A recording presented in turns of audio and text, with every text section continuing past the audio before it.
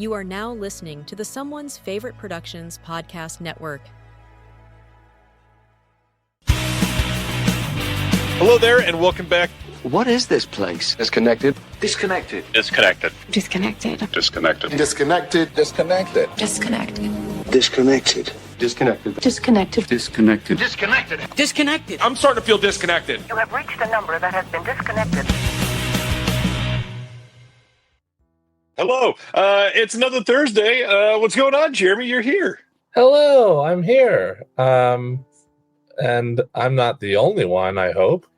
Celeste will be here eventually. Oh, okay. I'm assuming.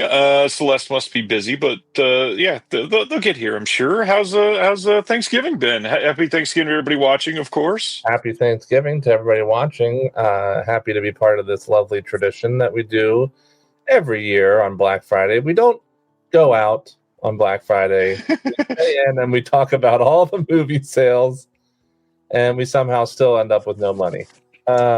Yeah.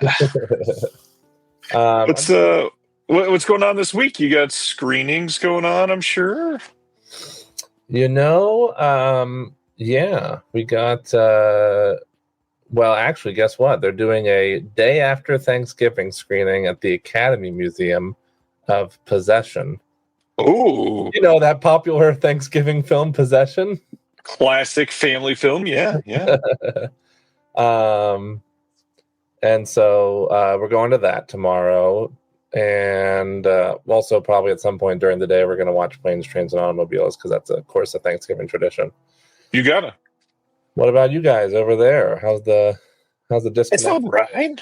Yeah. We're busy, long day, but more importantly, Celeste is here. Amazing.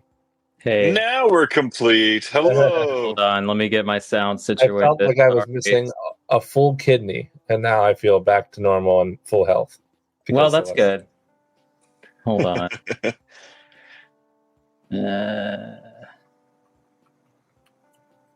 This should work. Incredible to have both of you. Yeah. Absolutely. I look forward to this every year. My earbuds aren't connecting. Sorry if the sound is terrible. You sound great. I wish you could hear us. Yeah, I don't know. No, I can hear you. It's just that it's going to be picking up on my microphone because that's So coming far, out. so good. You know what I'm saying? I can't complain yet. No, you sound great. Hello to everybody who's saying hi in the chat. Great to see some familiar names. Celeste, how's the cat doing? She's okay. Hold on. Let me dip out for a second while I fix this. Sorry. Okay. I don't want to be distracted. The cat's okay. That's all the information you're getting, Ryan. So, Possession tomorrow. What else is going on with you? Boy. We've been laying low. The girlfriend has never seen the Scream franchise. At all? No, none of them. So I've been introducing her to that. We just finished 2. Wow. And now I'm going to show her my favorite, number 3. Which is exactly the face I thought you were going to make. Interesting. I think, if I'm not mistaken, I think our pal Zach in the comments right now agrees that 3 is the best. Zach is wrong if that's the case. If I remember from the Discord list, which, by the way, let's plug it. If anybody's not... If anybody in the chat's not in Ryan's Discord, join the Patreon. We have a lot of fun conversations in there, like ranking the Scream films. This is true. And arguing with each other and hot takes galore. Yes. Man, Paul Berryman's never seen past Scream 2. Come on, Paul. Oh, no. Excuse me. Sorry, now my cat. Oh, look, Dustin agrees. Hey, thanks. Dustin and I rarely agree, too. That's great. It's true. Lots to cover tonight, obviously. We got tons of sales. We've got announcements for the week. Celeste, when you're ready, just wave at me or something. I'll bring you back in because I can see you. Man, there is a lot to talk about. Wow. Can we go over them? Besides the usual VS and Severin, what else we got going on? So I put the list in the Discord tonight. It was Difficult to say the least to put all these together. So all of these are either ongoing or about to launch. Well, I think I can't guarantee that they're all going to happen. So we have right now Flickr Alley, Dread and Epic Pictures. There's an A24 if you're part of the AAA 24. That's happening. Synapse is doing something at midnight. It might be a sale. It might be a new title. It might be both. We're not sure yet. Severin Sale, VS Sale both launch at midnight Eastern. Arrow Sale is ongoing. Scream Team Releasing, the indie distributor, is putting on a sale right now. NVD has an ongoing sale. Oscilloscope has an ongoing sale right now. Fun City Editions has had an incredible sale. There was titles under $10. Fun City Editions. Are there newer titles on sale or just older titles? I mean, newer, like you have all the ones that would be on sale. Oh, okay, gotcha. Everybody, he knows my entire collection. Arblos just launched their sale this afternoon, and I think fully caught up on. I think, yeah. I think you're missing the two newest ones actually. So you might want to take a look at those. And they're not 50% off like they normally are for those two new ones. They're 30% off, so they're like $30 as opposed to 20. That's still or whatever it would be. Yeah. Cauldron has their sale happening right now. Of course, the Criterion Barnes & Noble is still ongoing. Dark Sky Selects is having a sale right now. That giant Texas Chainsaw Massacre, like $300 chainsaw is all the way down to $100 because so few people bought it. Umbrella is continuously doing things. They just launched a 20% off select collector's editions portion of their sale. Grindhouse Releasing usually does a sale midnight on Black Friday, so we'll see if they do something. Lionsgate Limited has had their ongoing sale. Radiance has had their ongoing sale, and then some of the retailers here in the U.S. Odyssey Movies has an ongoing sale. Brother Belial has an ongoing sale, and then if you go to Brother Belial, Disc Connected 10, all caps, no space. It is ongoing. You can get 10% off. Hey, Silent Mandible says not an Arbolo sale, you liar. It was on earlier, and they advertised it. Silent Mandible. Check it out because I got an email. Hey, real quick, just wanted to say that Zach says Zach did not say Scream 3 was the best, but I think we should pretend that he did.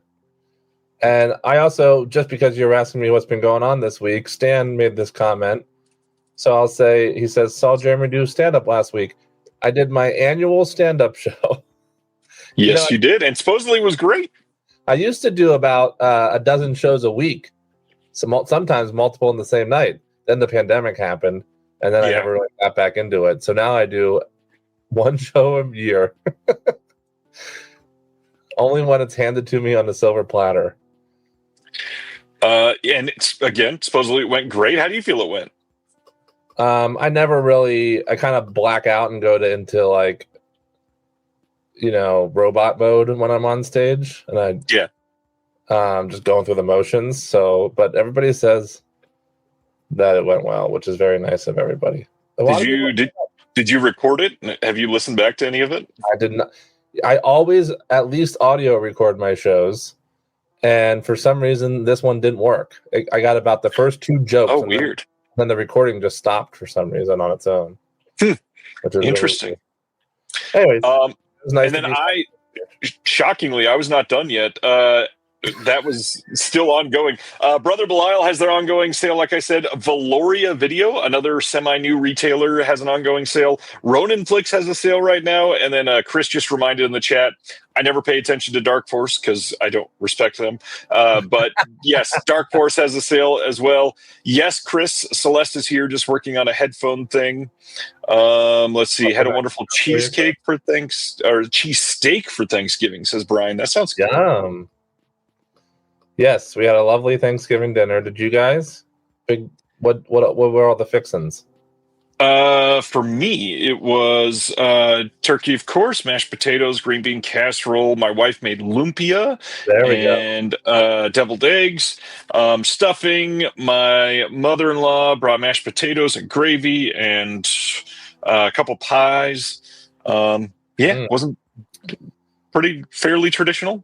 There was a debate about the green bean casserole over at our Friendsgiving. It was a bunch of us that don't have family over here on the West Coast, but I said, I think that's an East Coast / Midwest thing. It's also very white. That's the thing. And to make this more white, Celeste is ready. Here we go. Hi, Celeste. Booyah. Excuse you. Did you just call me white? You know I'm not white, right? How dare you, Mr. Okay. It was meant as a joke. Okay, because not everybody knows that. So I was like, hold on. I do my best. I do my best. Okay. What about you? How have you been? Gosh, let me make sure I am over here now. Thank goodness. So this is fucking working. And then Okay, if anybody generous enough to be watching on my end can tell me that the sound is good.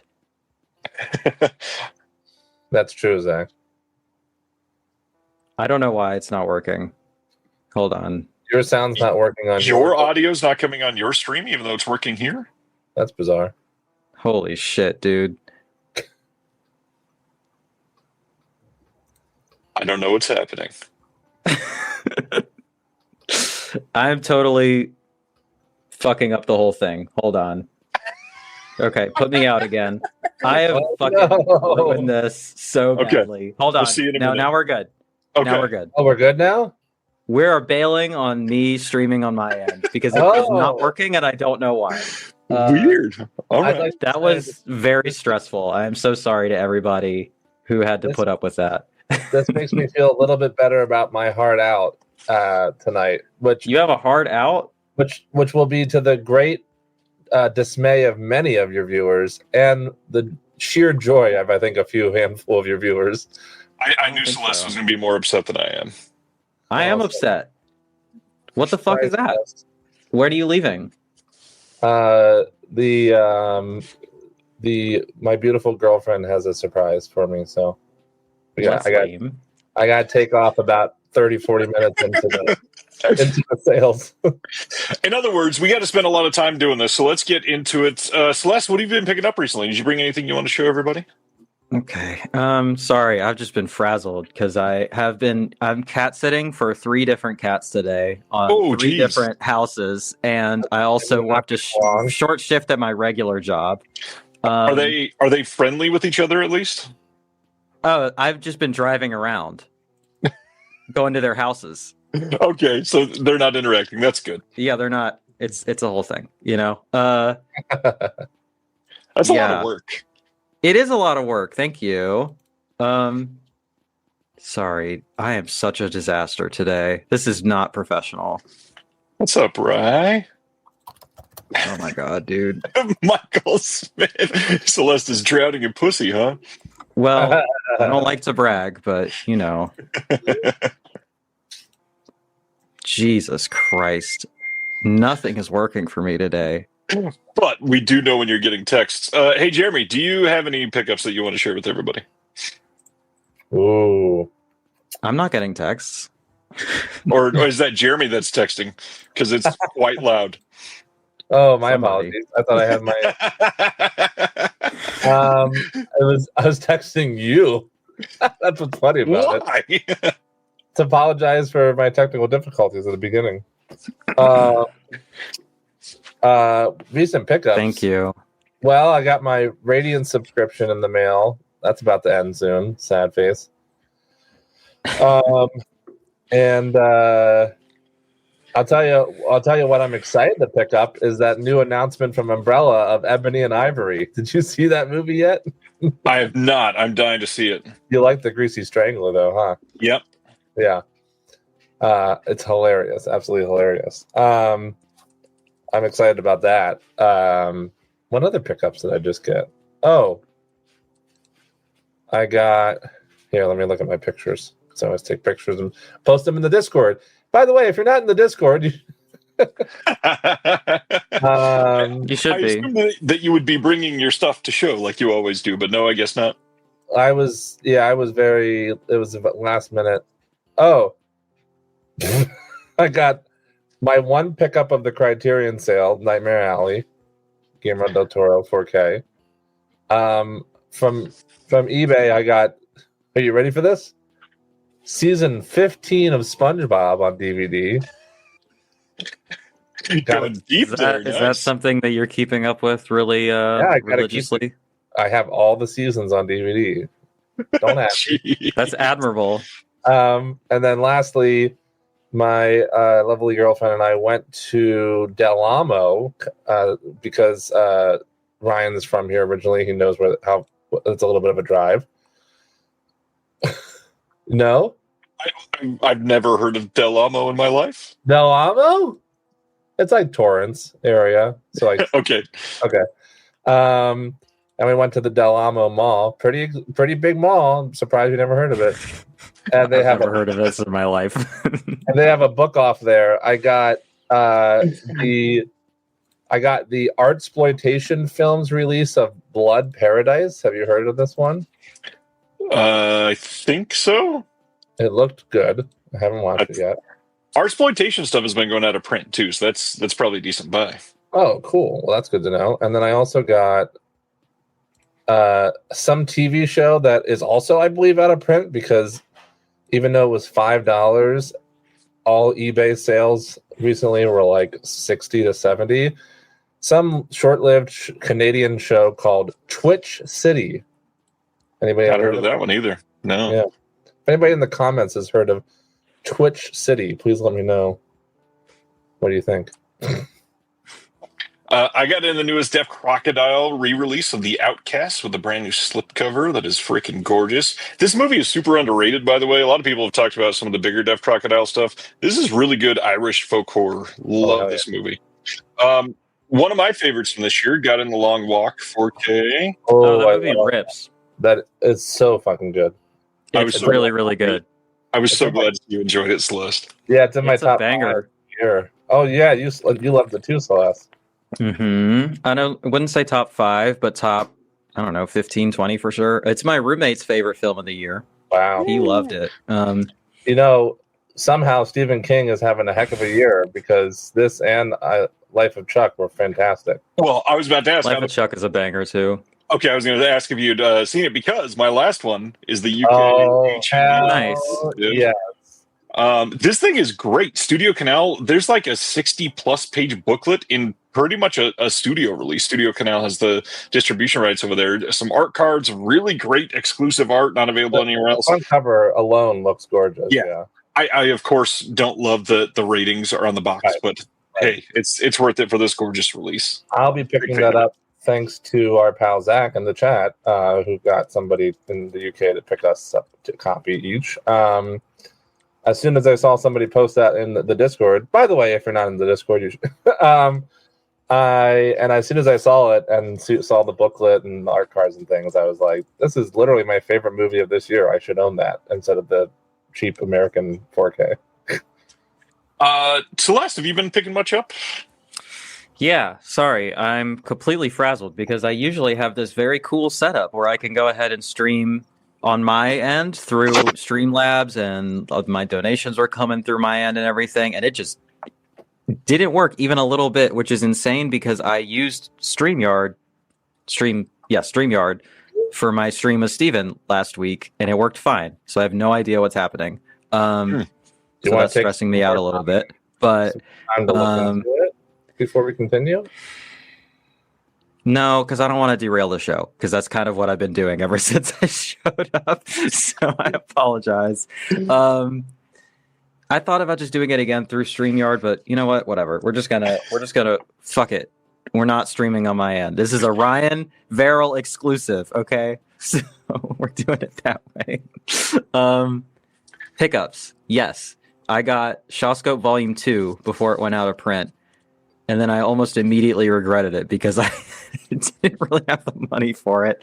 But on the other hand, I am glad that I have it now, and I got it at such a good price. I was kind of feeling impulsive hanging out in your Discord, which you should be in the Discord, but only if you have more financial responsibility than I do, because it's always a bad idea when I spend too much time in there. Then I'm like, oh, I need this, and I need this, and I need this. And I don't need any of it, so it's bad for me. But I was like, fuck, I really need this Shawscope Volume 2 set. And I was like looking around, and everybody was charging about $80 for it, give or take shipping, depending on, whatever. And so I was like, let me see what's on eBay. And then I found one on eBay that was like used, but in very good condition. And he was selling it for 80. Sorry, I guess I don't know this person's gender. They were selling it for 80. And I was like, let me just throw in an offer, 70 with free shipping. They're not going to accept that. And then they accepted it almost immediately. And I was like, oh, that was impulsive. And now I'm committed to this. maybe get Whatever. For 60 too. Yeah, I don't know. Whatever. It's what I wanted to pay for it, and I did. So it works out okay. Win-win. Yeah, it's okay. I've been going to the theater a lot, as you know, probably, if you've been following me in my ventures. Yep. I turned the discounts channel notifications off. Yeah, that's a good idea. I just had to protect my peace and not be looking at that. Speaking of which, have there been any good just studio deals on Amazon and stuff? Because I haven't really seen any. The newest 4Ks that are out there from this year are getting down to about 13 for some of them, which is pretty great for within 6-month release. Like F1, which was not my exact cup of tea, but that thing was already down to $13, which pretty impressive for a fairly big 4K like that. That's when I felt like they would have kept at 18 for this. Mm-hmm. Yeah. Yeah, that's really all in terms of recent acquisitions, I think. So what about watches that you've loved recently then? Good question. What have I seen lately? I'll tell you what I didn't love. I saw Wicked for Good yesterday. Yep. And I had such a visceral hatred. Oh no. Like a visceral reaction. Hated that movie so much that I think I'm going to have to return to the in-depth analysis videos to really talk out why I hated that movie so much. So if I could get my shit together and actually put together a script and shoot it, you can expect a video about Wicked and how I think it enables fascism. And also looks hideous. Or just I don't want to spoil the thesis of my video, but I think just the second one. Okay. Gotcha. Interesting. I come with a barf bag. That's pretty harsh, but I don't disagree. I get it. I didn't love it either. There's a couple really, really just stupid things that happened. I mean, the tornado scene alone, the storm itself looked pretty decent, but the fact that they had Nessa on the yellow brick road go is such a dumb, stupid shot. I hate it. Yeah, it's rough. Dustin, I'm sorry. I love you. I'm sorry. I know that we have to break up now, but it truly, I hope you'll see where I'm coming from when I make. Don't worry, Dustin and I disagree on almost everything, and we're still friends. That's good. I hope that's not a one-way thing that you've just described. Did I check Keeper? I had tickets to see it last night, and very mixed reviews on that one. Yeah, I had high hopes for it. But I started. I did my friend a favor and picked them up from the auto shop, and that turned into a 5-hour favor. So I did not have the energy to go to the theater after that. So I didn't end up seeing it, and it was the last screening in town. So I'm gonna have to check it out through Plex. It's leading, probably. Yeah. What about you, Jeremy? What's the favorite thing that you've seen the last week or two? I'm checking my Letterboxd. Everybody should follow me. Link is in the description, by the way. Oh, thank you. That's nice. I'm looking at my recent watches, and I've watched a lot of crap lately. Me too. I'm doing the same thing, and it's not been great. Oh, I have a good one recently. If you can go first, because I had my time already. I was pleasantly surprised by a little double feature I did 2 nights ago on Tuesday, which was Predator Badlands, which I was actually much better than I expected, actually. Hi, Film Nut. And then I followed that up with Rebuilding, which I actually really loved. Very simplistic story, but very grounded.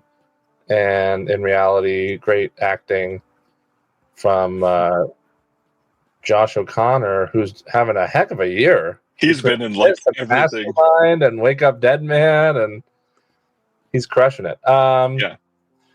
I did not like The Family Plan 2 or Regretting You or... What is The Family Plan 2? I don't know that one. Oh my God, the shitty sequel to The Family Plan with Mark Oh, Wahlberg. you don't say. With Michelle Monaghan. Oh, you know what I really didn't like? And I know you agree with this, Ryan. I saw your Letterboxd review. We'll see what the chat thinks. The Running Man. So disappointing. Did not love it. Did you see that one, Celeste? Like, Not yet, but I'm going to. the least Edgar Wright movie that Edgar Wright has ever directed. Interesting. I've heard mixed things about it, and feels like a generic blockbuster. yeah, we'll see. I guess it's fine for some people if that's what you. Oh, Rental Family. I saw that a while ago, Zach. Damn, Ryan, you got hit with the nicest insult on that comment. What the fuck? Oh, you mean the That's person I just fucked up. banned? Yeah. Yeah, that's fucked up. I got hit with the slurs, and you just were like, "That person's autistic." I'm like, well, obviously, I think we're all fucking autistic here. Okay. 3 more shout outs. Novelle Vogue? Yes. Linklater. Linklater joint? Yeah. Loved it. Any cinephiles' wet dream of a movie. It was really fun. And Zoe Deutsch is great. And of course, it's all about Jean-Luc Godard making Breathless, if anybody doesn't know. Really loved it. Yeah. And also, I got to see for the second time since Beyond Fest, I got to see Nirvana, the band, the show, the movie again, which is absolutely hilarious. Highly recommend to everyone when it comes out in February of 2026. So Trump is King 88. Oh Jesus! Getting some good people in here. And it's so weird that the Trump people are also Nazis like every single time. So never. I don't understand why there's a correlation there. You know. They took an interest. Really. They took an interest in cinema all of a sudden. Left-Handed Girl, which was co-written, co-produced, and edited by friend of the show Sean Baker. I went to go to the LA premiere of that, and it is just a delight of a film. So Netflix like next week, I think, or the week after. I think it's next weekend. Yeah, maybe something like that. The one I wanted to shout out tonight, this is the only one that I wanted to bring up, is the same one Dustin said. I got to see Sentimental Value this last week, and it definitely held up to expectations. A lot of people were saying best of the year. It was the big Cannes Grand Prix winner. It was freaking great. Stellan Skarsgård is incredible in that movie. Elle Fanning, shockingly believable in what she's had a pretty great year too, but she's very, very good in that movie. Overall, Joaquin Trier, or Trier, however you say the name, is a pretty astonishing director. Yeah, if I can make time for it, I'll see it tomorrow, if not this weekend. But that's top on my list of stuff that's out right now, because it's just the local. Well, they're not really an art house, but they do the art house stuff, and they're doing like 1-2 showings a day for however long it'll last. So I try to prioritize the foreign stuff, the like real artsy stuff, because like there's only one spot here that would show them at all. So try to do that. How many are you seeing in the theater each week right now, Celeste? I try to go for around 3, but it's life gets in the way. This week, and it's just been a series of things. I got sick. And then my cat got sick. So the past month, Halloween was hard too, because October was hard too, because I was prioritizing so many horror films that there was a lot of non-horror stuff in theaters that I didn't have the time to go see. So the past 2 months have been rough, because in November it's just been illness running through this whole house. It's been awful, but I'm better. I might still have to I'm still having symptoms, but it's not COVID, at least like it was last year. It's just a sinus infection. But it's just sort of straggling, I guess, hanging out. And now my roommate is really sick. I'm pretty sure he got the same thing I did. I'm really hoping he didn't get COVID so that I don't get reinfected. But yeah, my cat, I've had to take her into the vet. I don't know. This week has been a blur. It's been like 4 or 5 times in a week or something like that. She's doing much better. She's good. Eating again. Her fever seems to be going down. Her energy is up. She's being normal again. But I literally thought she was going to die this week. So it's been a really tough week for me. But thankfully, people in my community, locally and online, have really shown up and helped me such that I could actually afford to take care of her this week. So if you're one of those people, shout out. Thank you. I love you. You're the best.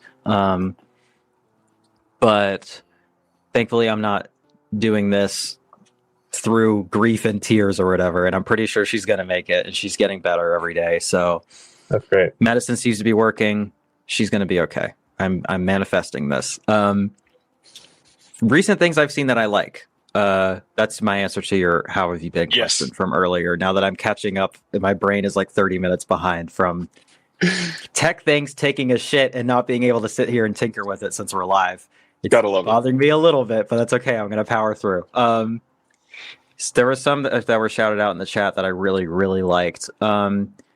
There's a new Eileen Wuornos documentary on Netflix that I really loved. That's really, really good. I generally think that true crime is, let's call it, ethically dubious, but I think that this does it in a way that is really interesting and respectful and valuable.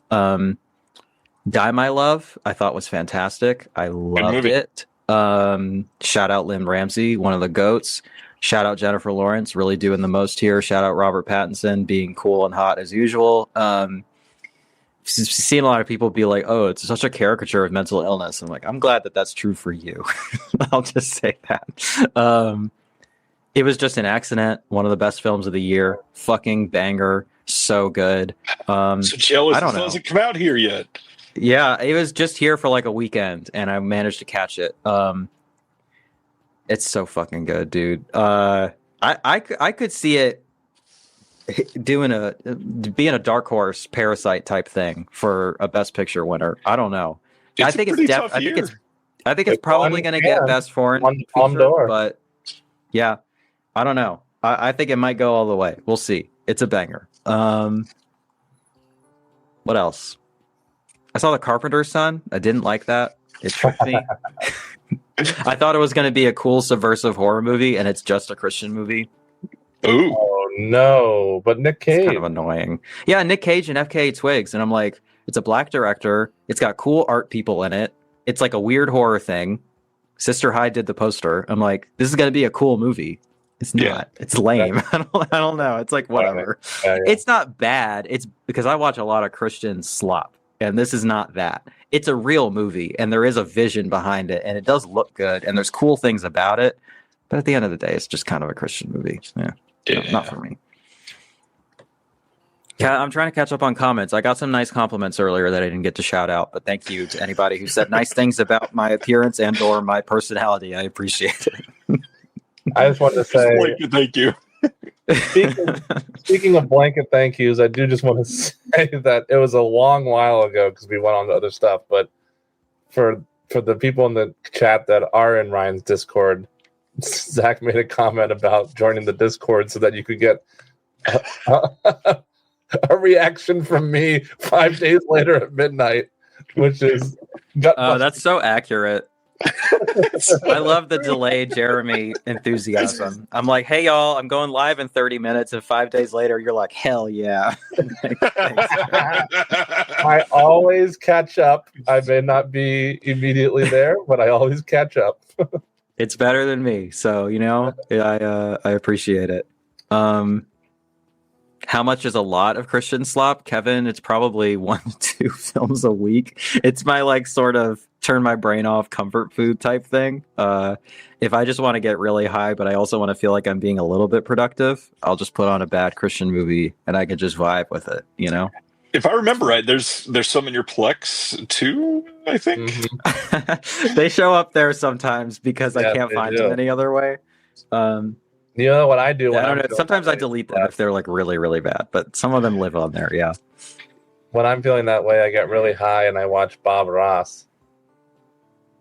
It's just delightful. That sounds fun. Yeah, it's very calming and soothing. Let's see. The very first comment that I can see is that Aaron is telling me that you all are talking shit about me, so that's not cool. Thanks for thanks for letting me know. Who's you all talking shit? Fucked up. I think he said that because Celeste could not hear at the beginning is what. Yeah, it's silly.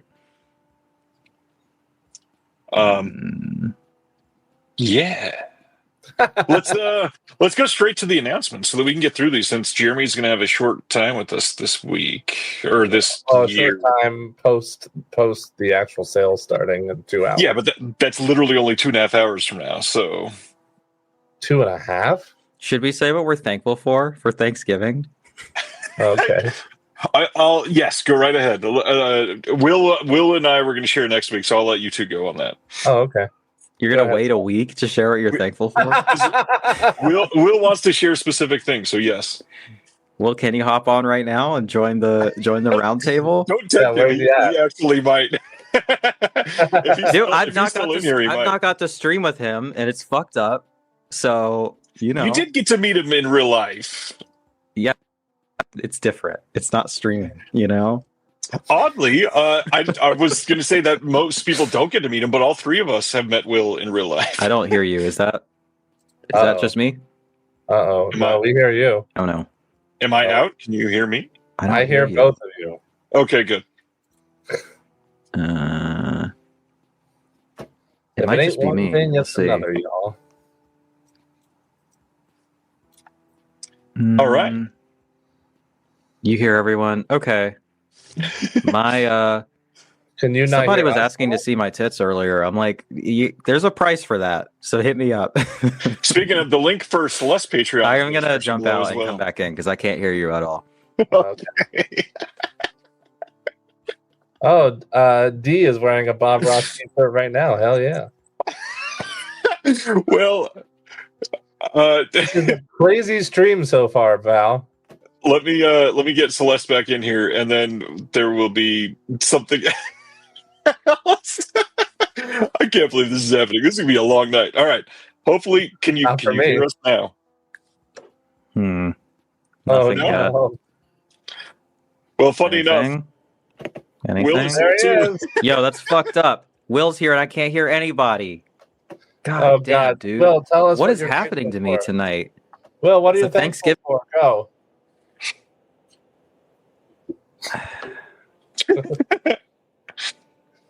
What's going on, Will?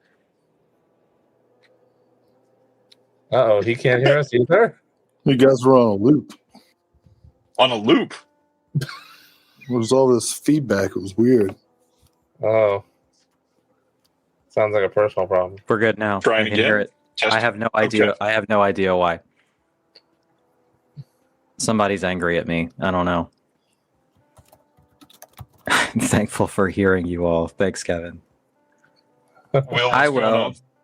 Well, that's a great crocheted pillow behind your head. I'm thankful for it. I'm thankful that Will's here.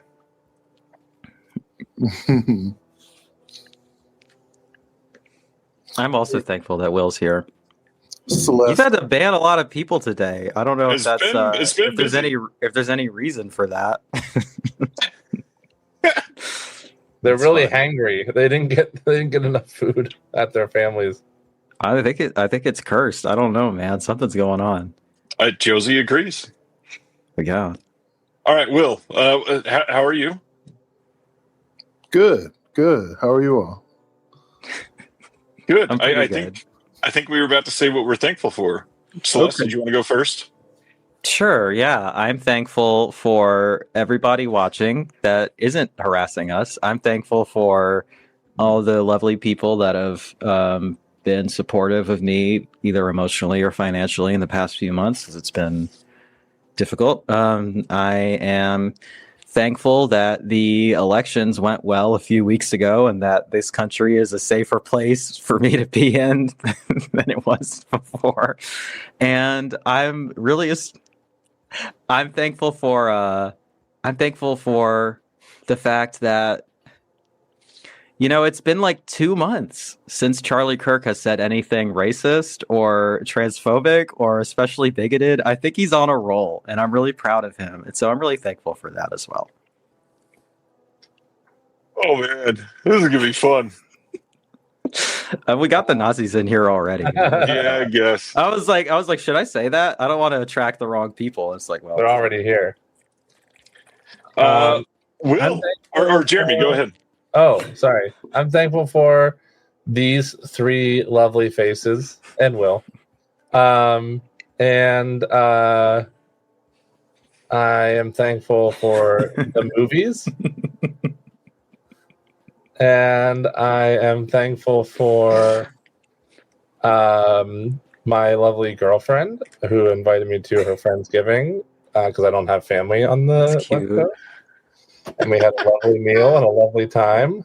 And I am thankful for my cats.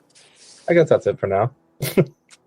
I'm thankful for my cats too. I'm thankful that my other cat, Bigwig, has been relatively polite and not stealing his sister's food as she's putting her weight back on. That's cool. That's good. Yeah. Will, would you like to share what you're thankful for, or do you want to wait till next week? No. I like the angle you've got going here, Will. It's very flattering. Yeah, you know, it's a day, a special day. A day in which I'm grateful. And I'm grateful to be here with you and you and you, and to be able to think about all the ways that I'm grateful. I'm grateful for all the reasons that Celeste is grateful. I'm especially grateful that Jeremy has a girlfriend because, well, we wondered. Nice. And I'm grateful that Jeremy does stand up once a year. Really, really far away from me. Brutal. Will, would you like to show up? Would you like to show up back in the stream with a wig on at about 9:30 during my heart out, and then pretend to be me? For the rest of the day? I'm the heart out.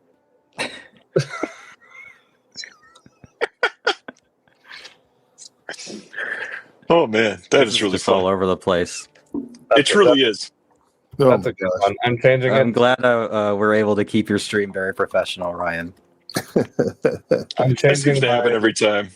I'm changing my headline. That's a good line. I like it, Will. Head. I'm the heart out. Yeah. Sam. Oh, that's really funny. Jesus. All right, Will, anything else that you want to be thankful for? No, I don't even know why I'm here. That's a great question. Because I requested it, so you're welcome. That's Oh, really- man. And I was supposed to see Celeste again, too, this year. I'm not know. grateful for the fact that I It's didn't. fucked up. It's just the way things happen, you know. You hope for We should go see a Shakespeare thing. Oh, we can say that, Paul. Ryan is looking great. yeah. What did have you lost? Yeah. Well, I'll text you. So anyway, I'll tell you what, there's some cool things happening that I can't talk about that I'm grateful for that have created some level of imposter syndrome in me lately. So I'm happy to be here and receive all the love and all the things like that. So Cannot we'll wait. see. I'm happy to know about that in the vaguest way possible.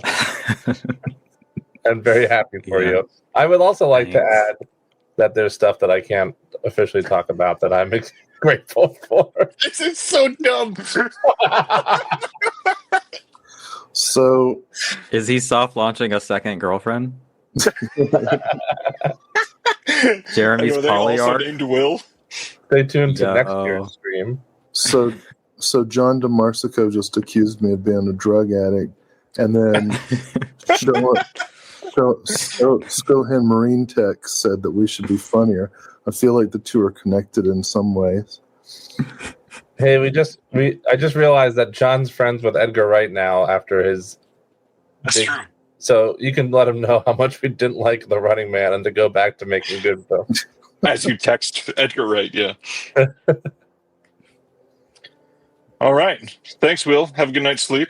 Speaking of things that rhyme with right, I had to take all 3 of my kittens in for ear mites.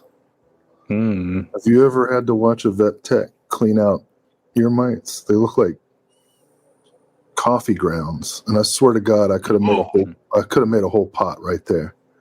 It was like their ears were magician's hats full of ear mites. It was almost like a squeeze tube of ear mites coming out of each ear. And thank goodness most of us have eaten already. Talk about it was Wednesday, but talk about a Black Friday. They were just coming out of the ears. Yeah. So do you all talk about announcements, or what's the deal here? That is the plan. Yeah, I'm trying to get there. You're sticking around, Will? Man, did you see that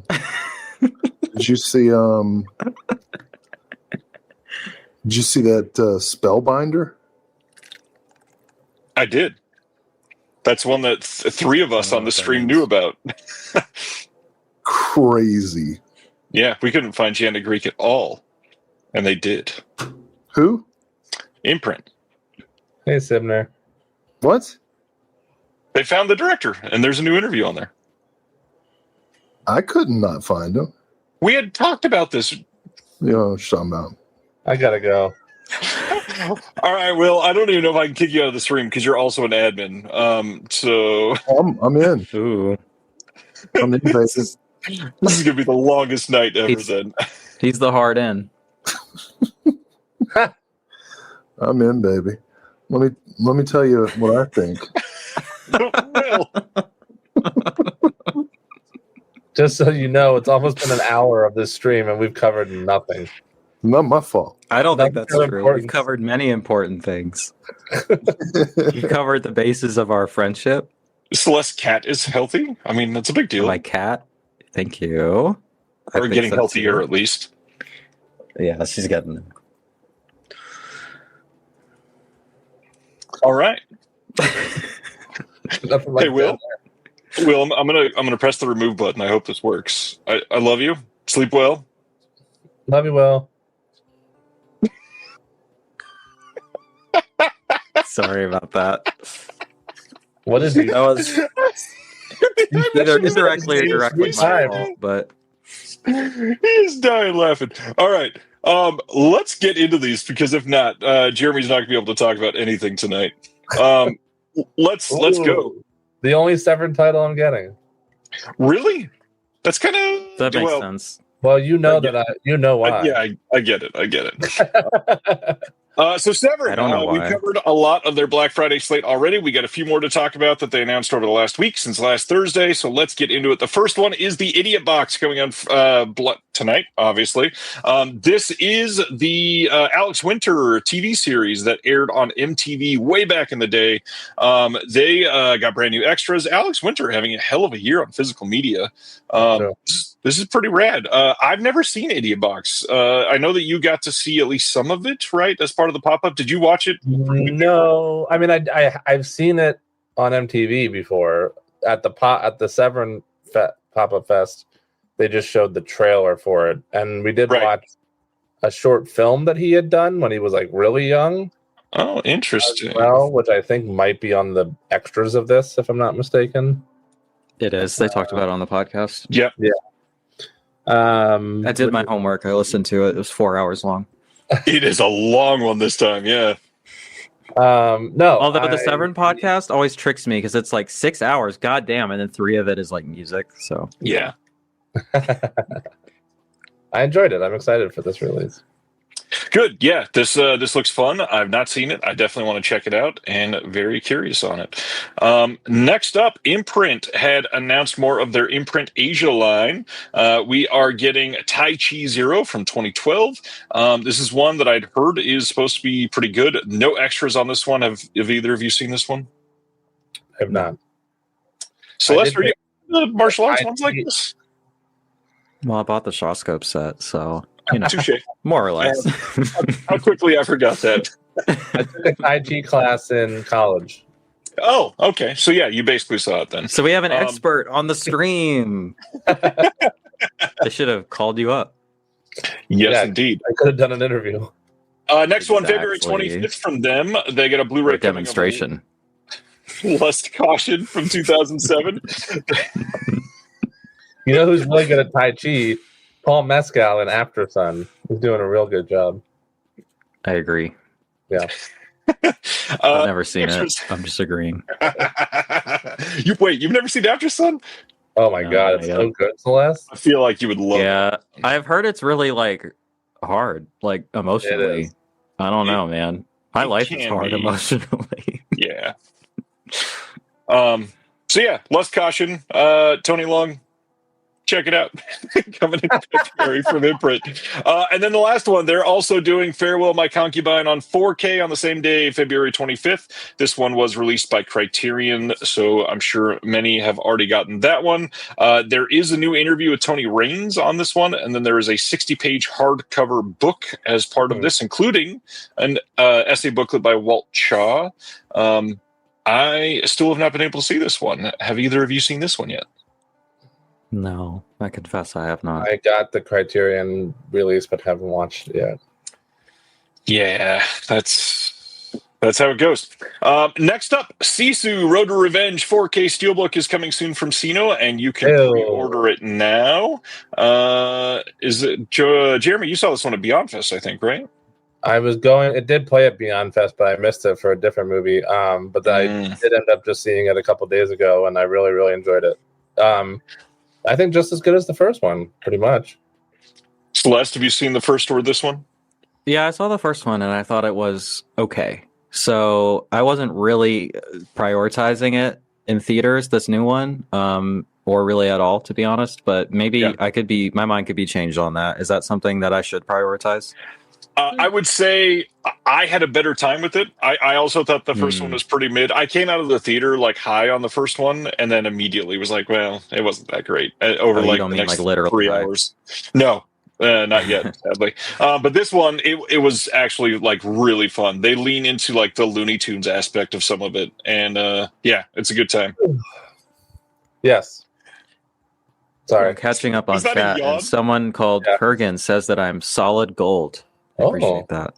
That's a kind compliment. I thought they were both really fun. I agree with Vance. And I think they did enough different with the sequel to make it fun. Kevin, yes, I have seen The Lock-In. What a great movie. The stuffing is catching up to me.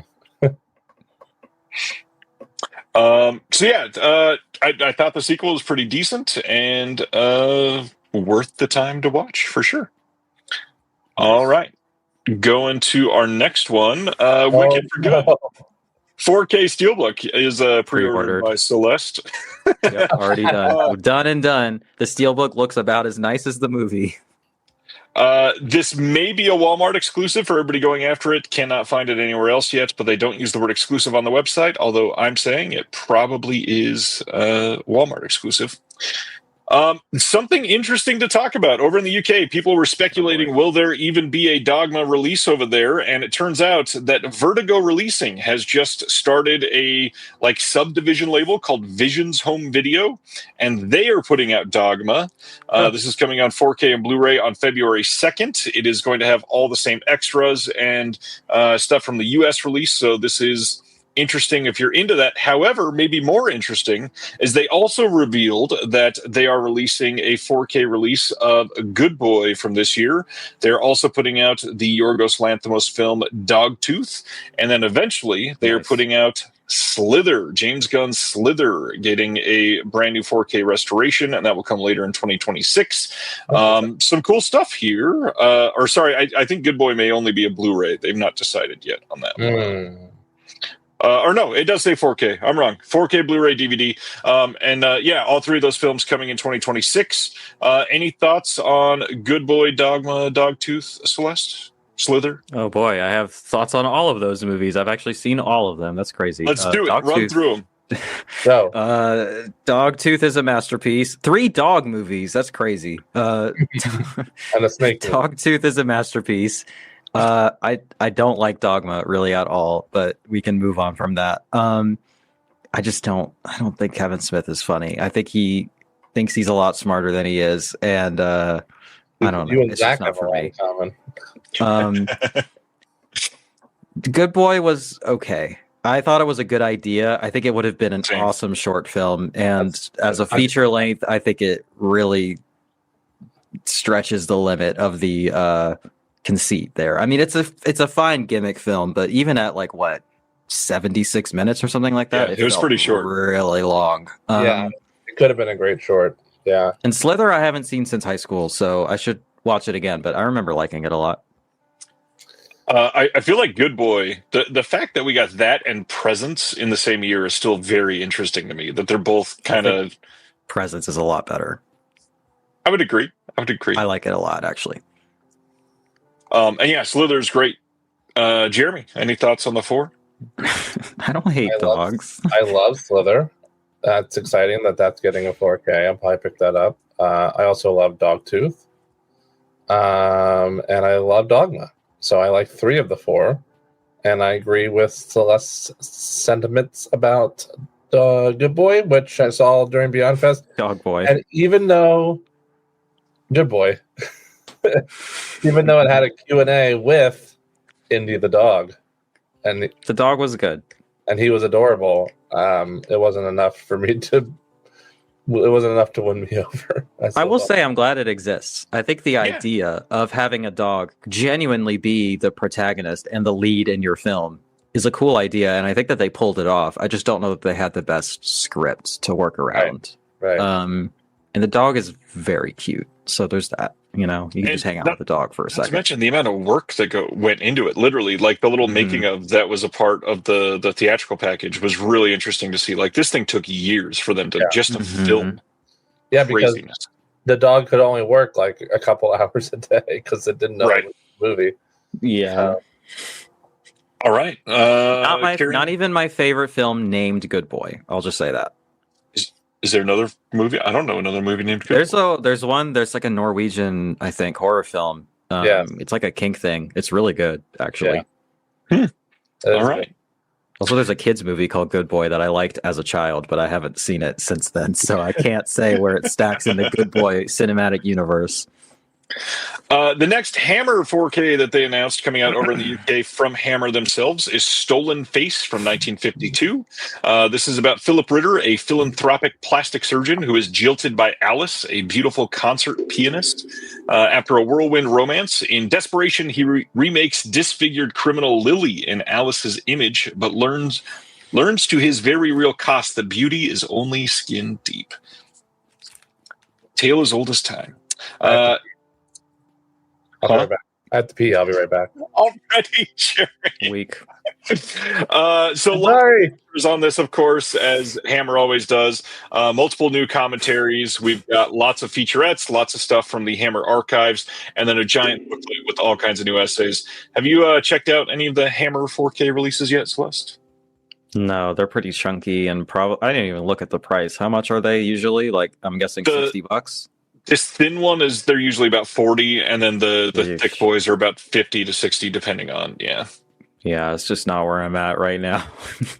They can be seen as kind of overkill, especially like these are not for a lot of people prestige titles, but it's cool that a smaller title is getting I think it's cool that it exists. I just don't feel any pull to have it in my home. You know, I cannot argue with that. Completely understandable. Next is Severin. They announced that they're putting out a 4K of The Ghost from 1963, starring Barbara Steele. One that I know a lot of people have been waiting on for a while. They announced this, I believe it was last year at the pop-up festival that they do in September. This is coming with a commentary by Kat Ellinger. This is coming with an audio interview with Barbara Steele, with played over some scenes from the film as well. We've got Barbara Steele presenting the 4K restoration at the Venice International Film Festival, and then some other extras. We get a visual essay by Alexandra Heller Nicholas, of course, and bonus Blu-ray on here: Executioners, Masks, Secrets, Italian Horror of the 1960s. Plus a musica compilation that they're calling it. Lots of cool stuff in this package. Severin doing some pretty good stuff. Yeah, I'm excited about this. I think that they had to like restore this pretty much from scratch, right? Like there wasn't really a good version of this out yet. Big fan of Barbara Steele. I'm often told that I look like her, which I always appreciate. Also, this vertical layout is kind of crazy looking. I'm just looking at it like, damn. I mean, they made it happen, but at what cost? Yeah, it's not great. I agree. Having 3 faces streaming plus the window to share is not great on the vertical video. Well, like so much of it is empty space. Like, could they not stretch out the I don't know, whatever. It's fine. That's why I hid that one on my screen for sure, so it wouldn't distract me. Can you do that? How do you do that? There's a little thing that says hide vertical underneath the screen. I don't know if it's on the guest one as well. Oh my God. I don't see it, because that would have maybe helped me a lot with my problem earlier, but I don't see it. So sorry. Okay. Continue doing a show that is not tech talk. I shall do my best. Next, I don't remember what you thought of this one. I think you saw this one. January 19th over in the UK, 4K steelbook coming of The Smashing Machine from what is essentially Sony over there, Entertainment and Video. Did you see this one? I think you did. I tried really hard to, because I thought it looked really good, but no, I just missed it. It didn't stay in theaters as long as I thought it would. I guess it kind of flopped. So I missed it, but I'll try to check it out before I make my year-end list. I did not enjoy this. I thought this movie was pretty rough, actually. I remember you shit-talking it. Yeah. You're like, fuck Dwayne Johnson. I hope he dies. I don't want to see that bitch get an Oscar ever. Just like that, yeah. That's the direct quote. If he gets nominated, I would be pretty irritated. This is not the year to nominate him with everything else that's coming out there. Yeah. I would like to touch The Rock's stomach. That's fair. I think it would be interesting, at least. Even if you're not into that, like, it's got to be interesting, right? It's got to be. I mean, especially his age. Yeah. Next up, the Culture Shock releasing, which is a partner label of TerrorVision, has put out their newest title that nobody saw coming because they have not put out much of anything over the last couple of years.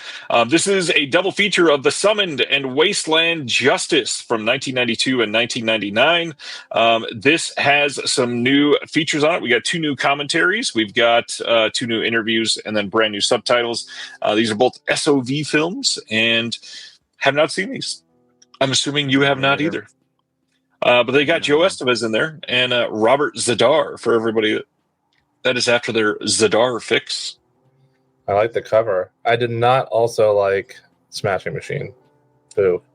I'm not shocked. It's not a Jeremy movie. Jeremy Long Walk returns.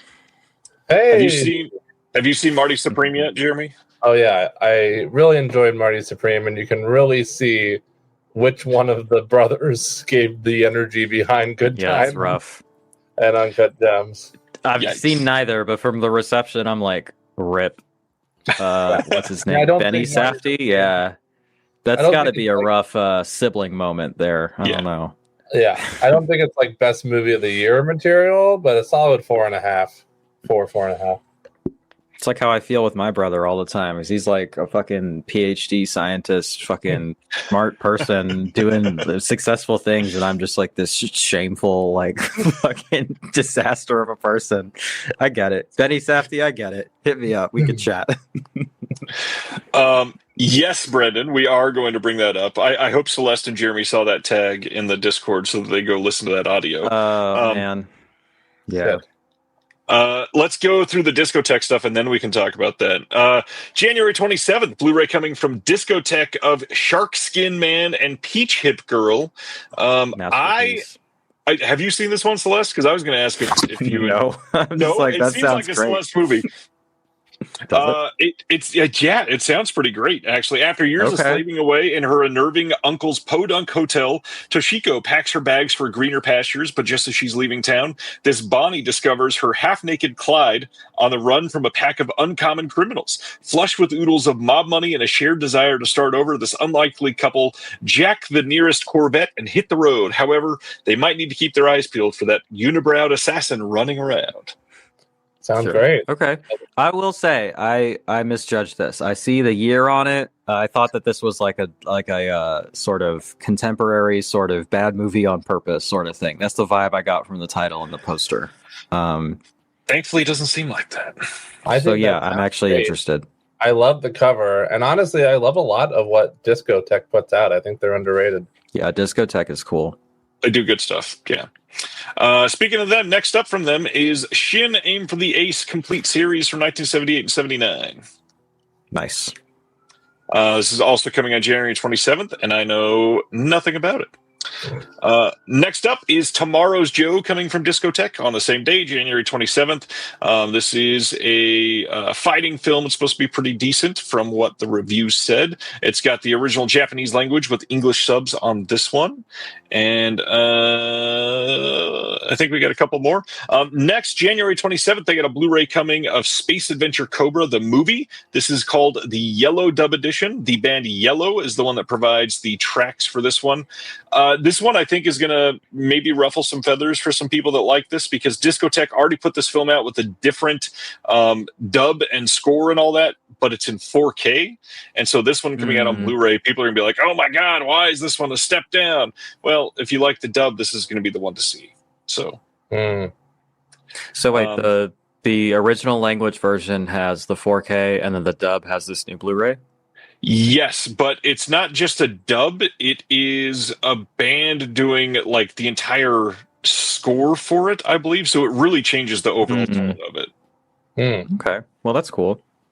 I wonder why they wouldn't just do a 4K of it as well. I mean, maybe less demand for it or something, but I don't know. People are always complaining that the dubs aren't out, so I agree. And the other bright side, Discotech usually very inexpensive, so you should be able to get this for like right around $20. So if you got the first and you really wanted this one, that's not a huge hit, and gotta love that. Great cover. Speaking of 4K from Discotech, we've got on the 27th of January, Project ACO Perfect Collection from 1986 to 1990. The first film is in 4K. The other three films are in 1080p on this set, so you're not getting all of them in 4K. But check this out. It's the first time that it's been on 4K. And all kinds of extras on the disc as well. You can pre-order this now from Crunchyroll and on the website, wherever you get your stuff. Discotech will be on Diabolic, on Amazon, or whatever. Lots of choices for them.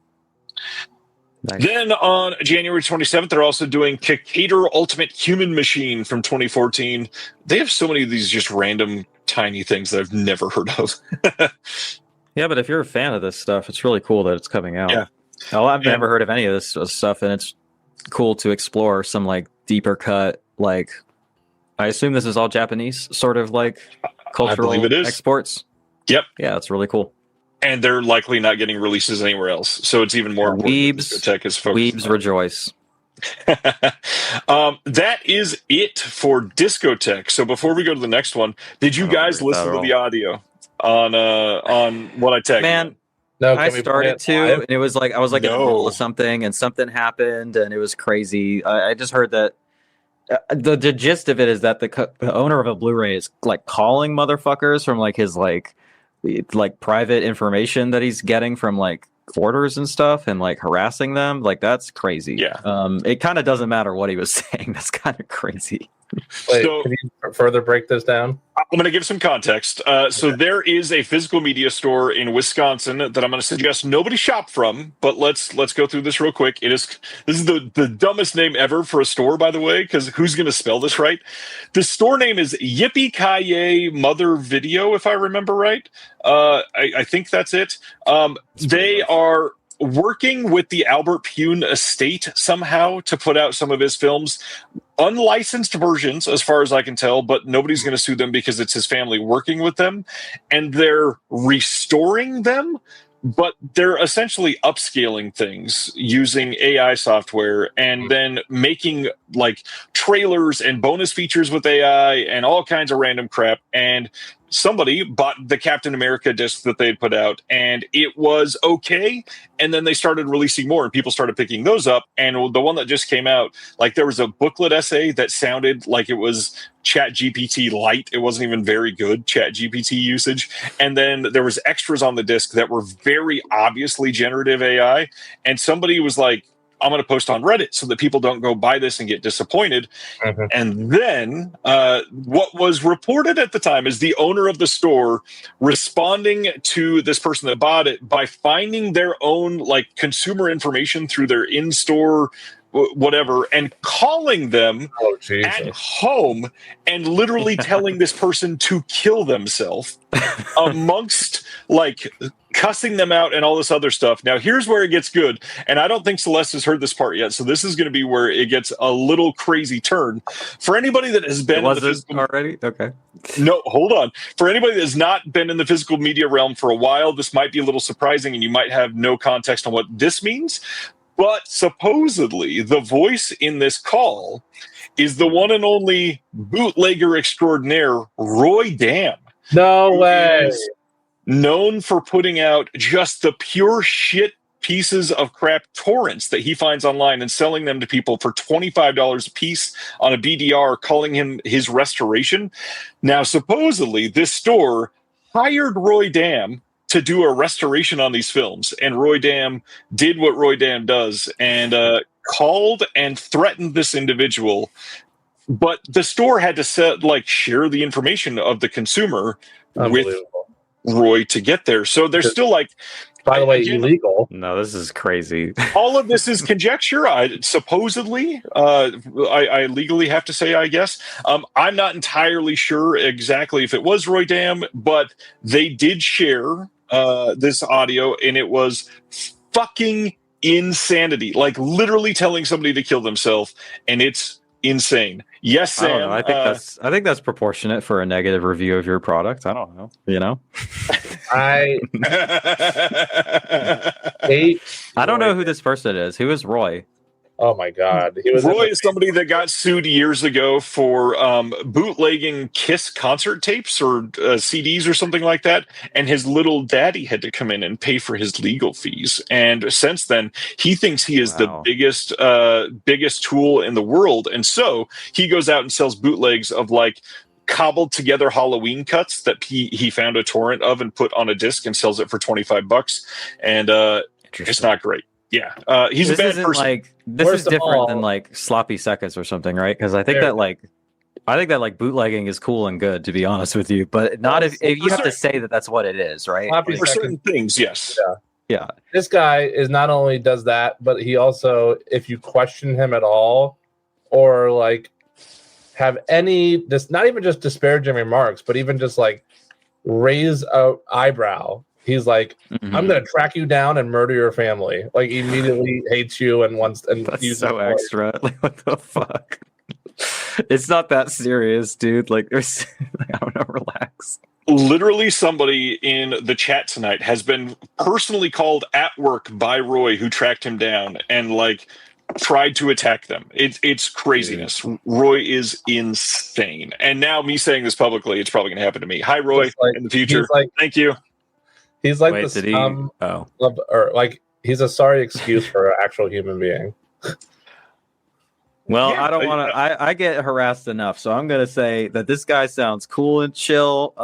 Gets the cosign from me. Keep it up. Hey, let's go back to announcements because that was crazy. Coming in February on Blu-ray from Kino Lorber is Scott Joplin from 1977. This is a life story of Scott Joplin and how he became the greatest ragtime composer of all time. Classic, typical Kino title. Moving right along. Next up, also in February, coming from them is the High-Low Country from 1998, starring Patricia Arquette, Billy Crudup, and Woody Harrelson. Anybody seen either of these two? Neither. Yeah, me neither. Supposedly, High-Low Country is good, and it went like under the radar forever. Can I see someone's excited? Break to ask our friend Kevin Bonesy whose Letterboxd profile that I was in the background of the profile picture, because I'm curious now. I don't recall being in the background of a profile picture for someone's Letterboxd. It's pretty funny. I would like to know. I don't know what that means. I think it's literally exactly what was said, that Jeremy's picture was in the background of a Letterboxd user's profile picture. Oh, I understand. Okay. And I would like to know. Next up, Severin's next title that was announced was Retribution from 1987. This is part of their 4K upgrade Sunday. Now, this is the big thing. I had some people asking questions about this. Their 4K upgrades will not be available tonight. These will only be available starting on Sunday. and this is a. Oh, that was funny. This includes the unrated version scanned from the OCN with more than 3 hours of special features. They put this film out on Blu-ray in 2021, and they were able to resurrect the forgotten classic from Guy Magar then, and now they have the OCN for the unrated cuts, and you can check this out now. Sounds like a fun release for them. Can I share something? Yeah. I'm able to share like my screen, right? Not exactly. Can I send you can. Yeah, I'll send it to you. Okay. This is this is the profile picture that Kevin was talking about. Hold on. Oh, I see it. That's Some random delightful. person's letterbox. I just sent it to you, Ryan. I am opening it now. Just add an AMC. Oh my goodness, this is hilarious. I just happened to be walking by, but also look at my face. Can you zoom in? What is happening? And forgive me, isn't that Wim Wenders? That is the great Wim Wenders, yes. Okay, so that's that why was when he did a Q&A for Perfect Days last year, which is just so weird. This person's favorite movie is Punk Drunk Love, so there's some kind of kinship happening here. Apparently, yeah. He likes Wim Wenders and he likes Punch Drunk Love, so I guess we're cool. Paul posted it in the Discord. That's hilarious. All right. Next up, as part of their 4K upgrade this Sunday, not a 4K upgrade, they are putting out a bonus Blu-ray, and it is of Lookin' Italian from 1994, the most surprising Severin release ever, starring Matt LeBlanc. Maybe not. They did put out Overboard. I probably shouldn't say that. Oh, that's this is the worldwide Blu-ray premiere of this film. Matt LeBlanc had been doing a couple things right around this time. He had been guesting on a couple other shows, and Friends was about to break out for him. But yeah, here we go. We got an interview with Guy Magar, who's the director, of course, which is why it's coming out on this day with Retribution. We've got some archival interviews with a bunch of people. We've got a Q&A with Guy Magar and actors from the film as well, including Matt LeBlanc from the 1994 Palm Spring International Film Festival, and some other extras behind the scenes and all that stuff. Good God. The top review for this on Letterboxd reads, "Poorly made, but also racist." Ringing endorsement if I've ever heard one. A great 1-2 punch. It's poorly made, but also racist. It's also racist. So, well, then let's leave that one in the dust. The two that I'm most excited for, the ones that we're going to talk about, we've got a 4K coming of She Killed in Ecstasy, the Jess Franco film from 1971, starring Soledad Miranda. This is a follow-up to Vampiros Lesbos that we're going to talk about later, of course, but this also has archival interviews and a brand new installment of Stephen Thrower doing In the Land of Franco, doing locations featurette on these. Celeste, I don't remember. This is coming out, right? Yeah. That's Stephen's putting that out. Yeah. Celeste, are you into Jess Franco stuff too? I think he's growing on me. I've seen a few of his. That's how it happens. Because at first I was like, and it could just be the films because I've started with the Two Undercover Angels double feature from Vinegar Syndrome, and I was like, genuinely two of the worst movies I've ever seen. I don't know what's going on here. And then people were like, no, he's actually good. I promise. You should start with this movie, She Killed in Ecstasy. I was like, sure, okay. So I rented it and didn't like it at all. I thought it was not good at all. But then I saw, is it Night of the Skull? It's another Vinegar Syndrome. It's the Spanish Bloodbath triple feature. It's the first one. I was like, this is kind of a vibe. This kind of rips. I love this, actually. And then for my Horror Gives Back challenge, I watched The Female Vampire, I think is it called. I thought that was kind of a vibe too. Like, it wasn't great, but I enjoyed it, and I liked the way it looked, and it was cool and horny, so I was into that. So I'm like, okay, maybe I'm on the wavelength now, and I need to revisit this. But I remember just not liking it at all, and I haven't seen Vampiros Lesbos yet. I know that's like the main one, so that's still the one to see. But yeah. We're getting and Jeremy doesn't love Franco, right? Didn't love Franco. Also slowly getting on the bandwagon. And Jeremy is particularly interested in Vampiros Lesbos, which is also coming as part of their 4K upgrade Sunday. This is from 1971, also starring Soledad Miranda. And if you recognize this cover, they use this because it is a promotional poster from the original film. However, this was also the inspiration for the cover of Anora that came out through Criterion. And you'll see some kinship here because we've also got a brand new appreciation by Sean Baker on this disc, who directed Anora. So this is pretty cool that they're putting this out. Yeah, it's a great cover, and I think I'll have to pick that up with Idiot Box probably.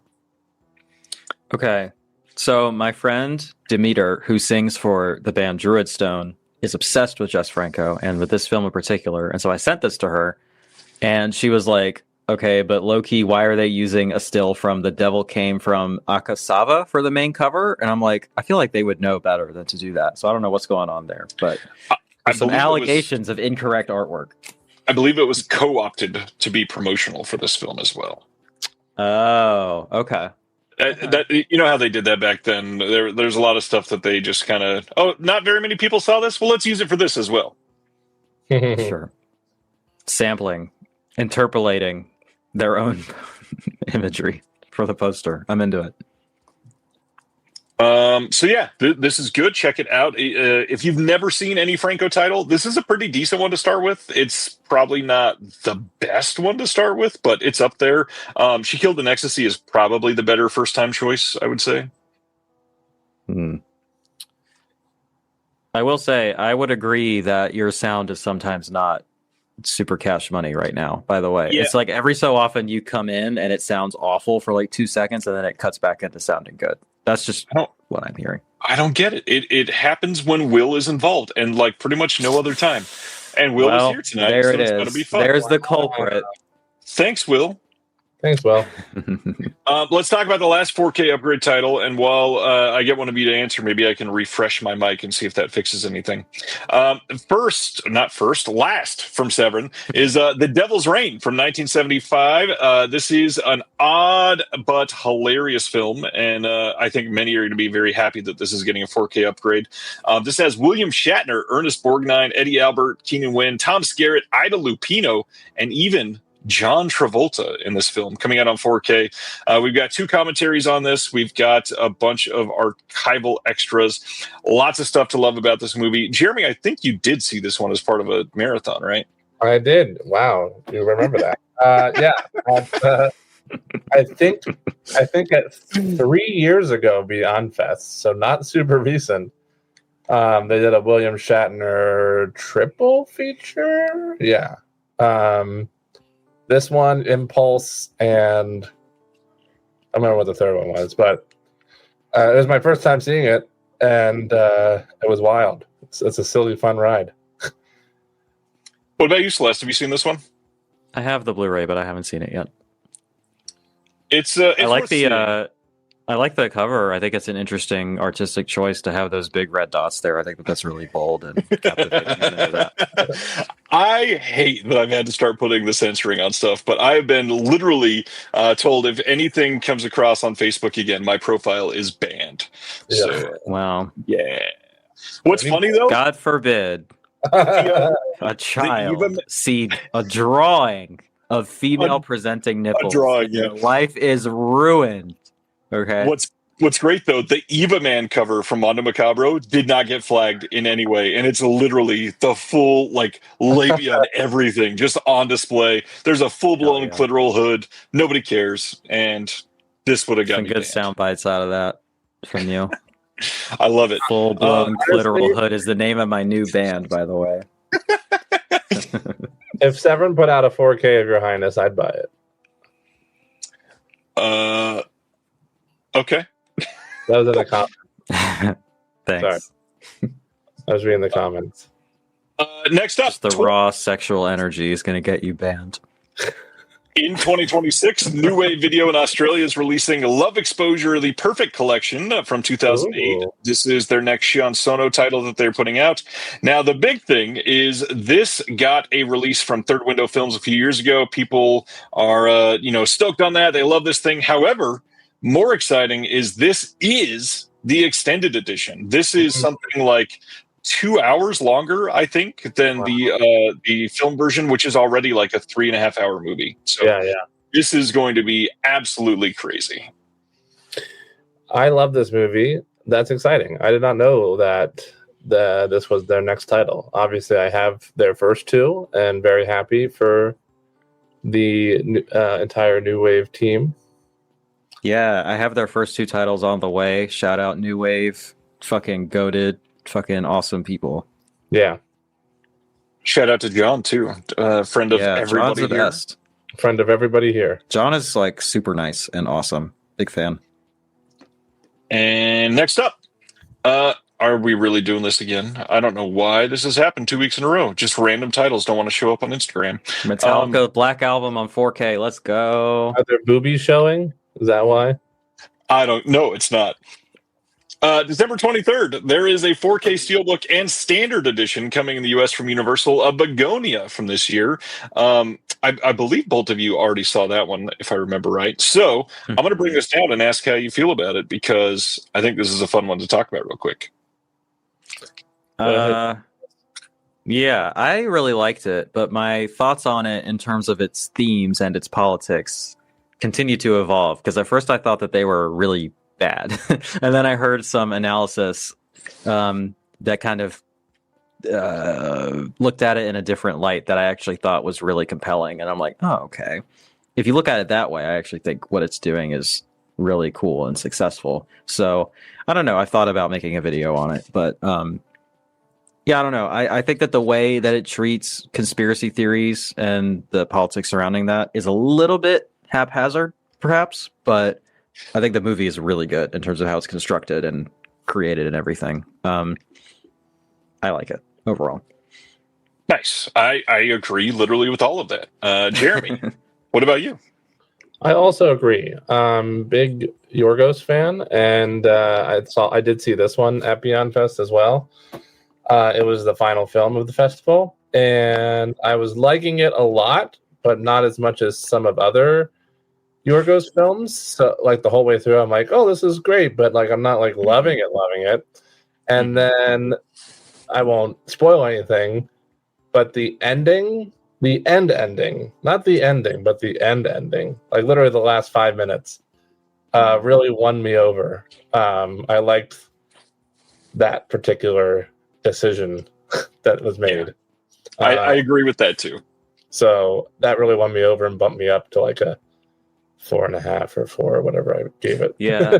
It's still my least favorite of the films of his that I've seen. That's not true. He has like a really early one that was kind of nothing to me, but like I liked Kinds of Kindness and I like Poor Things a lot better. But I think that this is one that I could like better the more I think about it and read about it and watch it again.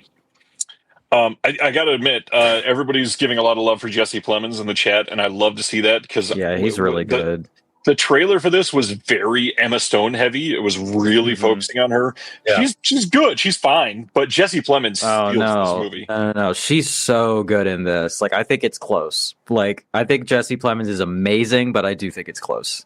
I didn't mean her performance was only okay. It's just she's always very good. But Jesse Plemons, I feel like, runs away with this movie. Yeah, I thought the guy who played his brother was really, really good too. Yeah, he was. Honestly, it's a banger. Yeah, it's a performance showcase. Like, yeah. Well, and he's only in it for 2 scenes. Even Stavros is freaking great. Yeah. No, he's awesome. He's so good in it. 3 bags of Tostito chips, I see.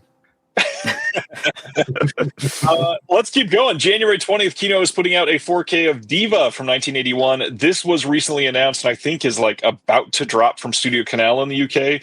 And Kino, obviously, they do a lot of things that Studio Canal is doing as well. So not really surprising here. This does have HDR and all kinds of archival extras on this. If you are into that, check it out, including a commentary by Simon Abrams. No love for unconscious Alicia Silverstone? Not really. Brian says it already came out from Studio Canal. Thanks. Thanks, Brian. January 20th in the U.S., Kino is also putting out The Vultures. This is a Jean-Paul Belmondo film from 1984. New audio commentary by Steve Mitchell and Howard S. Berger on this one. And this, like, very interesting take on Rambo on the cover is interesting. Is that supposed to be Rambo? I don't know. It sure seems like they're leaning into that. And I'm sure it was a poster from that time because that's usually what Kino does. But yeah, interesting. Lots of sales to talk about tonight. MVD sale is live now. This is at mvdsale.com. They've got prices literally starting at 99 cents. I think there are a couple Blu-ray titles that were at 99 cents. A lot of the 99 cents ones are DVD. Michael Smith, this comment is hilarious because it's a French film. Thank you. That was great. Really good. Very subtle. Yeah, check out MVD. They cover a lot of other labels, so it's not just MVD titles there either. I clicked the wrong thing. Next up, Terracotta over in the UK is running a sale on their distribution site as well. They've got all kinds of stuff available, more than 200 titles. If you are shipping from overseas, they are a decent one to go through. They are trustworthy. Check them out if you have not. Hey, the newest issue of the Physical Media Advocate is out now, and one of the big pieces of it is the first half of the Beyond Fest recap. Jeremy, you want to say anything about that? I went nuts. Brian said, top yourself from last year, and then I did. And he was like, oh, I didn't mean this much. And then we had to split it in half between two issues. It happens when you're negotiating topping. Damn it, Celeste. I was about to make it. I said top yourself, and Jeremy got confused and started to get naked, but then... and then he was like, no, save that for Thanksgiving. I am very proud of the Beyond Fest recap. It's my favorite. I mean, I love writing this article each month. I love Beyond Fest, so I love combining those two things and giving the readers a Beyond Fest recap. And this one was almost 20 pages in a Word document. By itself, yeah. So in the form of the magazine with pictures, I don't know how long that equates to, but that's why it had to be cut in half, and I hope everybody enjoys it. I was going to type a response to this, but I'll just highlight it because there's a reason to. Gary is saying, you talk about Heaven in that issue. That's one of my favorite films. We do. And funny enough, Heaven is actually about to get a Blu-ray release here in the U.S. So that will be talked about next week because I will be posting that announcement. So very, very interested to discuss that one again. Yeah, check it out. You really went above and beyond on this one. Thank you. That means a lot. Next up, Umbrella, one of Jeremy's favorites. March 4th, they are putting out the film The Dirties from 2013. There is a couple bundles for this. They got the collector's edition, the big box, but they also have a shirt if you want the shirt with that, or you can get just the standard Blu-ray. There's a 48-page book behind the scenes material with an intro by Matt Johnson and some essays in it. And then on extras, they've got three commentaries on this one that are archival, plus a brand new archival. That's not the words. Brand new commentary with Jake Boston and Brian Starr. Jake Boston is Steelbook obsessed, so he's got another extra coming from Umbrella. There are some brand new interviews with a lot of people associated with the film. There is a piece by Alexander Heller-Nicholas, who never stops working, and like all of the archival features you could possibly dream of. Have you seen The Dirties, Jeremy? I feel like this is a Jeremy movie. Yeah, it seems like very much a Jeremy movie, and I haven't. I love Matt Johnson. I love Nirvana, the band, the show. I love Nirvana, the band, the show, the movie. I loved Blackberry, but I have yet to watch The Dirties, so I got to check this out. I'm very excited. What about you, Celeste? I've never heard of this, to be honest, so looks cool to me. Many tchotchkes to be had. I think this did the rounds in Alamo Drafthouse for a while, like back in 2014, and a lot of people used to praise it, but need to check it out for sure. I mean, I trust Matt Johnson. I think it's going to be great just because he's involved. So, The Dirty sounds like hillbilly slang for taking a dump. It really does. I like that. It does. On the same day, Umbrella is releasing a 4K of No Escape from 1994. This is the film that was put out on Blu-ray by Unearthed Films here in the last couple of years, like right after Ray Liotta passed. It was unfortunate timing for them. This has a 48-page book of behind-the-scenes material and some essays as well in the collector's bundle. They got a new audio commentary with Die Hard on a Blank podcasters Liam Billingham and Philip Gawthorne.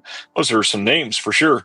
We got new extras on here, plus some archival extras. I've never seen No Escape.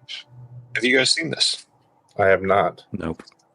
Well, this is a brand new restoration by Umbrella and is going to look a hell of a lot better than the previous releases, I'm willing to bet. I would agree. Seems like a fun, silly 90s action film, which I'm game for. Somebody just commented that Vinegar Syndrome may have just spoiled one of their new titles. Are they doing a stream on YouTube? No, either they already deleted it or they're talking about Behind the Green Door. That one was already announced, Cemetery Man, if that's what you're talking about. That one is coming from Melusine. Look, sometimes you get confused with your publishing times and stuff goes up when you didn't mean it to. You know, it happens. So I get it. Yeah. Michael Smith wants to know who is putting out Heaven. It's not a company I've heard of before. It's Lightyear Entertainment. I don't think no. I saw their review of Return of the... I saw their release of Return of the Swamp Thing on 4K, and it didn't have fucking subtitles on it. So I have beef with them. Lightyear did that one? Huh. Okay. That's why it was familiar. I haven't looked it up, so that makes sense. Cool. Is it true that Ignite Films is doing Bride of the Reanimator? Yes. Nice. That was stated by Brian Usna in the interview that you helped me set up, sir. I remember. I was just testing you. You were just making sure that you knew. Yeah, exactly. Yeah. Next up from Umbrella on that same day is a 4K release of I Spit on Your Grave, and that will be accompanied by I Spit on Your Grave Deja Vu from 2019, the sequel that some people have to like, I'm sure. Mm-hmm. I have a lot of friends on this release. I'm excited about it. I like this movie a lot. There is some great stuff coming out of this one. So we've got a booklet with essays by Kat Ellinger, Matt Rogerson, Jack Sargent, and Suzanne Boleyn. We've got commentary with the writer and director on I Spit on Your Grave. New commentary by BJ Colangelo, who is incredible on I Spit on Your Grave. The archival commentary with Joe Bob Briggs is also on that one. And then I Spit on Your Grave on the Blu-ray disc is going to have some new stuff. We get a new interview with Camille Keaton, new interview with Terry Zarchi. We got a new visual essay with Alexandra Heller-Nicholas. And then I Spit on Your Grave Deja Vu is also going to have the documentary Growing Up with I Spit on Your Grave. There is the same extras on here that we talked about, except they're on this second one, and a visual essay by Miranda Corcoran and Annie Rose Malamet. I don't know either of those people. Are those ones that you know, Celeste? Annie Rose Malamet is a really good friend of mine. Girls, Guts, and Jello podcast. Oh, okay. I didn't recognize the name. That's right. Yeah, I've been on her show a few times, and we actually talk like all the time. She's a really good friend of mine. She's awesome, and also Suzanne, our friend Suzanne from Australia, is a really awesome, intelligent person. So I'm excited about this release, that they've got the girls on here stacked to the nines doing cool shit. That is absolutely true. And then we've got Looking for Alibrandi from 2000. This is coming on March 4th on Blu-ray from Umbrella. This is a film that is supposedly pretty decent. We've got a brand new restoration by Umbrella on this from the OCN.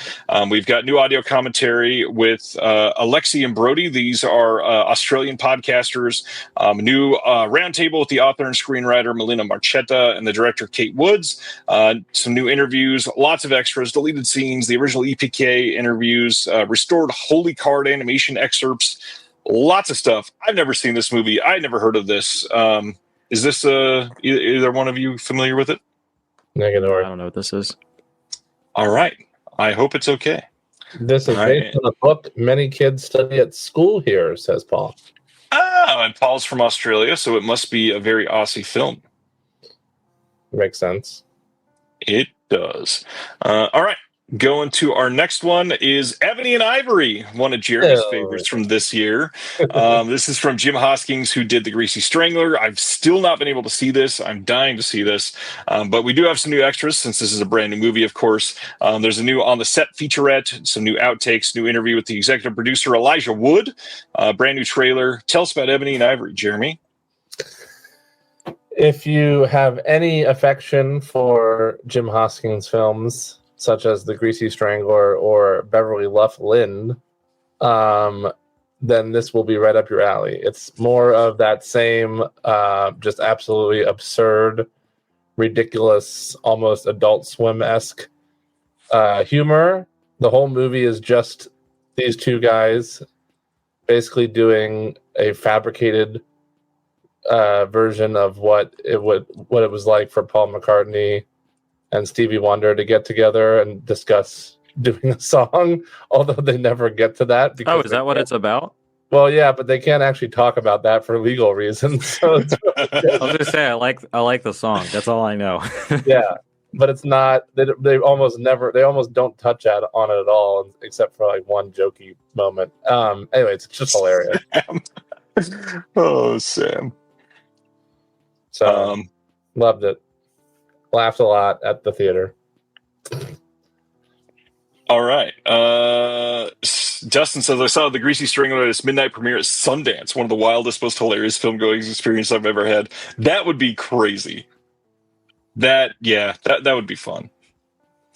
Next up, they are doing their third version of the Full Moon Fright Box Volume number 3 here. This covers from 1984 to 1991. They've got Puppet Master 2 and 3, Slave Girls from Beyond Infinity, and then we've got Trancers in this as well. Lots of new extras, new commentaries on pretty much everything, I believe. Lots of new stuff here. C. Courtney Joyner is involved. I was not able to include Trancers because this post was so long. Or, yeah, I did. It's right there. Yeah, this is crazy. Jeremy, are you getting the Full Moon stuff from them as well? I have not been getting the Full Moon stuff from them. I don't know if I want the Full Moon stuff from them. But I will say that bundle of all 3 Full Moon box sets that they've put out so far is not a bad deal, considering all that you're getting. I'll take a Full Moon from Jeremy. I mean, if he's offering. After the stream's done, Celeste, stay on. Cool. You won't even be here. You have a hard out. So I'll come back. Okay, good. I'll have a Tell hard your in. girlfriend. Be right back. Okay, I got matters to attend to. Oh, also, man. I see podcaster slander in the chat happening right now, which is kind of crazy given the space we're occupying at the moment. But thank you, COVID and Cult Film, for saying God bless podcasters. Truly the most oppressed class group of people. Thank you very much. I appreciate it. Yes, the podcasters. That is hilarious. Exactly. Solidarity. Thank you. Regretting you. It's commenting about podcasters. February 17th, there is a Blu-ray and DVD coming of Regretting You. This is a movie that everybody hated this year, it sounded like. Celeste, did you prioritize this one? I can't say that I did. No, I saw this come out and I was like, I think I'm a pass. I hate to say it. You know, people are always saying like, oh, there's no movies coming out, but I can't. I have to like prioritize. There's so much shit coming out that I'm like, I can't catch everything. It's crazy. Jeremy, what did you think of this one? Even me, who has an affinity for rom-coms, as cheesy as they are, did not love this one. No, I didn't hate it. Like, I was entertained throughout, but it's not a good movie. I like McKenna Grace, and I really like Allison Williams. I love Allison Williams, yeah. Nope. All right, next up. Lionsgate Limited started their Black Friday sale. They've got 50% off of certain titles, including first-time 4Ks, boutique exclusives, and warehouse finds. They are running their sale through... Vinegar Syndrome model, classic warehouse finds. Well, We'll harp on Lionsgate a little bit for that one. This one goes through December 2nd, and they've got titles on sale like Kick-Ass, The Conversation, King of New York, Reservoir Dogs, The Third Man, May, Freaky Tales, The Surfer, Cabin in the Woods, and more. However, a couple of those already sold out, so good luck over there. But I will say, I will warn against when Lionsgate Limited says warehouse finds. People are starting to like post pickups and stuff online. They're genuinely like, these were in the back corner and kind of damaged warehouse type of finds. These are not the Vinegar Syndrome. We found a spindle with 1,000 discs on it. Warehouse finds. So this was my joke. It was crushed underneath a forklift, but here we go. Well, I mean, if it's priced accordingly, I'll take the forklift edition. They're like $20. Yeah, it's fine. It's fine. Next up, another big one from this year. Big one, quote. January 6th, the typical day for this. 4K Steelbook, standard 4K Blu-ray and DVD coming from Disney of Tron Ares. Did you choose to see this one, Celeste? Did you choose? In many aspects, I am a masochist. Okay. But it does not include subjecting myself to Jared Leto on purpose at this point in my life, I gotta say. I thought about seeing it sort of like jokes aside, even though that he's like a fucking weird garbage person. I was curious about it because like if I'm gonna see it, it might as well be in a theater where it's gonna look nice. And Nine Inch Nails did the soundtrack as Nine Inch Nails, which is very cool, and I wanted to see that. But it just didn't last very long, and I didn't have time to watch the first two because I've not seen the first two, so just didn't get around to it. Sorry, Trent. I love you. This thing was still playing on a couple screens here this week, which I thought was crazy. Wow. I bet the soundtrack is good. Did not see Tron Ares. I probably won't. But I know a lot of people are into it. Besides from Ghosts, that's not great. It makes me sad. It makes me sad that Greta Lee is in this. I didn't like it, obviously. I think that's a given. There are some bonus features on here. We got some deleted scenes, some featurettes, lots of stuff with Jared Leto in those featurettes. So if you're into that, check it out. You can get it on January 6th, of course. Hey, I put up an interview this week for the first time in quite a while. I got Kristen Lopez on the show. Kristen is a author and film critic who is putting out a book this week, literally, I believe, tomorrow, called Popcorn Disabilities, and it is talking about disabled representation in the movies. And I think it's a pretty good conversation. I thought she was incredibly insightful. Check it out if you're into it. This is really cool. I'm really happy that you did this. I haven't gotten the time to watch the interview yet, but I saw that like what it was, and I was like, "Oh, that's a really cool thing that I would like to prioritize." And I might order some copies of this book as like gifts or something because ableism is just something that's like really, really omnipresent in society and interpersonally, and it's something that takes a lot of work to unlearn, but it's really important work. So. Be nice to disabled people, please and thank you. And even people you don't know are disabled because lots of disabilities do not present physically. Very, very invisible, or because of the stigma and everything else, people just power through and eat shit, and so they don't look disabled. But you don't see it at the end of the day when like they're fucking wiped out because they like went out or whatever. You know, so mind your business. Be nice to people. That's the message from me today. And I can't wait. My book gets here tomorrow. Excited for it.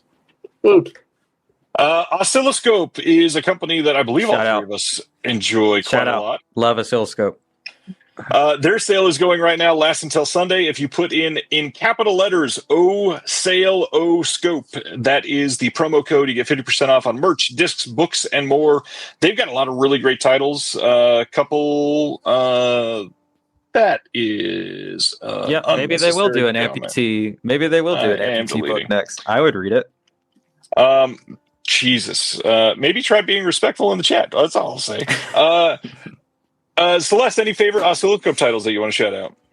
I feel like we do this every time, and I have not really seen a lot of the ones that I've seen remain the same. I have not been catching up, unfortunately, but one that's coming to mind is Poser. I like that movie a lot. That movie's a lot of fun. Good. It's a good one if you're into like, indie music and cringe comedy and coming of age type deals. It's a really cool movie, and it came with some really fun stickers too when I got it. Jeremy, any oscilloscope titles that you want to shout out? The recent Mars Volta documentary, love. Nice. Oh, that's right. Yes. Obviously, they put out just about every Kelly Reichardt film, who I fucking love. Yeah, Kelly Reichardt is a fucking goated. So get all those. Person. She's awesome. Really like It's a Disaster. And yeah, I can't think of any else right now, even though I own way more than the ones I just listed. Celeste, we need to talk about Kevin Banger. Yep. If I'm remembering right, didn't you love the Vordelek? The what? The Vordelek, the vampire movie? Oh, no, I haven't seen it. Oh, I could have swore you did. Okay. Or was it...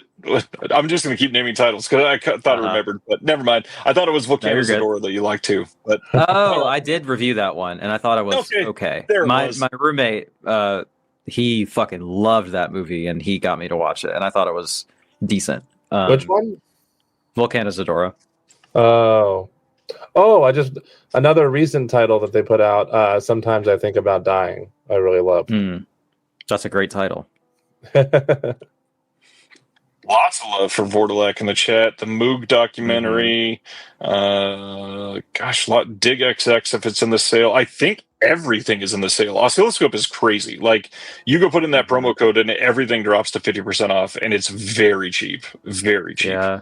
I'm happy that they're still around doing the thing because they're really cool and they have good values.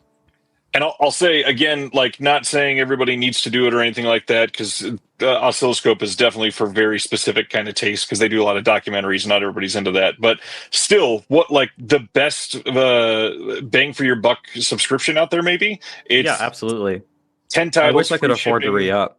$140. That's pretty great. Yeah. If I'm ever in a position to re-up, I'm going to do it because they're awesome. But I don't know that I would. I mean, it is maybe a little bit niche in that they do a lot of music films and a lot of documentaries. But like, if you're into contemporary art house, like, just give it a shot. You know, like, at the worst that'll happen is that you'll make your money back selling it somewhere. So, because literally it's $10. So yeah, you can make money. All right, so that is Oscilloscope. Next up, Rebuilding, like Jeremy talked about. I also saw it this last week, so I was going to save it for this to talk about. February 3rd, it's getting a Blu-ray from Decal. The movie is very good. I didn't get hit like emotionally like Jeremy did, but it's Josh O'Connor is kind of incredible this year. It's wild how much work he's getting. The movie is very good. It's all about community with somebody finding a home after losing their ranch to a wildfire, and it's emotional for sure. But also another great performance from Amy Madigan for this year. Indeed. I haven't heard of this one. It's such a small movie. Let's see if it's even playing here. I was shocked that it was playing here because movies like this generally don't. So I was grateful to be able to see it. Now we got a whole bunch of 88 Films titles. February 9th on 4K in the UK, they are putting out Swamp Thing from 1982. There is a website exclusive version of this as well with a different cover if you are into that. No new extras on this from what I can tell. It's pretty much a carbon copy of the MVD release, but also 4K coming to the UK, so check it out. Good art on this wide release of this, I think. It's a Wes Craven title, so I know a lot of people are going to be into it for that. Adrian Barbeau's in it. Yeah. Any thoughts? It's fun. I've never seen it actually, but I like this art. It's pretty fun for what it is. Rebuilding is not playing in my city, at least not yet. So I'll keep an eye out. Okay. Oh, Jane Campion. February 9th, we are getting a Jane Campion film called Holy Smoke from 1999 on Blu-ray, only over in the UK. This is starring Kate Winslet, Harvey Keitel. I have not seen this, and pretty much everybody that I asked about it this week said it is pretty good, so I will want to check it out. Wasn't it in the Harvey Keitel set that Imprint put out? Maybe? Could have swore. Probably. That checks out. Would not surprise me. Looks good. I love it. I think it's a great movie. I love Jane Campion. Next up, February 23rd on 4K over in the UK, you can pick up Dragon Lord from 1982. This is a Jackie Chan film, and this one is going to be pretty incredible release. There's a website exclusive version of this one coming with the original poster art as well. There's a 40-page book on this with new writing on the film. There are new 4K restorations from the OCNs presented here of the 96-minute original Hong Kong cut, the 91-minute English export cut, the 103-minute extended cut. This was released in limited territories with approximately 15 minutes of exclusive extended and alternate footage. And then we also have the 111-minute hybrid cut. All four of these on 4K UHD and Blu-ray, plus new extras on everything. We got new commentaries from Frank Chang and FJ DeSanto on the Hong Kong cut. New interviews coming as well. We've got some archival extras from what they put out before. This is crazy for fans of Jackie Chan. Stacked. Yes, this sounds like a great release. Paul says it was in the Harvey Keitel set and scene shot on Tony's Street from the Imprint. Nice. Very interesting. Good old Tony. Next up from 88 Films, they are putting out on February 23rd a Blu-ray over in the UK called Picture of a Nymph from 1988. This will also get a US release. They have since confirmed that afterwards. This will be a region-free release. This is supposedly pretty good. It looks like a really fun movie. You got a brand new 2K restoration from the original negative. You've got I really love that artwork. Yeah, it's pretty beautiful. Shauna Longmore has done so much of their new art and pretty much always kills it. We got a commentary by Frank Jang and another commentary by David West. And I've never seen this. I'm assuming either of you. Nope. Nah. I need to. Looks good. Sounds good. I will check it out. Happy Thanksgiving, Al, our pal Al. Next 4K release from them is of The Protector from 1985. This is coming on March 16th over in the UK only. There will also be a website exclusive of this with the original poster art. This has new art from Sean Longmore as well. Also good art here. This one, we got new 4K restoration from the OCNs on this, and we've got multiple cuts here. We've got the US international version, which is 95 minutes. We got the Hong Kong version, which is 92 minutes. This is Jackie Chan's personal edit of the film. And then we've got the Japanese extended version, which is 104 minutes. Brand new extras on this, as always, from their stuff. Lots of archival extras. Are you a Jackie Chan person, Celeste? Are you into any of his stuff? I've not really seen any of it, to be honest. So I am Chan neutral.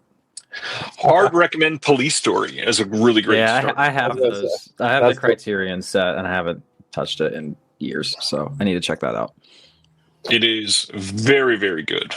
I have only seen, I think maybe the only things I've seen from him are the Rush Hour trilogy, which I do not like, but I also don't think is a good representation of his prime work. Yeah, I've definitely also heard that he's not the best person, but don't forget how it goes. Don't forget the great early 2000s hit The Tuxedo with Jennifer Love Hewitt. Or Shanghai Nights. All right, next up is one that I'm excited about. March 16th, there's a 4K coming over in the UK of Sorority House Massacre. This is the 1986 film. I did not pick up the Scream Factory 4K of this, so eager to get this release because there is going to be a commentary with The Hysteria Continues with a friend of the show that I love. I think she's on this disc in like 3 different ways, but Amanda Reyes is on this commentary as well.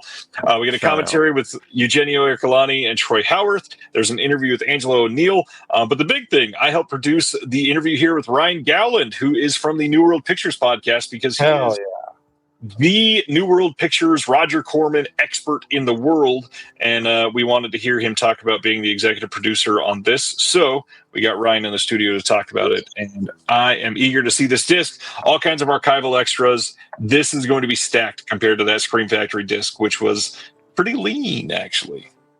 We love Ryan Gowland on this podcast. We do, and I obviously love clicking the wrong thing.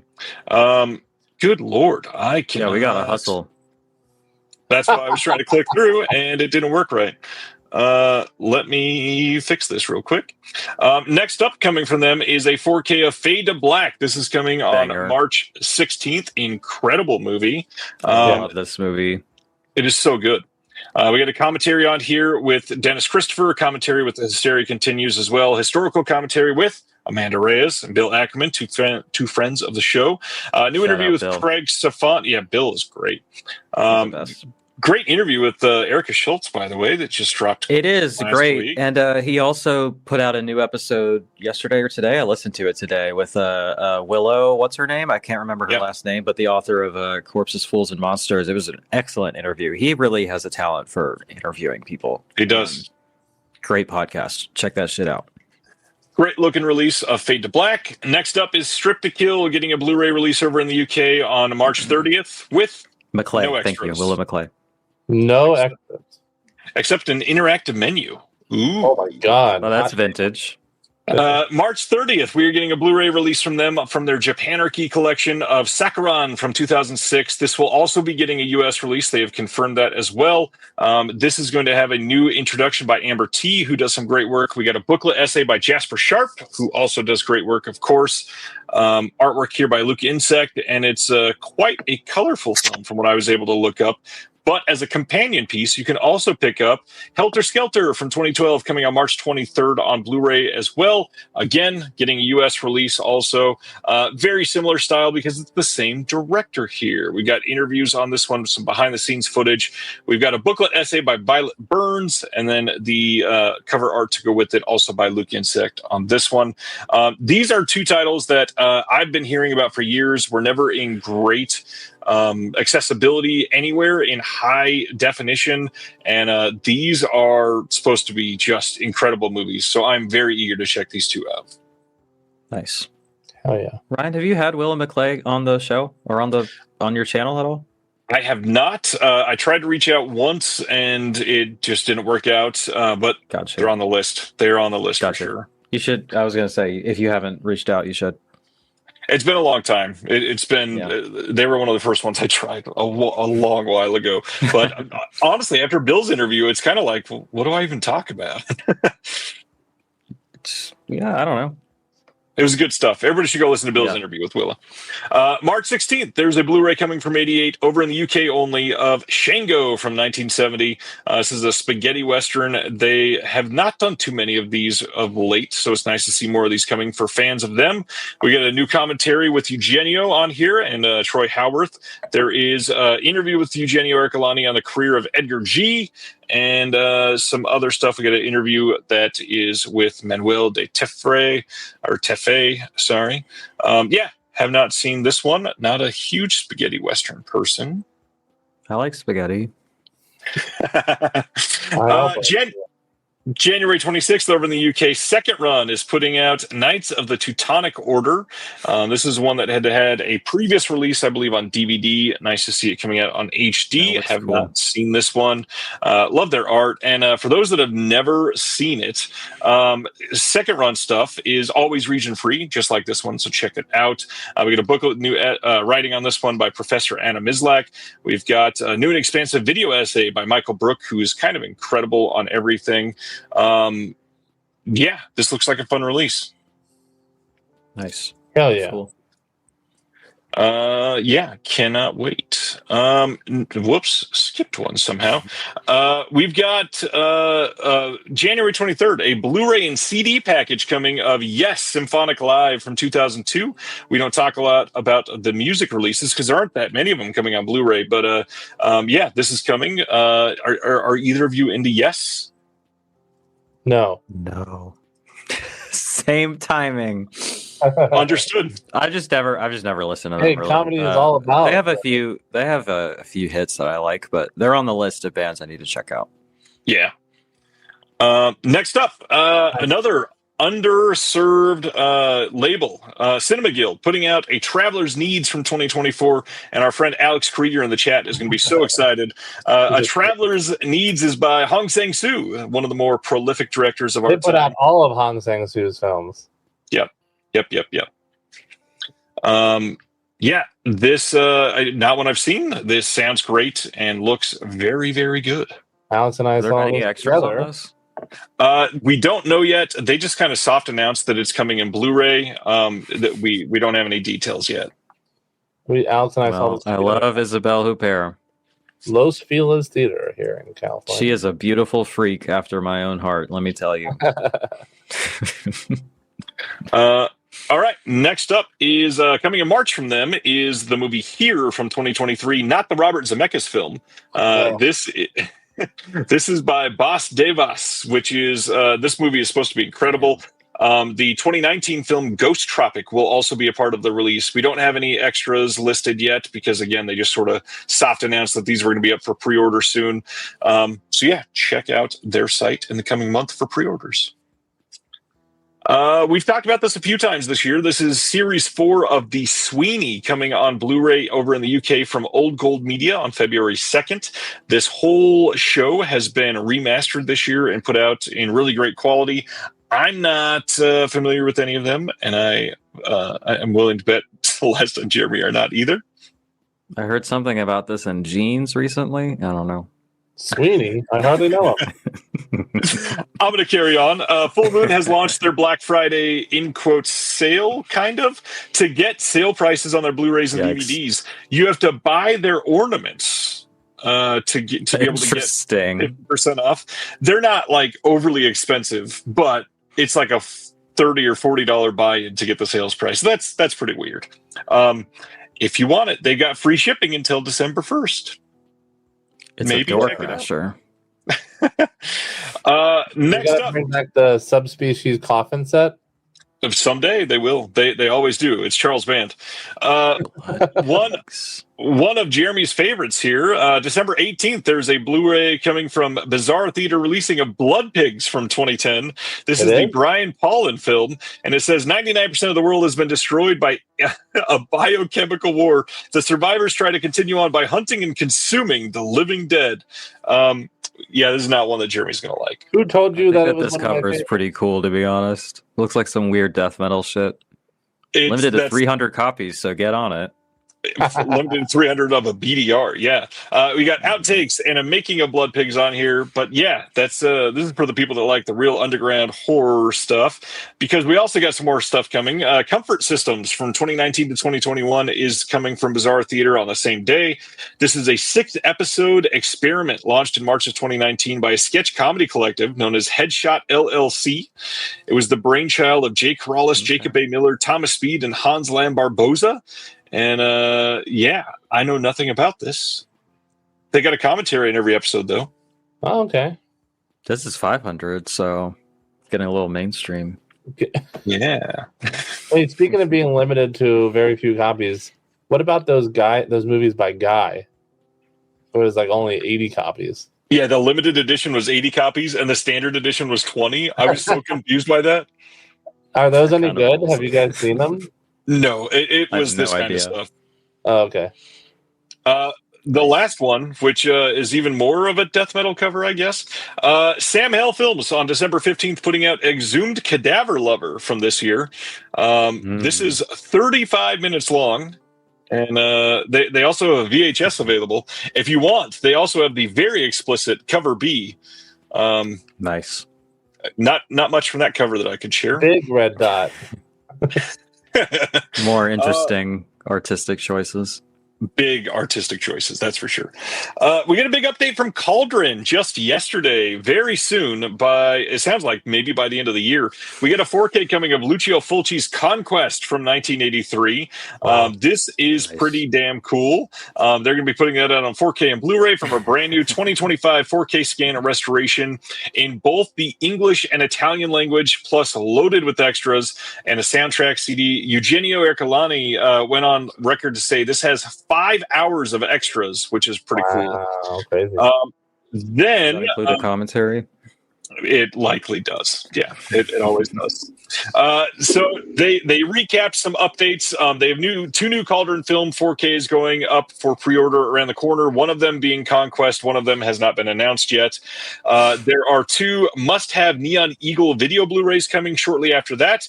And then sometime in the first quarter of 2026, a few first-time on Blu-ray titles are coming that they think you are going to love. And then by quarter 2, more 4Ks coming. So Cauldron seemingly soft announcing a very busy 2026. So keep that in mind. They've been taking some time to get caught up on everything this year. Yeah. They had one of the longest running pre-orders that came out this year. Cauldron is a title that I really love, and I'm currently current on them. I think they're great. I have which was the longest pre-order? That Bravito Giallo box set, I think it went up for sale in November of 2024, and people were not getting that till like July or August of this year. So yeah, like 8 months was a long time for that one. I guess it wasn't the longest running because there's some Massacre Video stuff that that took like 14 months on one of their titles. Let's carry on. Imprint putting out Vampire Circus on 4K on February 26th. This is an in-house brand new restoration by Imprint. This is pretty cool what they're doing here. We've got a big booklet in this one, and then a Blu-ray and 4K disc as well. The booklet, exclusive 80-page hardcover booklet with original production stills. And then on that same day, they're also putting out Spellbinder, as Will mentioned earlier. This is from 1988. This will be a hardcover 4K release. This one also an in-house restoration by Imprint, which they don't always have that option. So it's nice to see that they're doing more of these. This one is going to have a commentary by the director, Janet Greek, new interview with Janet Greek, new interview with Jeremy's friend, MC Gainey, who he's met a couple times. New interview with the makeup effects designer, new interview with Heather Green, author of Lights, Camera, Witchcraft, A Critical History of Witches in American Film and Television. And then 2 booklets in this one, although one of them, it's kind of hard to call it a booklet. We had a 70-page hardback booklet with production stills and a new essay by Heidi Honeycutt, who is incredible, by the way. And then a 200-page soft cover copy of the original shooting script that was then called Witching Hour, with never-before-seen handwritten notes, sketches, and storyboards. We love Heidi. We love MC Gainey, and I'm just remembering about you reaching out to me about this. Yeah. I was working on this one a few months ago. So yeah, check out Spellbinder if you are into it. Next, the show Shameless, which I've seen nothing of, is getting a full Blu-ray release on January 6th. Some of the newer films have not been, or some of the newer seasons were never released on Blu-ray, so it's nice to see those coming instead of just DVD. Are either of you big into Shameless? I've never seen it. I watched the first couple seasons and just kind of fell off. Not because I didn't like it, but I don't know. Apparently, fuck that show. Fuck that show, and this show is great. That's the competing takes in the comments. That's the true world. What makes the world go round? Different opinions. No, I enjoyed what I had seen of it. I think maybe I watched like the first 3 seasons when they came out, and then I just never finished it. This brought out all of the haters on Facebook, as you can see. There's 76 comments of people complaining that this show went woke and stuff. So, oh boy, hate it when that happens. You're like, hate it. This is a physical media channel. Let's talk about kombucha. December 2nd, Wellgo USA is putting out 2025's kombucha. It says David Cronenberg meets The Office in this oozing corporate horror comedy of soul death by spreadsheet and gut rot. I've never heard of this movie. Sick. Me neither. Yeah, it sounds fun. I like that cover again. So, do you guys like kombucha? Like I don't. Oh, I like it. Who? I think it's cool. Kombucha, nice. The actual drink, Jeremy. Oh no, I don't. Did you say who? Acquired taste. Maybe it's a vegan thing. I don't know. That's it for new announcements. Let's talk about some of the sales, what we're getting tonight. In just 15 minutes, we are getting sales from Vinegar Syndrome and Severin going live. The Vinegar Syndrome, so far, they have announced a few of their titles. We got the VSU of the Garbage Pail Kids movie on 4K, Time Crimes on 4K, Shaw Scares Volume 1, At Close Range from Cinematograph, that's a 4K release, and then the Pink Line putting out the Sato Volume 2 box set. We also got the Reviver Volume 1, that is also on the way this month. I think some people have already gotten that and shared the cover art, which is interesting. Tonight, the Reviver that they were not sharing what the title was. It's like from their archive type of release. Interesting. Tonight, we are getting 2 secret Vinegar Syndrome titles, 2 brand new VSAs, another new Cinematograph, a Distribpix title, a Degausser VHS, 3 catalog slipcovers. There's probably going to be some more merch and all of that. So lots of stuff to check out on the Vinegar Syndrome website tonight. The new stuff that they've revealed, what are you excited about, Celeste? Any of those? Beyond the Green Door, for sure. Yes. Sado Volume 2, for sure. I'm just dropping Melusine stuff because that's the only stuff that I'm watching anymore. But that's Right. what I'm excited for. What about you, Jeremy? Are you a big Garbage Pail Kids fan? I think it's a fun movie. I'm thrilled about Time Crimes, which I love. Yeah, Time Crimes is great. Super stoked that that's getting a big new release. And excited to see what the new surprise titles are. I think there's going to be at least 1 or 2 winners in there. There are some speculation that one of them is a trauma film. Specifically, people saying Terror Firmer seems to be the big guess on the forums and Facebook groups and stuff. I'm not sure on the other one. I've heard people say Last House on Dead End Street. I've heard people say Last House on the Left. He's so sick. Yeah. So we'll see. I didn't really get anything from the clues this time on either one of those. So that's Vinegar Syndrome. And then Severin tonight, we've already talked about all of their titles, but they've got all kinds of bundles. If you want the everything bundle, this covers all of the 10 new releases, not the 4K upgrades Jeremy. or the Lookin' Italian. Yeah, this is the Jeremy bundle. I can't this year less. This thing is $360. Comes with a T-shirt, a couple of autographs. It comes with a Barbara Steele Ghost music box. Ooh. That's fun. It is fun. The Just the Discs bundle is $299. No autographs on this one. No music box. But honestly, for 10 releases, that feels pretty inexpensive. Considering Bay of Blood is a 5-disc release and the Ghost is like 3 discs, that's a very robust set for $300 there. Plus Lookin' Italian. Not Looking Italian. Do you think, Ryan? Would you suspect that the Idiot Box autograph package will also be sold separately, limitedly? I believe so, because we're going to talk about that bundle in just a moment. Okay, Wait, why is Lookin' Italian not on there? Is that not one of the releases? It's a part of this one. It's a part of the 4K upgrade Sunday, even though it's not a 4K. They're bundling in it with this one because Retribution is by the same director. Okay. So yeah, this one is $130 for the 5 releases, 4 of them 4K upgrades, and then one of them the Lookin' Italian Blu-ray. Then the other bundle, they've got the Bava Frida bundle. This one is $130, and you get the Ghost, you get Bay of Blood, you get a Barbara Steele autograph, you get a Lamberto Bava autograph, you get a Carnage barf bag, and a Ghost music box. Fun. Barf bag. Yes, barf bag. Literally, this is like I don't know if you can see it. I don't know if you can see it, but I have my Mark of the Devil original barf bag. Nice. On the wall behind me from the 70s. Very nice. The next bundle, if you want Vampiros, Lesbos, and She Killed in Ecstasy 4Ks, you can get both of those for $63. Oh, honestly, for 7 4Ks, that's not a terrible bundle for the 2 of them. What would they be separately? I wonder. I think you're saving like $4 or $5 this way, something like that. What a delight! Next, the Discs of Fury bundle. This is $54. You get the Bronson Lee Za Karate collection and the Crippled Masters. Plus, you get an autograph from Tadashi Yamashita, who is Bronson Lee. And then the Future is Canceled bundle. This one is $54. You get the 4K release of the final program, and then a 224-page book, Dangerous Visions and New Worlds. And then the Idiot bundle. This is $40, and you get the Idiot box plus the wrap is autographed by Tom Stern and Alex Winter. Oh, there we go. There you go. That's what I'll get.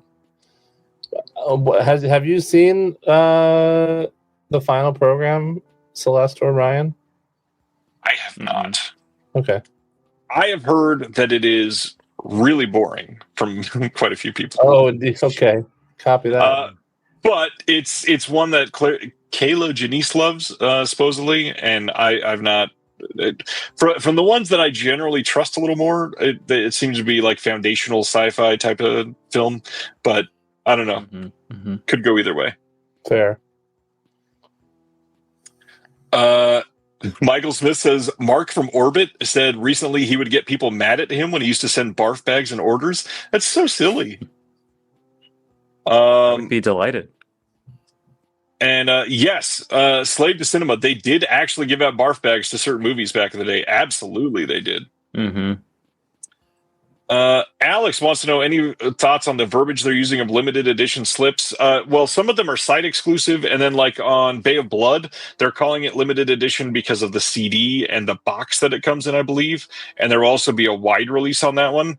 I think it's limited like 3,000 copies or something. It's probably more than that. So not really at risk of selling out super soon. I wouldn't imagine in the first couple days or anything like that. I'm sure it'll be available for at least a couple months. Will it last to the next sale? Maybe not. Mm-hmm. I'm interested in Looking Italian. I don't know if I'll get it tonight, but it does seem like a fun. Dude McMahon says final program is not boring. It's freaking awesome. Oh, okay, Dude McMahon. Yes, Wave order stacking is available on Severin this entire sale, and I guess I should have said for VS and Severin when these are happening. Obviously, they're launching here in like 10 minutes, but the VS sale is actually going to be live through Tuesday this time. Through Tuesday, December 2nd at 11:59 p.m. Eastern, and that's when like 26 partner label titles go up for sale, which is just insanity. The Severin sale, this one is running through Tuesday, December 2nd at 12:01 a.m. Pacific time. So check that out. So Bay of Blood and Adam and Eve were two of the three titles that we watched at the Severin Pop-Up Festival earlier this year. And everybody seemed to get a real hoot out of Adam and Eve. Adam and Eve looks like a fun group movie. Yeah. I think it was fun in the theater, is what the consensus was, like at close to midnight with an audience. Mm-hmm. I'm not sure how it would play at home. But I've not seen it. Yeah, I've not seen it either. Jeremy, as far as I don't mean to. Go ahead.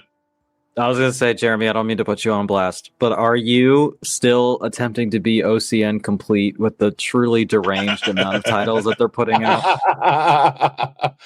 Thank you for putting me on blast. That plan may change soon, given a recent update in my life. But as of this current moment that you ask, Celeste, yes, I am currently still OCN Are complete. you? That sounds ominous. Are you okay? OCN complete, meaning not that I have every single OCN partner label ever put out, but I have not missed a limited edition slip before it's gone out of print currently to date. Right. Before we ask if Jeremy's okay, like Celeste did, I got to talk about more important things. I'm kidding, Jeremy. I know you're okay, so that's the only reason I said that. No, keep going. Celeste and I'll talk later. Before it gets lost, when I give her a full moon. Thank you. Before it gets lost in the shuffle, tonight, in just 8 minutes, Synapse is also revealing something over on their website, so we will have to keep an eye on that. It sounds like it might be a sale or a title or both or multiple titles. Not sure yet. There is, of course, the underlying tension of Red Shirt Pictures and Synapse have both announced 4K titles of like some really highly sought-after stuff like Prom Night 2. And I'm not saying that's coming tonight, but it absolutely could be something from that list that they had revealed. I think that was late last year that those were coming soon. And from Synapse, that could mean 2029. Right. So we'll see. Ryan, if you don't mind, I actually will announce. I wasn't going to say anything, but I just realized that we never know who's watching. And there's a lot of people all over watching, and perhaps anybody could maybe help. So unfortunately, I discovered that for the first time in nearly 7 years, I'm about to be unemployed in an industry that is not doing great right now, which is the television industry. And I'm a freelancer, but at the company I was at, there was always just a surplus of shows to be working on. So thankfully, I've been employed for almost 7 years there, despite being a freelancer. I have been through the shuffle before of working on a couple shows or a couple gigs and then having to go on unemployment while you find the next gig. And that's what I signed up for with this industry. And so it's not something I'm not used to, but currently the entertainment industry, specifically reality television, is very sparse in employment. And, so it's a little bit of a scary landscape at the moment that I'm worried about. And I feel like it this for me came at a very bad time, unfortunately. I'm getting through it with the help of my wonderful girlfriend. And but yes, if anybody watching happens to be in the industry or hears of any post-production jobs in the near future, please hit me up. I would appreciate that. Do that. I'll put me down as a reference. I'll talk you up. Thank you. This guy really wanted a ninja star one time. Yeah, that's fucking sick. Man, if I had gotten that Ninja Star, I could have sold it right now and had a whole month rent. For at least maybe what you paid for it. So yeah, tonight, Celeste, what are you most excited for?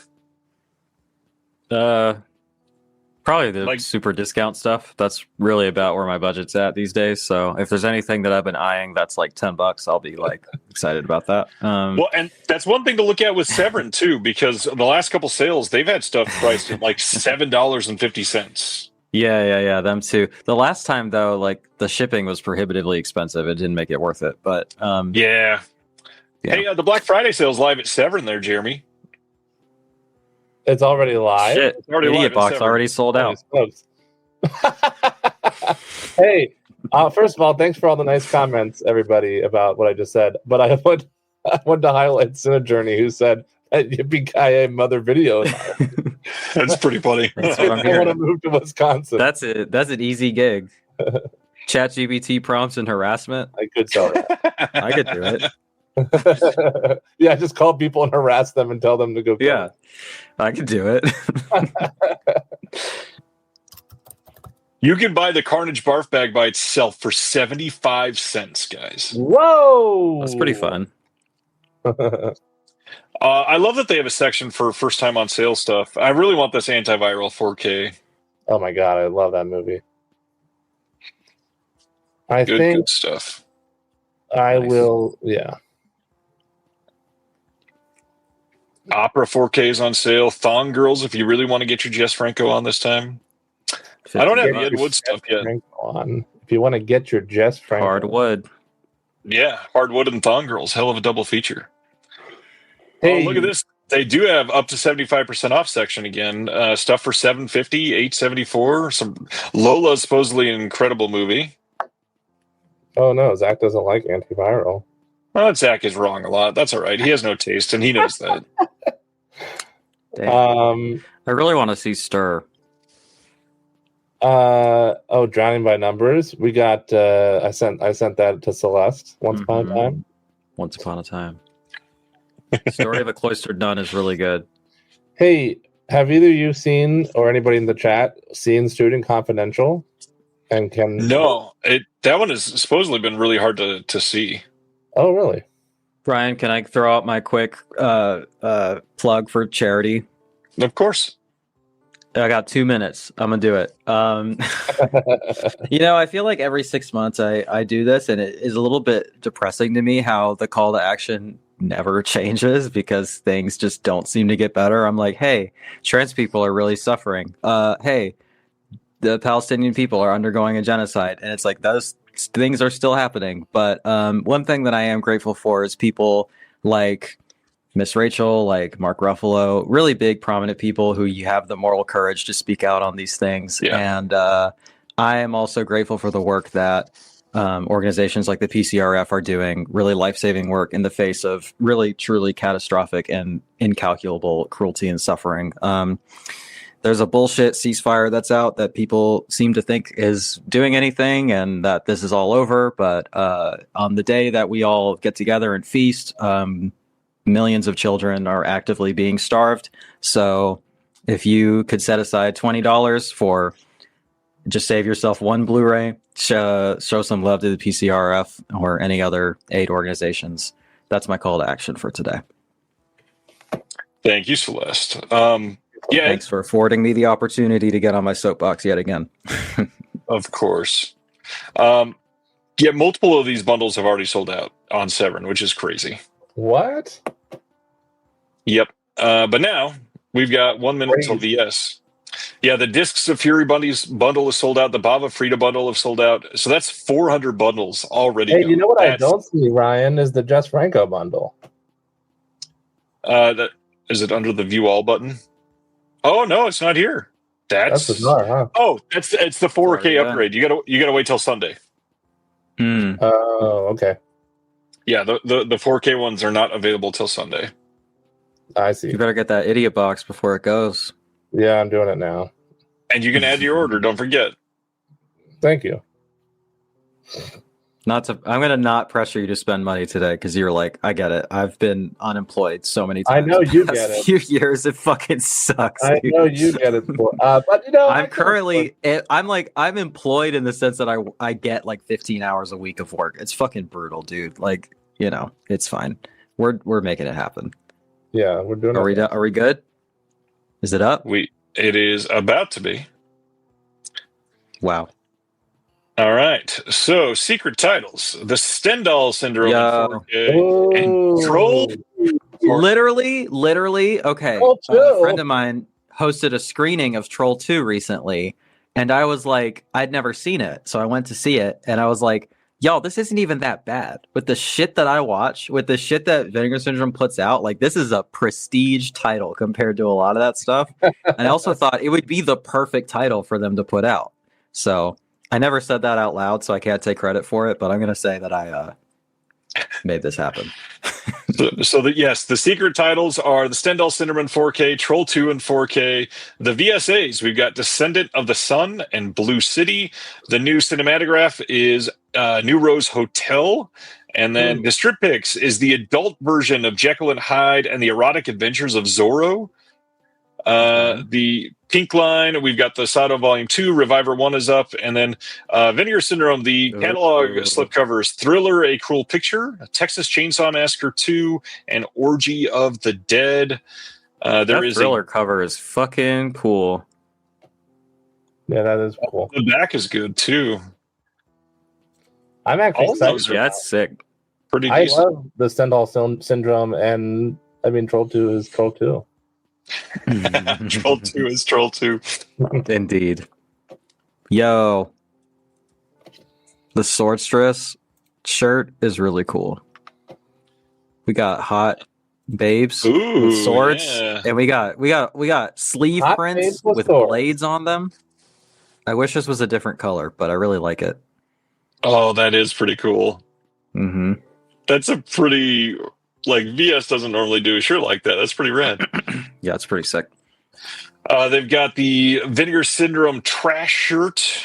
You can pick up the prints for the Swordstress and the trash print as well. There's a mise en scent candle. That's pretty clever. That is pretty clever. Is it actually have a scent? 50 hours of burn time, reusable black glossy glass jar.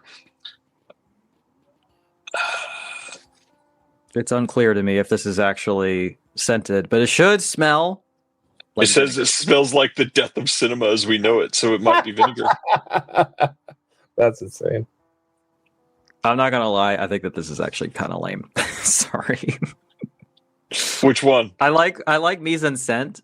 I think it should have just said that. Smells like the death of cinema. I mean, this is kind of silly. I don't know. Sorry. Not to be shit talking right now. There's an air freshener and it just has a picture of trash on it. Maybe that smells like vinegar.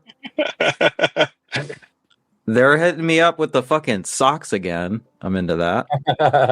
The Volume 1 socks still have held up. I'm a big fan of socks. And a lot of my socks are disintegrating. Those are not. So good quality socks. Cosign from me. Just flipping through the Blue City images as I look through at the two new VSAs. It looks like a fun flick, to be honest. So looking over at Synapse, 35% off everything Black Friday through Cyber Monday only. And sharing this tab now. They've got Trick or Treat there. That thing is $44.95. The Deadly Spawn is $64.95. Suspiria is here for $59.95 with the slipcover. Jesus Christ.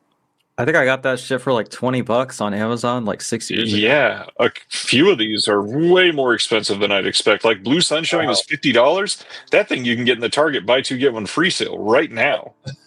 That's true. That's true. Yeah, I was really expecting some pre-orders from them, but I guess not. Wow. Huh. Odd choice to hype that up that way. Synapse is kind of weird to me. All right, so back over at Severin. The Idiot bundle already sold out. Jeremy, did you get it? I did get it. Oh, geez. Wow, that's crazy. Thank you very much. I didn't actually think it was going to sell out that fast. Well, limited to 150 is not a lot. I did get it. Phew. I feel like last year, though, like the bundles were like hanging out for a minute. The bundles were hanging out for a minute last year. That's true. That's very true. I like this Orgy of the Dead slipcover. I've been meaning to see this. Oh, careful. There's definitely titties on this if you scroll around too much. Yeah, we don't want you to get banned from Facebook. Oh, on Orgy of the Dead? Uh-huh. Just in the immediate screenshots. Got but it. The got slip it. itself is fine. I'm going to look at some of the extras on these. So Troll 2, here is... Oh, it's a hard box release. Oh, okay. Of course. Here is... Oh, wow. It's a Johnny Ryan slipcover. Johnny Ryan art. Okay. I like the hard box art, to be honest. Yeah, they're both not terrible. So this is going to have a 40-page perfect bound book. This is limited to 8,000. For those that don't know, Troll 2, it's one of the best worst movies. Anti-vegan propaganda. Like explicitly, that's what it is. It's very bizarre. Directed by Claudio Fragasso. This one is a 2-disc set. We've got a 4K presented with Dolby Vision HDR, commentary with George Hardy and Deborah Reed. We've got an interview with the director and screenwriter Claudio Fragasso. We got an interview with the actor George Hardy, interview with Michael Paul Stevenson, interview with Darren Ewing, interview with the composer Carlo Maria Cordio, interview with the first assistant director Alessandro Lenzi, interview with Fabrizio Laurenti, and then the booklet is going to have writing by Daniel Budnick, Adrian Smith, and Eugenio Ercolani. Jeez. So they went all in on the weird like practical effects titles this time. Something that I'll shout out that I find interesting is, if you recall, I believe when we did this last year or the halfway sale, I can't quite remember now, but one of those 2 times when they had new slips, variant slips, you couldn't get just the slips. Do you recall? Yes, and they said it was a studio focused thing. Now you can again with these new variant slips. Oh, are they these still are ones? I think these are ones that they pretty much have the rights to, right? Like those were MGM titles last year. Yeah, I guess so. And yeah. this is like more obscure stuff. Oh, the first I forgot about the first VSR title, the retail, the Keep. Oh, that's not on here, right? That's just at retailers. It's on here. Well, I'm looking on my phone, but it's on the main page. Oh, weird. After the new slips. Oh, why are you not seeing it? Yeah, it's not up here at all. Oh, I wonder if I search the Keep if it's on there. But I thought the whole point was that it was exclusive to. Well, yeah, I know, right? That's what you would think. But that's so weird. Right here, here, I'll show you on my phone. The VSR retail. Yeah, even searching the Keep, it's not coming up there. One thing I never remember to do is check on VSMC. Let me log in a different tab real quick.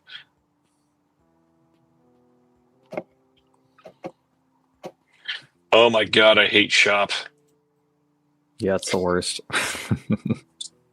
All right, so looking at rewards, what you can get, they have a whoopee cushion. They've got out in the chat. Magic Crystal Standard Edition. I think some of these VSMC slipcovers are new. I don't remember seeing Reform Schoolgirls before. Maybe not. The Demon Wind skate deck, I think, is new. There's the Giallo print. I think that's new as well. A lot of this stuff is old and has been there the entire time, though.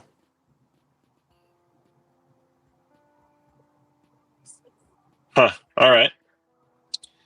Let's go over to the Stendhal Syndrome. So this is also a hard box release. Here is the back of it. Let me blow this up real quick. Here's the front art. Here is the back of the box, and then the slipcover. Is this Suspiria that did the art? It looks like probably. Mm-hmm. Yep.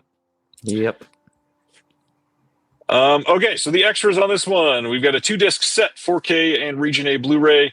We've got a new scan and restored in 4K from the OCN, commentary with Eugenio Ercolani, Troy Howarth, and Nathaniel Thompson, interview with Dario Argento, interview with Sergio Stivoletti, interview with the production designer with Luigi Cozzi, interview with Franco Farini, interview with Giuseppe Colombo and Asia Argento.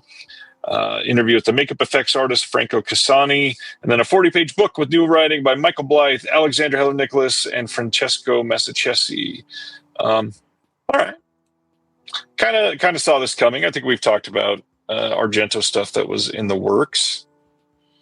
I like that movie. Yo, I'm looking at the 70% off partner label stuff, and it is a clean sweep. Gunpowder and Sky. Are they like? Oh, it hasn't been announced yet, right? Are they done? I'm not sure. Where's it's under this. That's got to be it. 70% off partner labels. Oh, geez. Yeah, that's pretty damning right there. Yeah, it doesn't look good. Oh, boy. I saw a number of those were in the going out of print, and I was like, but yeah. Oh, man. I missed the Abel Ferreira book bundle. Son of a gun! Did you see that, or did you miss it too, Rye? I have not. I have not done anything. I'm for working. New Rose Hotel. It's sold out already. Yeah, those go really fast. I did not. I know that you can always just get the book is available on Amazon or in bookstores. Oh yeah, so. Exactly. I was not even aware that Abel wrote a memoir, which is kind of exciting because I really love him. Nice. That's really cool. I'm gonna have to pick that up. So here is New Rose Hotel, since we're talking about it. This is the media book. Have you seen New Rose Hotel, either of you? Mm-mm. I have not. And oddly enough, I think it was 2 years ago now that they did a big, huge Abel Ferreira retrospective at American Cinematheque, spread throughout the 3 theaters. And I think they showed like 20-some films, and I'm not so sure they showed this one. I don't remember. I went to probably about half of the retrospective, if not even slightly more. But I don't remember them showing this one. There's some cool stuff up on Melusine, by the way. Eric posted the 2025 Vinegar Syndrome subscription cost breakdown in the Discord for anybody that looks forward to that every year. Thank you, Eric. Oh, thank you. And join the Discord, as we already mentioned several times. Over on Melusine, like Celeste said, let me share this. They've got Behind the Green Door. They've got Sato. They've got Inside Jennifer Wells contact sheet shirt. I think that's new. It is, and it's really cool looking. If you want Jennifer Wells titties on a shirt in the fucking grocery store, as I would like, actually, I think that would be tight. Jasper Sharp's book, cool Behind the Pink Curtain, is there.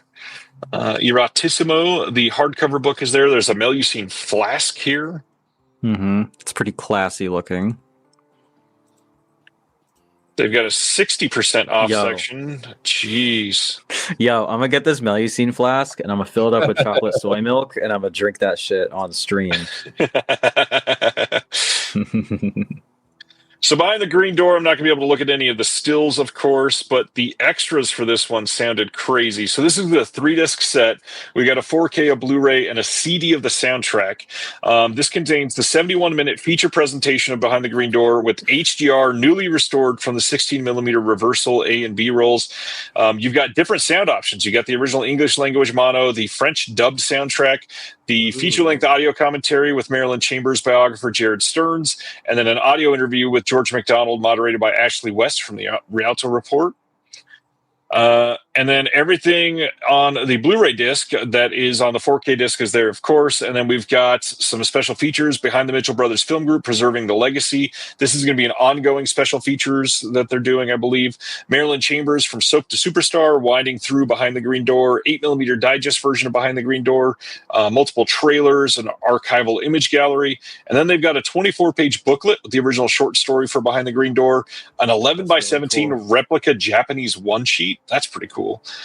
And then a bonus CD with the original soundtrack. Love it. Nice. That will be playing throughout my home. Oh. All right. Change it back. Let's share this tab instead.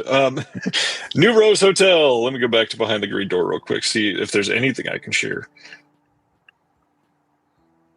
Jeez, the restoration for this looks really good. I love how the cover is not safe for work, but literally all of the stills are safe. All right, so I'm going to share this tab again because this restoration looks really amazing. Yeah. Like, this shot alone is great.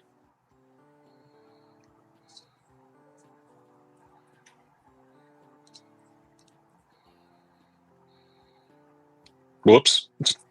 I missed one. All right. I'll stop playing with death there. Any chance they put up some extra Able books, or you don't think so? No, but also you'll get it cheaper elsewhere anyways. Actually, I'm looking at what it would have been, and the difference is only $15, which means the book would have only been $15, which is kind of nuts. Yeah. Oh, wait, the difference between the bundle and just the movie? So if you buy just the movie, it's $25, and if you buy it, and the book bundle was $40. So literally, that's only because you're a subscriber. For everybody else, it would have cost more. That's true, but I like being a subscriber, and I like a book being only $15. But is the book $15 elsewhere too? That's $25 on Amazon right now, just as an example. Yeah. So $10 more. All right, so for New Rose Hotel, we've got this is a film with some big names. We got Christopher Walken, William Dafoe, Asia Argento. New audio commentary by Adrian Martin on this one. New video introduction by Abel Ferrara. New video interview with Willem Dafoe. They got a new interview with Willem Dafoe. That's great. Dang. Wow. They got Willem Dafoe, says Ryan. I mean, that is a big get. That is impressive. Obscure Blu-ray release. For an actor that is very busy, by the way. Willem Dafoe does a lot of shit.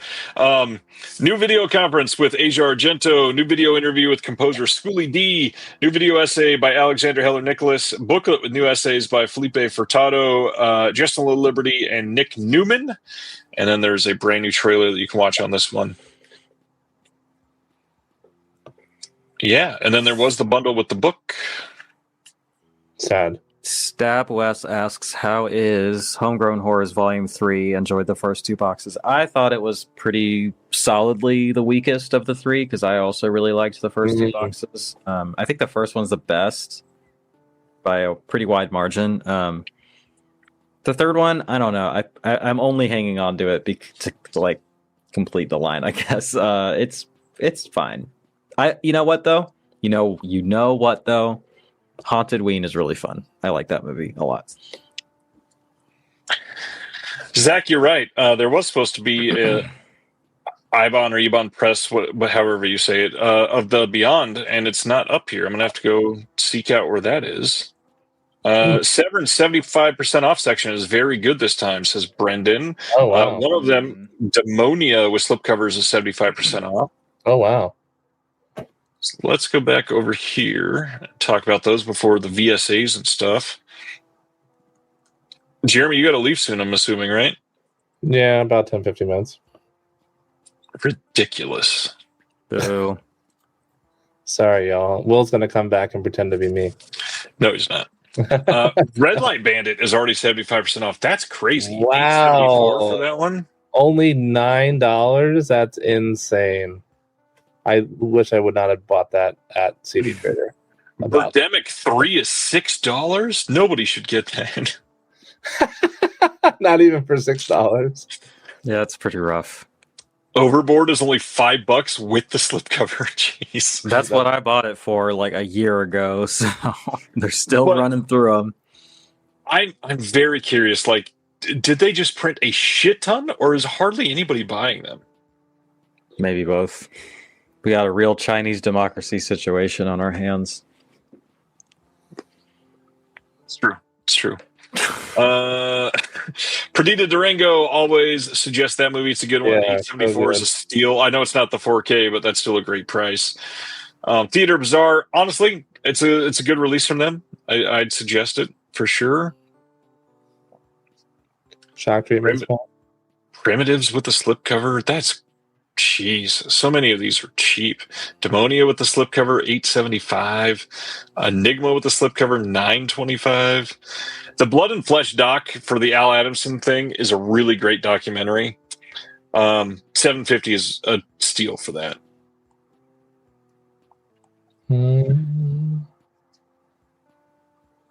Let's see. Next up, The Wild Wild World of Jane Mansfield, only $7.50. Oh no, my heart hurts as I scroll back up through the comments. Zach pointed out only 34 copies of the New Rose Hotel with the book left. He gave me the alert, and I still missed it. For anybody into the Mondo docs, the Jane Mansfield box set with that and Mondo Belordo is $9.75. So if you want one, you may as well just get the other one because it's $2 more. That's crazy. Sam, the Jess Franco 4Ks do not show up until Sunday. And then don't forget the box sets. Don't buy one of the box sets that will be on sale on Saturday tonight. Wait on those and then add it to your order if you're putting in an order. Oh, good. Zach got the idiot bundle just in time, too. Aaron. St. Bernard. Celeste, did you ever watch St. Bernard? I know that we've brought this up on stream. I can never remember.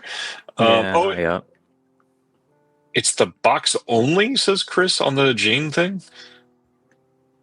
No way. No, it comes with 2 full Blu-ray sets housed in the box. Yeah, this is everything. This is not just the box. $10. That's crazy. Yeah, and those are good stuff. I would say that the Severin sale is better than the Vinegar Syndrome sale right now. Oh, in terms of the, in terms of like the discounted stuff, it's like kind of not close. I would agree with that. Yeah. Wow. Some good stuff though there. Some really good stuff for really cheap. Sam, there is a Severin shirt, but not a special one for the Franco. It's just the same shirt. But the Franco stuff, like I said, will not be up until Sunday. Sunday.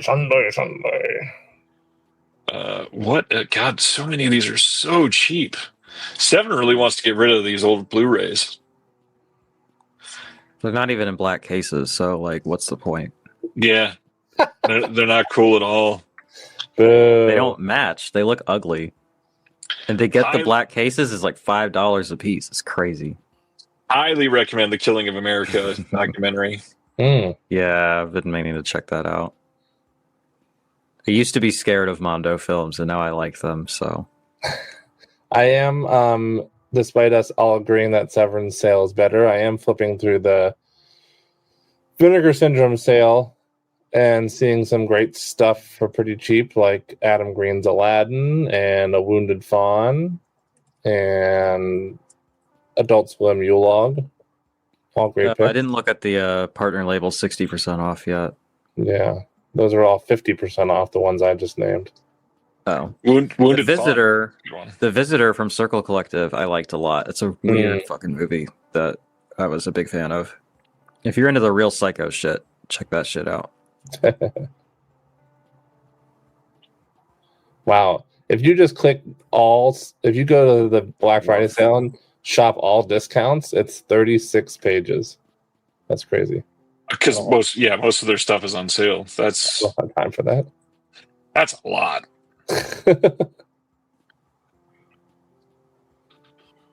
Oh yeah, and they've got that Trash or Treasure sweepstakes going on if you want to waste your rewards points. 200 points is one entry into the sweepstakes. Oh god. I've done it a few times to my chagrin. Oh, Opera 4K. A very anti-gambling person, and yet they got me. Oh, buy Wonderman Project. There are one prize given away each day of the event. Prizes are secret, will not be revealed until the delivery. Jeez. Did not know that. Quite the incentive. There's a hard to find section On Vinegar Syndrome? I don't know. I'm reading Sib's comment there. Oh, I see Sib's comment. Is he referring to... Yeah, you referring to Severin or Vinegar Syndrome?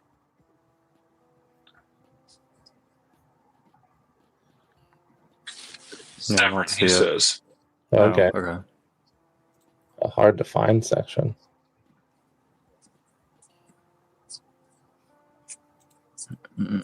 First time on sale, 75% off warehouse finds. Oh, okay. I see it now. I'll share this. It's all the stuff that you can only get during sales. So you got Flies and Grey Velvet, Cruel Jaws, Bahia Blanca, Blood on Satan's Claw, and The Beast in the Cellar. During their last sale, I picked up 3 of these. The Cruel Jaws novelization and Blu-ray and Bahia Blanca.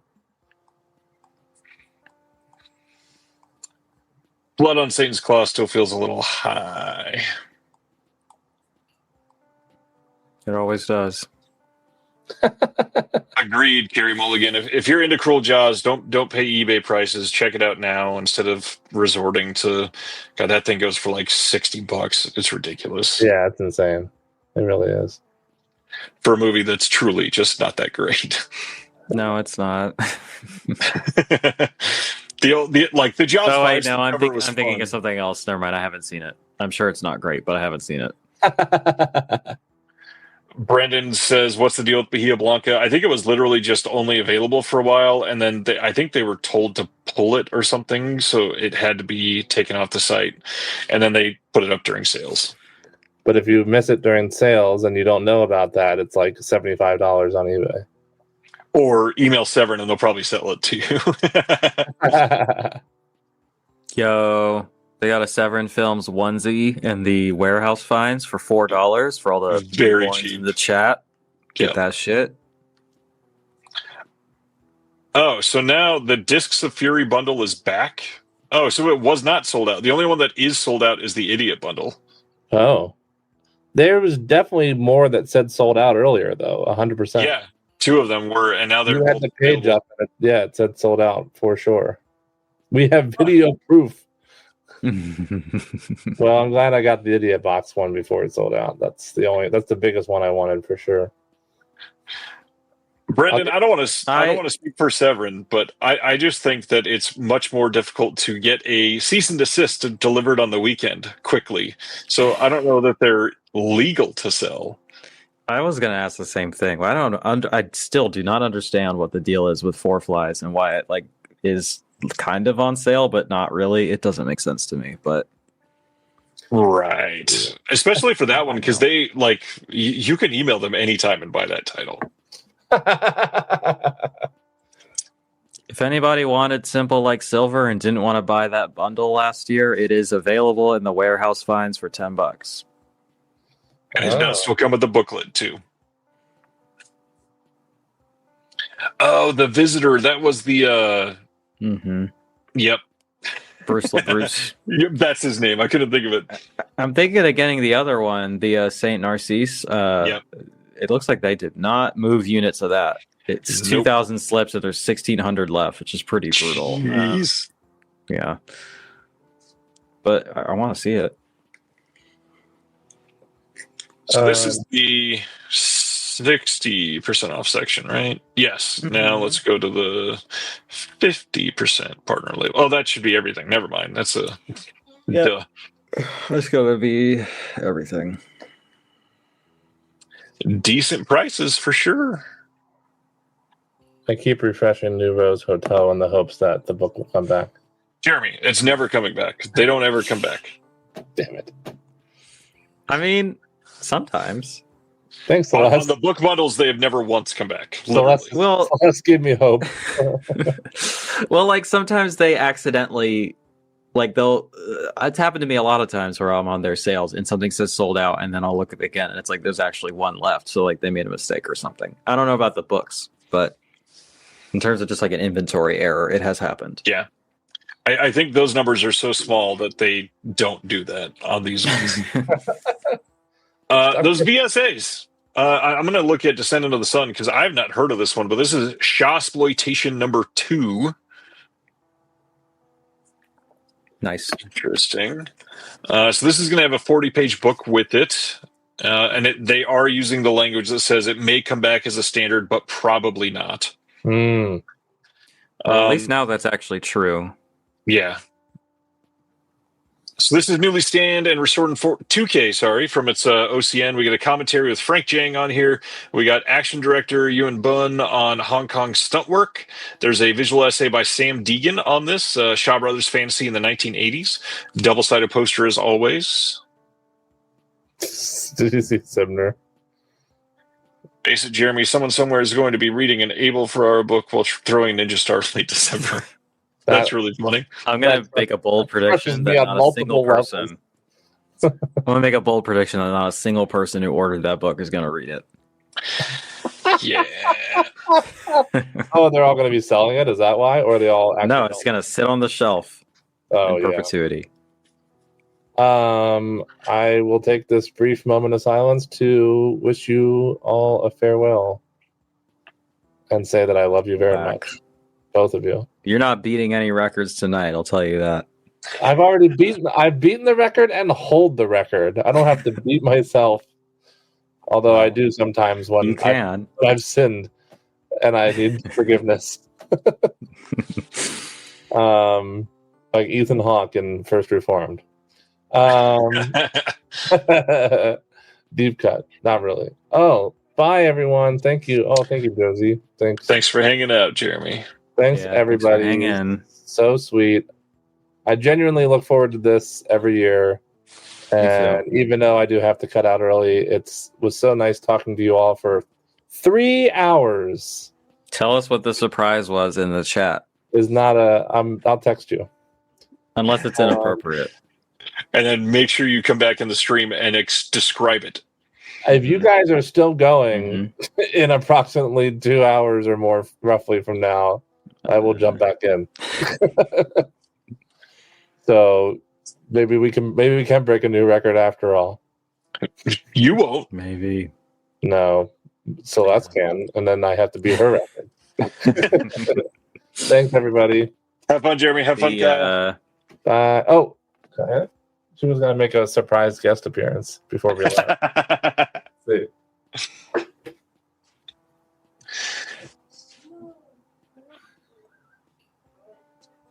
Silence.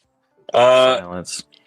Savant's got Eurocrypt Volume 3, Hotspur, The Scavengers, Lola, Unknown World, and Stir. It's a hell of a package. Nice. Hiya! Hi.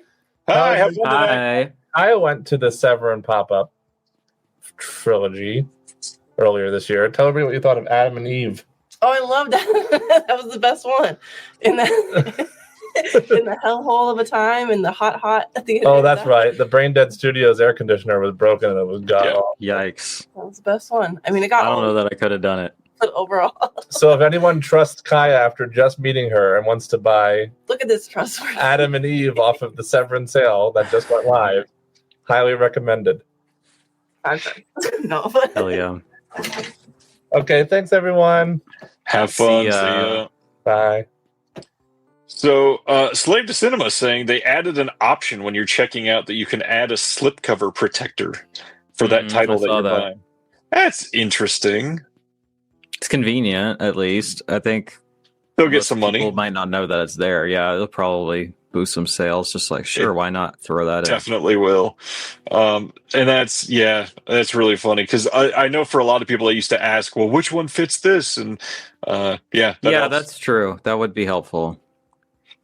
All right. So the other VSA is Blue City. Here is this one. I don't know this title at all, but it looks. What year is this? 90? '86. So this is directed by Michelle Manning from '86, starring Judd Nelson, Ali Sheedy, David Caruso, Paul Winfield, Scott Wilson, Anita Morris. What is this? So after 5 years of adventures on the road, born rebel Billy Turner has finally returned to Blue City, his South Florida hometown where his father was the longtime mayor. Upon discovering his beloved father was mysteriously murdered a year prior, and that corruption and vice may have seized the coastal city, Billy vows to avenge his dad and uncover the truth, no matter what hell he has to raise. Relying on his final local friend Joey, along with the Joey sister and police chief Reynolds, Billy takes aim at his father's affected widow and a sleazy nightclub owner. But in the slippery new Blue City, it's gotten a lot harder knowing just who to trust. Interesting. Oh, it's the script is co-written by Walter Hill and Lucas Heller. All right, so this is newly scanned, restored in 4K from the OCN. I was trying to figure out what Carnage was. I was looking at this barf bag. I remember that it's the Bay of Blood title. Yep.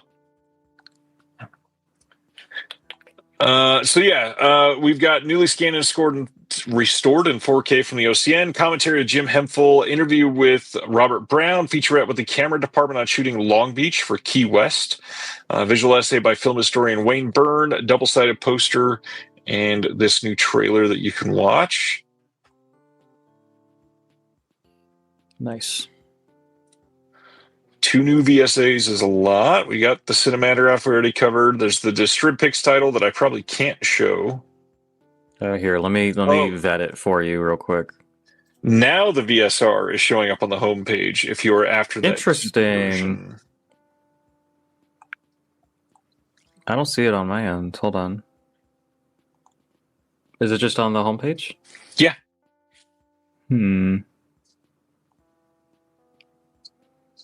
Yeah, it's not on mine. That's bizarre. They blocked my account. Very weird. Very, very weird. It could be browser related. I'm on Chrome. I don't know if you're in something. I'm different. on Firefox.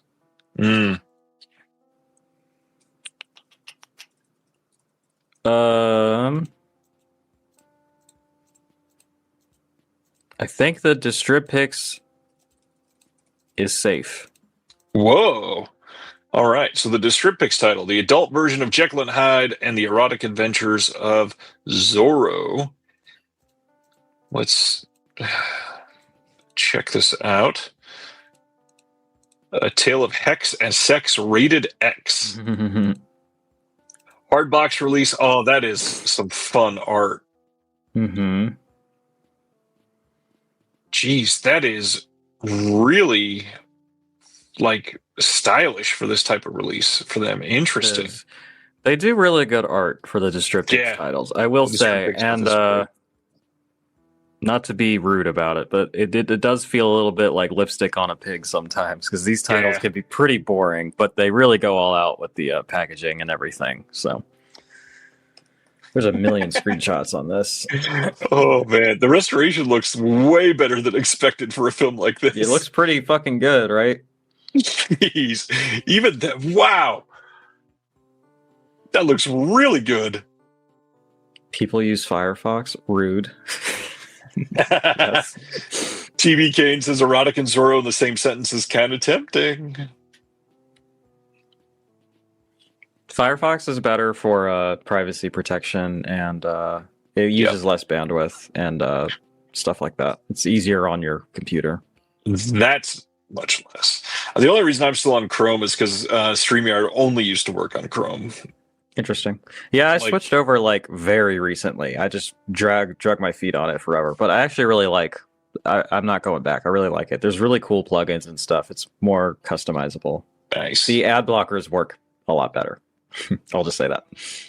Oh, ad blockers. So necessary in 2025. Oh my God. When I don't have them, it's like, guys, even if I wanted to, like, this is ridiculous. Like, it's unusable, you know? Yeah. Not an original phrase, I must confess, but yeah. So extras on Distrib Pix. We've got both of these are newly restored in 4K from the OCNs. 2 feature-length audio commentaries with David F. Friedman and Something Weird's Mike Rainey. We got a 32-page booklet with Friedman Those must be old then, right? The audio commentaries? They are old, yeah. Yeah. Friedman's 7 Beauties with an essay by Sean Langrick on this. You're welcome, Zachary. I hope you like it. Oh, look at that. And they've got a video up here announcing the David F. Friedman collaboration between Distripix and Something Weird. So they are putting out a full set of things with Friedman. Interesting. So this must be stuff they got the rights to that Something Weird was doing like back in the 90s. Yeah. I will have to watch this video when we get done. I will have to watch these movies when they arrive. I cannot will wait to say, hear your review. Thank you. I like the artwork on the standard edition like a lot, actually. I think it looks cool. Hopefully these are good. This one? Mm-hmm. Yeah. If you click over. I like that a lot. Oh, yeah. Yeah. That's very like old school pulpy video store title. Exactly. Yeah. It looks really good, actually. These look fun. This is a really good choice. I love how they're doing that. Mm-hmm. All right. So Dude McMahon says, I'm late to comment on Blue City, but it was joked about being the unofficial sequel to Breakfast Club because the actors and the director, Michelle Manning, produced Breakfast Club. It kind of sucks, though. I'm fine with my olive release. Good to know, dude. Thank you. Okay. Yeah, I'm probably not going to pick it up. I'm not really a Judd Nelson or Ali Sheedy super celebrate. I thought you were Vinegar Syndrome complete, sir. I am not. No. I've started selling stuff, actually. Yeah, that's good. So yeah, we checked out both of those. We checked out the strip picks. I've not looked close at these slip covers yet. I know I can't go much further than this. The Revivers one is totally sold out. I think that happened a while ago, though. That happened on the second day. I will be reviewing it on my channel at some point. Oh, interesting. Yeah. I do kind of like this TCM2 slipcover. Just the slipcover, right? No slip box sort of deal. Yeah. Yeah, No, okay. nothing special with it.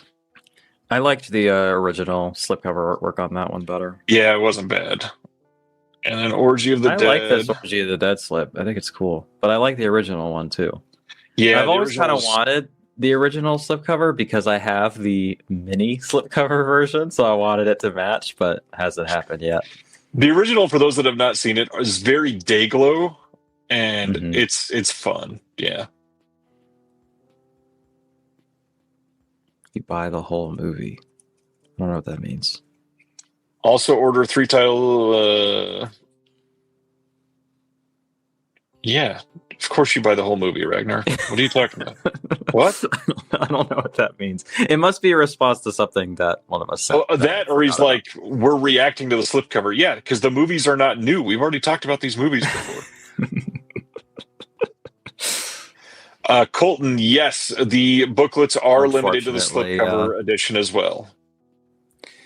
Oh, I should check the A24 site sale because they have a few of like my all-time favorite films now that I want to get at some point. And if they're Sam is affordable enough. Sam is asking if we're going to do Synapse. Oh, you know what? Now I'm just reading it now. It makes a little more sense. The discount is not applied till you check out. So it's 35% off of this price. Okay. So like Trick or Treat is probably like $32. Suspiria, though, that's still $42 or $39. That's still pretty rough. You watched If I Had Legs, I'd Kick You, right? I did, yeah. Good movie. Yeah, that movie rocks. It was really good. Great movie that I probably will never watch again. Ooh, they have an I Saw the TV Glow t-shirt.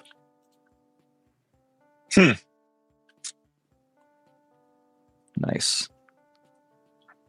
And they have a pink opaque cap. That's fun. Oh, I see. Where is their sale page? Is it just for members? It's just for members, and it's just 30% off. Oh, boo. Okay. Whack. Reservoir wants to know, is the first Russ Meyer 4K not on sale? None of the Russ Meyer 4Ks will be on sale. The estate has said that they don't want them being on sale, supposedly. Oh. So yeah, the Russ Meyer titles will not be on sale. I see what Ragnar's saying. I bet it's because isn't this also MGM, the Texas Chainsaw, that they're not TCM2, letting you buy the slip? Yep, it's not an option there. Some of It's the other only the ones, whole though, movie. you can.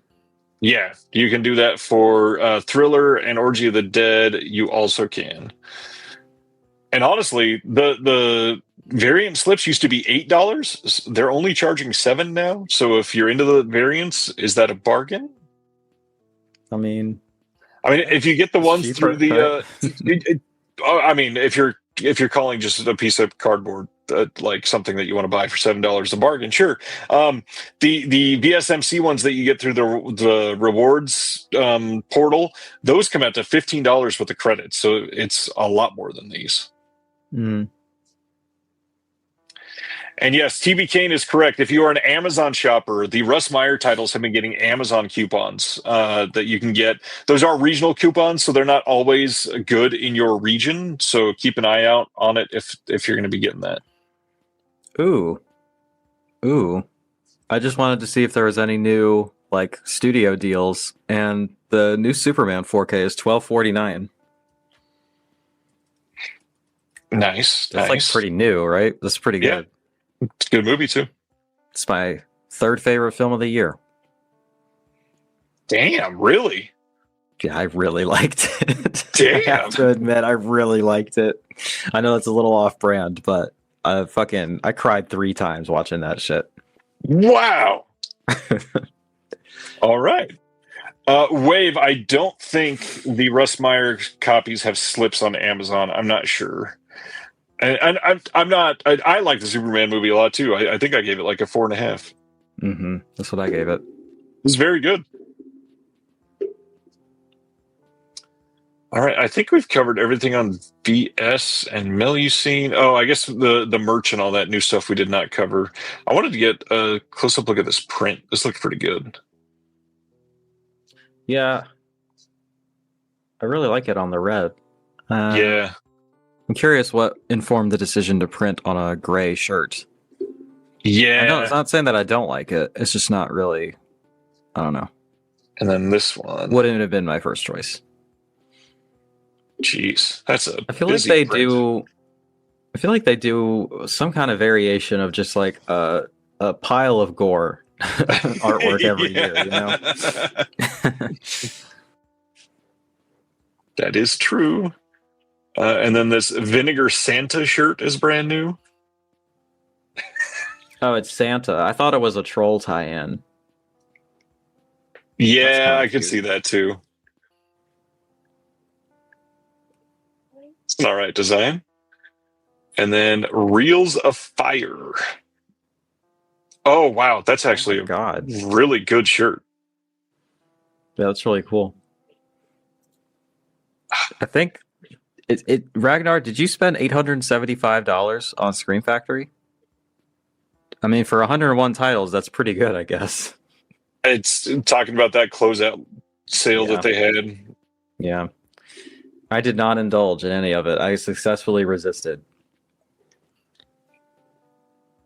I really wanted that, what was it, the Supernatural Shockers or whatever? The Golden Harvest or something? Oh, yeah. The weirdo horror movies that they were doing? Yeah, it was something crazy. I really like this Inside Jennifer Wells shirt, but it is unfortunately priced accordingly. I forgot I was going to look closer at that when I was on a different tab and I can zoom in.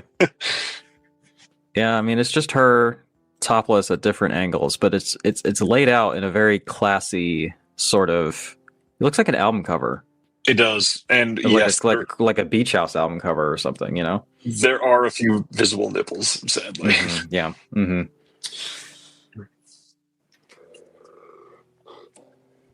So, how do you feel about Troll 2 and the Stendhal syndrome being the reveals there? I mean, I feel like they successfully kept Troll 2 under wraps. I didn't hear any murmurings of that. And I did not it's either. kind of fun that I just happened to see it last month and think that it would be a perfect title for them. Yeah. But Stendhal Syndrome, I've never seen it, but what is this? The third Argento title that they've done now? Fourth. Yeah. So that's cool. I haven't seen it, so it's okay. It's not. I feel like past the bangers, I hear the most mixed reviews of every Argento title, and I just haven't really gone into his deeper cuts yet. I think the newest Argento film I've seen is probably Inferno, which I really liked. Yeah. I heard that Stendhal Syndrome is like really fucked up though, so that's intriguing. It's got some interesting scenes, I will say. Just after opera, everything kind of off a cliff. Yeah, that's what I've heard.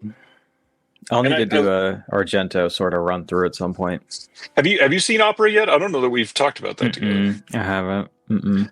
Opera's so weird because some people it's my favorite Argento.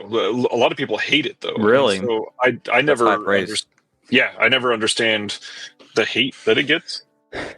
I go back and forth between, Suspiria, that's the obvious one, but I think Phenomena is fucking amazing. That movie is so good. Especially the Creepers cut. I actually really like that one. Oh, I haven't seen that, I don't think. It does. Both of those are also strong candidates for the best 4Ks I've ever seen. I was blown away when I put those on. Agreed. Oh, Colton says opera is Colton's favorite. Nice. Jaden says Stendhal is one of the best latter year Argento films and super fucked up. Saying it's one of the best latter Argento films, though, it's finding some things that are bottom of the barrel type of things. Phenomena is a great monkey movie too. All right, so looking at Synapse again, since we did not give it the proper look earlier, so it's 35% off of this price. So that's not awful. I got a brand new shirt. Would Tenebrae be too much? Tenebrae it'd be $40. 18 before shipping. Yeah. It'd be something like $40 before. It would be 42. Yeah, too much. I like Tenebrae a lot though. Great 4K. Obviously, the Suspiria 4K looks great. Pretty much a reference disc for the format. Honestly, it's amazing. Any of these Synapse 4Ks look just genuinely very, very good. Triumph of the Will. There's a fun one. Timely. If you really want it. Timely. I shout out to Massacre at Central High. If you've never seen it, this movie is very good, and they do not hold back on that movie at all. It is so good. They've got to do a Frankenhooker 4K at some point, right? Yes, they have announced that, but it's the classic Synapse, who knows when type of thing. Maybe someone in Region B will. I feel like Arrow would do that, right? They've collaborated a few times. Yes, they have, specifically on the ones that we were just talking about, of the reference ones. But the big thing, I don't know how the rights are working with that one, because Refuse Films just put out the Frankenhooker Blu-ray over in the UK. And so Arrow could do the 4K, because they had done the Blu-ray. But Refuse was... I doubt Refuse will ever do a 4K like that. Aaron, that's funny. Celeste is going to use that in the analysis now.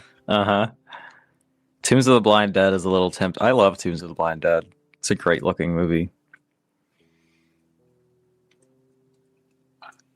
I don't think that might have come off a little strong. I don't know that I think that Wicked for Good is overtly fascistic. I think it accidentally reinforces fascist narratives.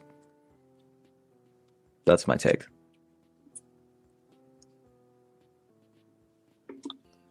Which an American remake of Triumph of the Will. It's called The News, buddy.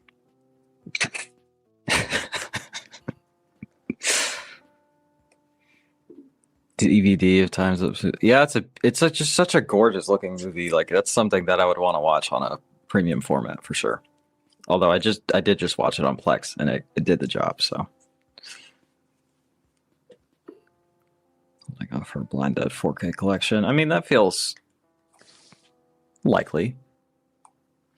Well, the Arrow, I think, had kind of soft announced or teased on that's what it was before Fran left, even to form Radiance. They did the Tombs of the Blind Dead 4K, like his little initial teaser thing.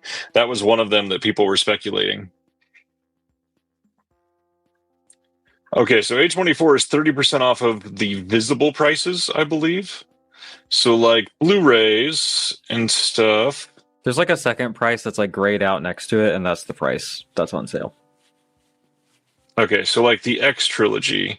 So it's $70, which that's not even as good as what the Barnes & Noble sale just had it at in store. But that's not not terrible. Yeah, it's just kind of unfortunate that their stuff is so expensive. Mm-hmm. I really, really want, I don't know if anybody wants to give me a Christmas gift. I saw the TV Glow and Baby Girl are the ones where I'm like, I really want those. Those are two of my favorite movies like ever. And, you know, they got them. So Baby Girl was good. It's so fucking good. I've been sitting on a script for an analysis of it because I'm a little bit scared of it, but because it's a really thorny movie thematically. But I think it's brilliant. Like, I genuinely think it's a masterpiece that people will, I think it'll age really well. Like, I think people are not on its wavelength yet, but in 15 years, people will be like, oh, that was like a really important, like, social issue sort of film.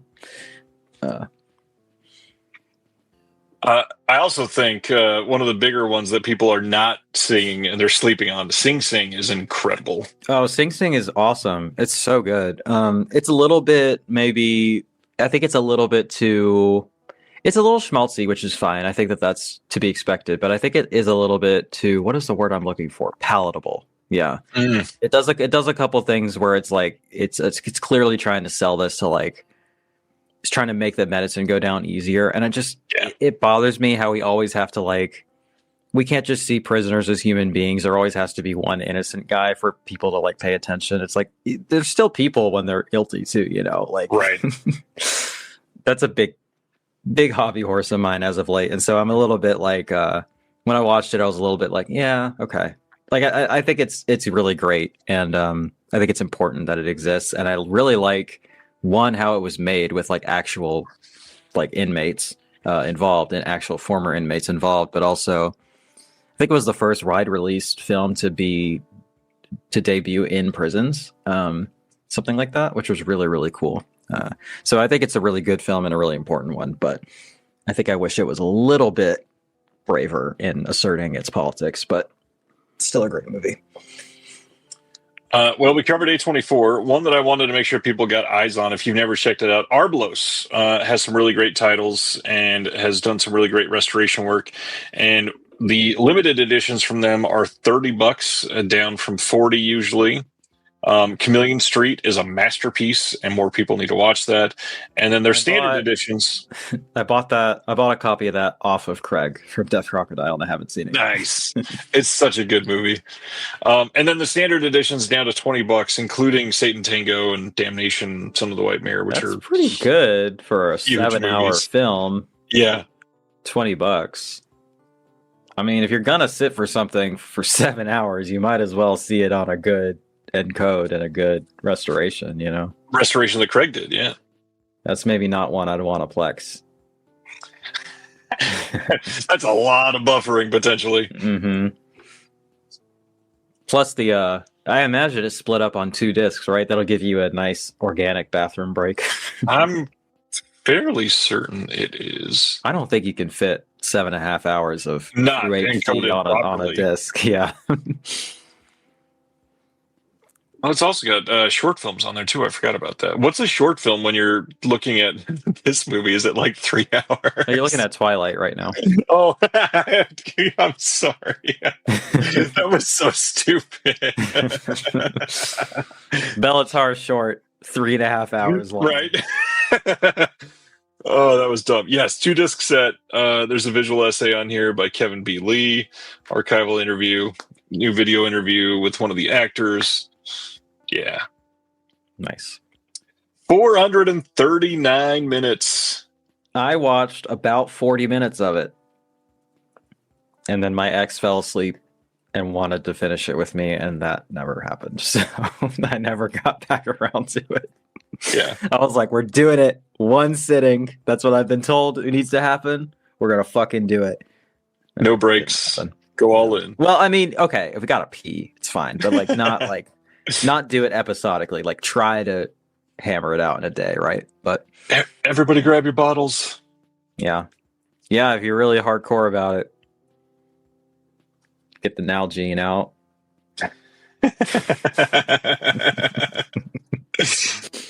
That was the biggest water bottle I could think of. Was the joke there? That's a pretty good one. All right, another sale. The MVD sale is happening. I think most people are going to look at 4Ks and Blu-rays primarily. Oh, yeah, I should check that out. If you sort by lowest price, which I can't see. There it is. They've got titles at $2. The Go-Go Boys. Nazis. Yeah, we're not Nazis even at talking the about that center one. of the earth for $2. That's a fucking steal. They got banned from the site at the very beginning. The Go-Go Boys, genuinely great release. This is the story of Canon Films, which might be interesting for people watching Reconnected in a couple weeks. Final Justice is actually a pretty good movie and only $2. Radio On got me for 9 titles. Damn. Radio On from Fun City at only $3 is crazy. That's insane, bro. I paid I don't know, a lot more than that. like 25, yeah. Something like it. I think it was on a regular sale when it was going out of print, but $3, bro. Lots of MVD rewind stuff for only $3 and $4. Vile, this is a pretty new disc. This thing is only $4. Okay. Jeez. Zeroville with James Franco. Everybody's after that for $4.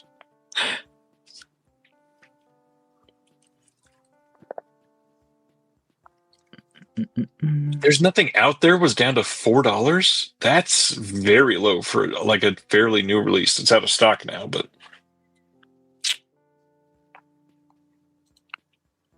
Basic Instinct 2 for only $5.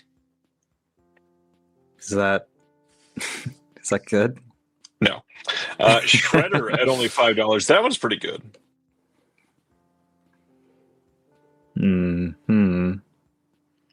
Yo, Maniac UHD for $20. That's pretty good. Pretty great. Those UHD. Blue Undergrounds, they're not cheap. No. Is Zombie that much? I still haven't gotten it.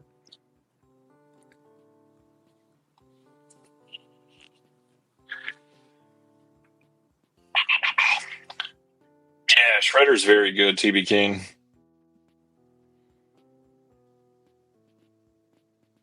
Canadian Bacon is super cheap. Pretty worth it. $5. Uncle Sam is not a great movie, but it is one of the best 4Ks I've ever seen. It looked amazing. They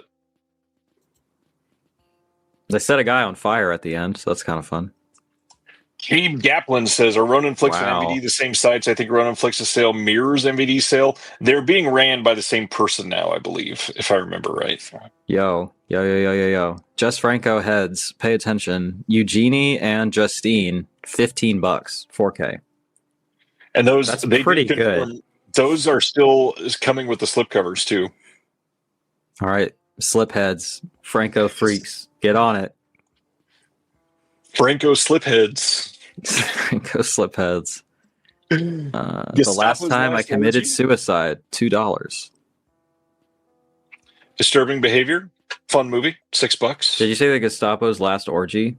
Yeah, it's only $6.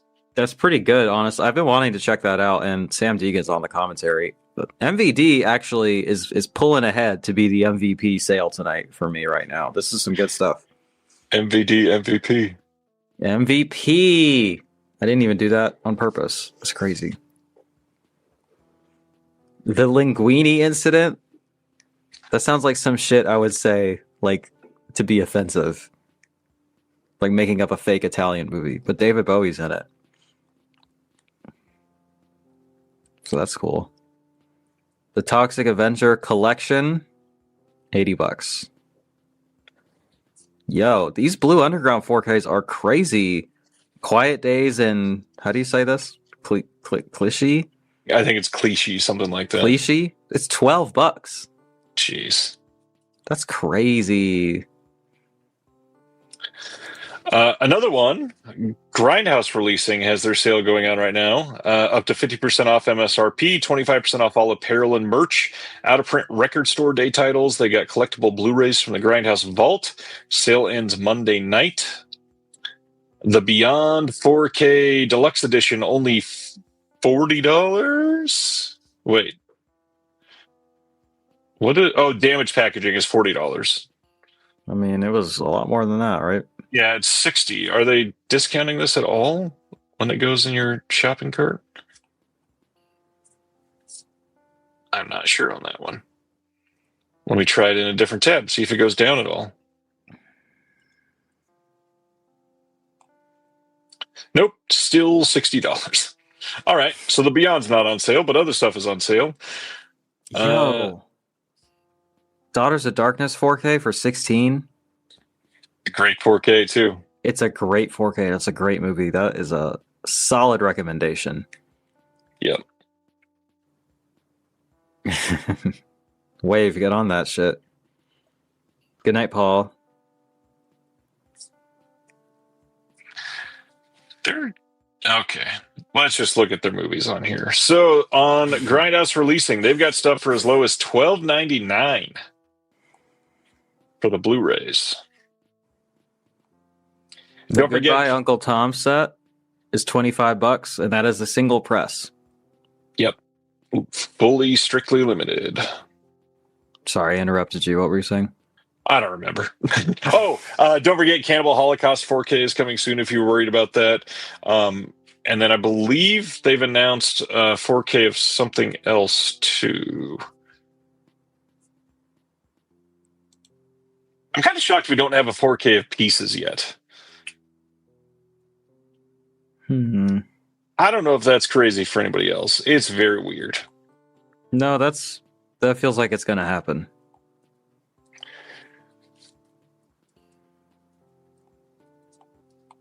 Does MVD usually offer free shipping? Because I feel like they usually don't, and it's just a flat rate. But it says that they do at $75 now. They do, yeah. So that's cool. Back to MVD.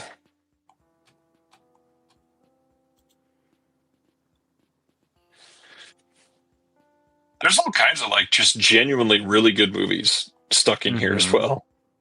For very, very cheap. I mean, if you're not precious about HD or whatever, there's some good movies on DVD for under $5 here too.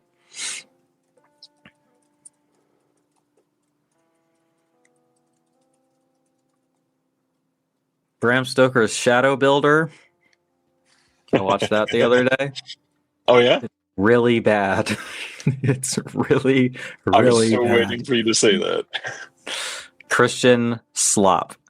But it's boring as fuck. It's not even offensive or egregiously terrible in a fun way to watch. It's just really boring.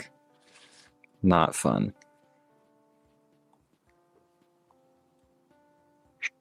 You know what I was going to do tonight that I forgot to do? What's that? I've never gotten high on stream before, and I was like, this is pretty low stakes. I like doing this. I could do that. I don't have to host tonight. I could do that. I forgot to pack my vape. So would have been the debut. Damn. See how that goes. I will say, for anybody that has not heard me rant on this before, do not buy this Hail Caesar Blu-ray. This thing looks like maybe the worst looking Blu-ray ever. It's up there for sure. Well, that's a collector's item. It sounds like it is a collector's item. Just for the end of the terrible spectrum, for sure. Cop Killers. $7. $7. Shout out to the troops. To the The Get you in truth. trouble. Oh God. What? 17 people reported the stream. I'm just kidding. Oh, sorry. Some weird old. Oh, this is a trauma DVD. I was like, what the hell is this? Yeah, there's some crazy trauma titles in there. There's some really. Yo, they've got Freckled Max and the Spooks for $12. Deaf Crocodile standard, yeah, $12. I was gonna say, is that what that is? I was like, Yeah. I didn't know if it was an older release. That's pretty good. That there is no older release for that one. Yeah, I didn't think there was. I was like, nobody wait, did dared they to do go into that. I wasn't sure if they were through MVD on the standards. Yes, only on the standards. That is true. Nice. God, I don't have all these Inspectors Wear Skirts releases from 88 Films either. These are $12 for each of them. NVD has so many labels that they manage. It's crazy. The chat has slowed down a bit, and I was like, who's even left? There's still almost 100 people here, which is crazy. That's a lot. Everybody's just Yeah. quietly purchasing. Yeah, we're just sort of the voices in their head as they indulge. Can I filter out DVDs? Yes. Yes, I can. Nice. That makes it easier. Yeah, well, I shouldn't be shopping, but these prices are really good. And I'm like, what? I mean,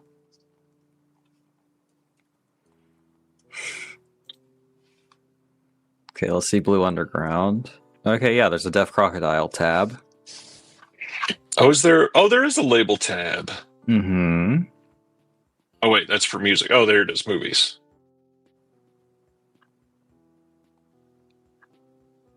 The Blue Most Underground of these stuff are that I not on sale. really, yeah, the Blue Underground stuff that I really want is not on sale, unfortunately. Damn, Zombie is still $40. That's crazy. I know. At this point, I might just get the. I almost got the Arrow limited edition because I was like, oh, I never got that, and it's around the same price. I should just get this. And then I didn't. I slept, and it's gone. So I'm like, well, now what do I want? Do I want the standard of that, or do I want the Blue Underground? What do you think? I might be able to help you out on that one. We'll talk later. Oh yeah, tight. Yeah. All right.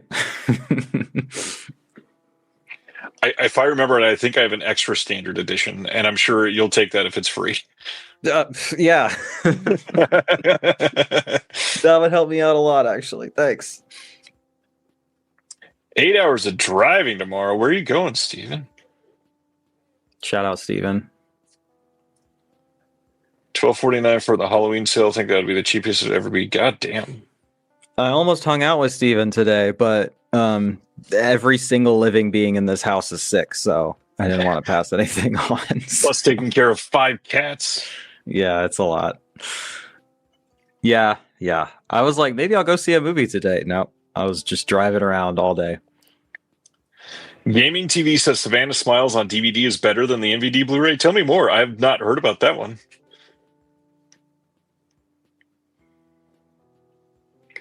Terry's not ordered anything yet. Lot to think about. Nothing strong enough to make me smash a bunch of buttons. Same. Actually, there is at least one thing I need to order on VS. But it's a secret. Vance, thoughts about Danza Macabra Blu-ray or 4K? Worth the different price? I mean, it depends. Like if you're a pixel peeper, maybe. But if you're a pixel pervert, get on that. If you're up in the air about it, I mean, honestly, boutique Blu-rays already look pretty great. Boutique 4Ks are, yeah, they are better generally if you've got the right equipment. But is it the full upgrade price better? For some people, definitely not. I mean, it depends on the difference, and if you're like me and that you know that it could be better, and so it's going to bother you, and then you're going to want to rebuy it, and it's just easier to get the best version the first time. That's true. That is true. If it is something that's going to get you there. Yeah. Although I'm getting better about just being like, because now it feels like everything is getting a 4K, like stuff that I never would have thought, like I thought would have been safe. It's just like, well, I don't need everything on the best format. Like, especially if I already have it, it's like, I don't know. Do I really need to upgrade every Criterion that comes out on 4K? Probably not. Like, the Blu-rays look really good, Yeah. Although I will say, I watched the Blue Velvet for Blu-ray recently, and not the only thing, but one of the main things I couldn't stop thinking about was like, I can see all the flaws in this Blu-ray. That 4K probably looks way fucking better. Yeah. There's also Criterion's a tough one too because they already don't do great encoding. And so even like a 4K, like Eyes Wide Shut, the 4Ks would be worth it because they went with fidelity and motion. But for some of them, there's still some like macro blocking if you're really looking for it. Yeah. The ones I wanted this sale season were Godzilla and Twin Peaks Fire Walk with Me. But probably going to let another Criterion sale pass me by.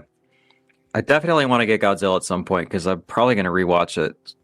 I don't know, and then in the foreseeable future, and it's gonna bother me if I know that there's a 4K out and I'm watching my old Blu-ray of it. And it's one of your favorites, so that makes it sense. Mm-hmm. Yeah, and it's a new restoration too. That's another big thing is that if it's already a 4K restoration on a Blu-ray, like we're talking about more marginal upgrades, especially if they're not going to HDR it. But if it's from a high def to a 4K, it's like, come on, that's easy. It's true. Reminder to everybody too, it's not just boutique night. If you're into other stuff, it's Black Friday, so all kinds of stuff is on sale. Like a lot of the movie related apparel shops have stuff going on, like Cavity Colors, Fright Rags, Graveyard Goods, Creepy Co. Or not Creepy Co. What's the gosh, what is the other one called? I think Studio House is on sale too. Creeporama is the one I'm thinking of. Yeah, Studio House is good.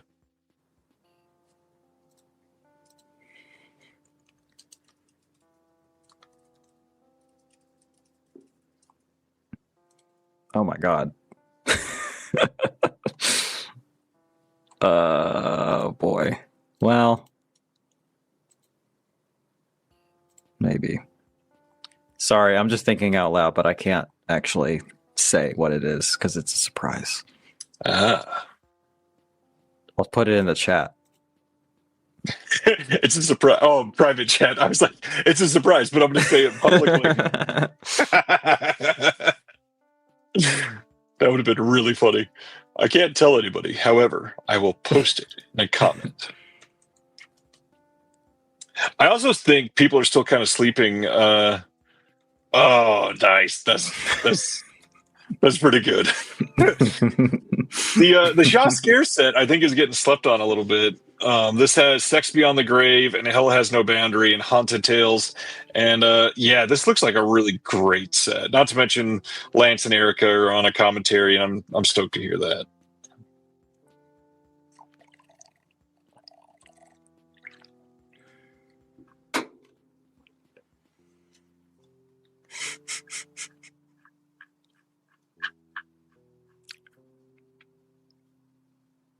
Man, there is less chatting going on than I expected now. It's because we're just such skilled entertainers that there's nothing to add. Laurent is here, the vegan Satanist. What's going on? Yeah, what's good? Shout out. The one movie that I definitely wanted to buy tonight, because I keep getting scared that it's going to go out of print and I just don't want to worry about it, but it just never moves units, is Viva Erotica, because that's a single press and it seems like exactly my kind of thing, but it's been sitting at under 500 slips for literally years, and I'm just like, but I don't want it to suddenly catch on and then it's just gone. I don't know, I might just get it. I also wanted to get there's still 142 left. I know, it's crazy. It's just sitting. The Rainbow Boys is another one. It's been sitting at 500 for years, and I'm like, that's a single press. I want to get it at some point, but damn. When did Viva Erotica come out? Oh, dude, I was like 2 houses ago at this point. September of 2022. Yeah, it's been out forever. I've been eyeing this shit forever, and it's not moving, and I don't understand, but There's a few going out of prints that I'm like. The Zombie Army is one that's getting kind of low. Hey, we're on that disc. I know. That's why I wanted to get it. To be completely honest, it's not exactly something that I was itching to get. A great movie. But you guys were on it, so I wanted to check it out. I've told this story before, so I know Ross won't be mad. We turned in our visual essay for it, and he goes, "Guys, this is way too classy for this disc." Yeah. It is a fun movie. It's just it's never gonna make anybody's freaking like BFI best of list or anything like that. I'm sorry. I was told that it was somebody's favorite. It is. It absolutely is. Mm-hmm. Nick and Meaty's. No, they do. I don't get promo discs of this that they are on. That would be hilarious. Hey, Celeste, just add so you me know, to the list. Ryan was on another disc, so I'm sending it to you. Add me to the list. Yeah, I think that's how it should be. To be completely honest with you, I think that makes sense and would be good for me.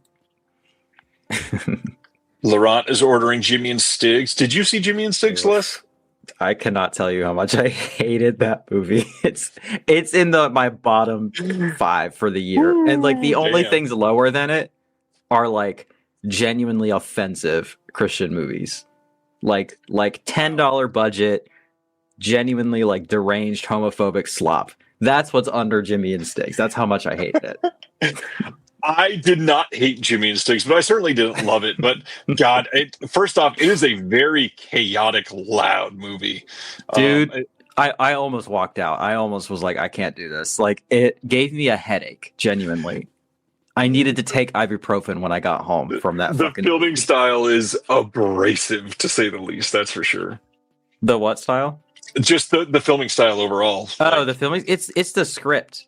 It's him yelling the word Constantly. fuck over and over and over, like literally 1,000 times in my ear. Yep. I can't argue with that.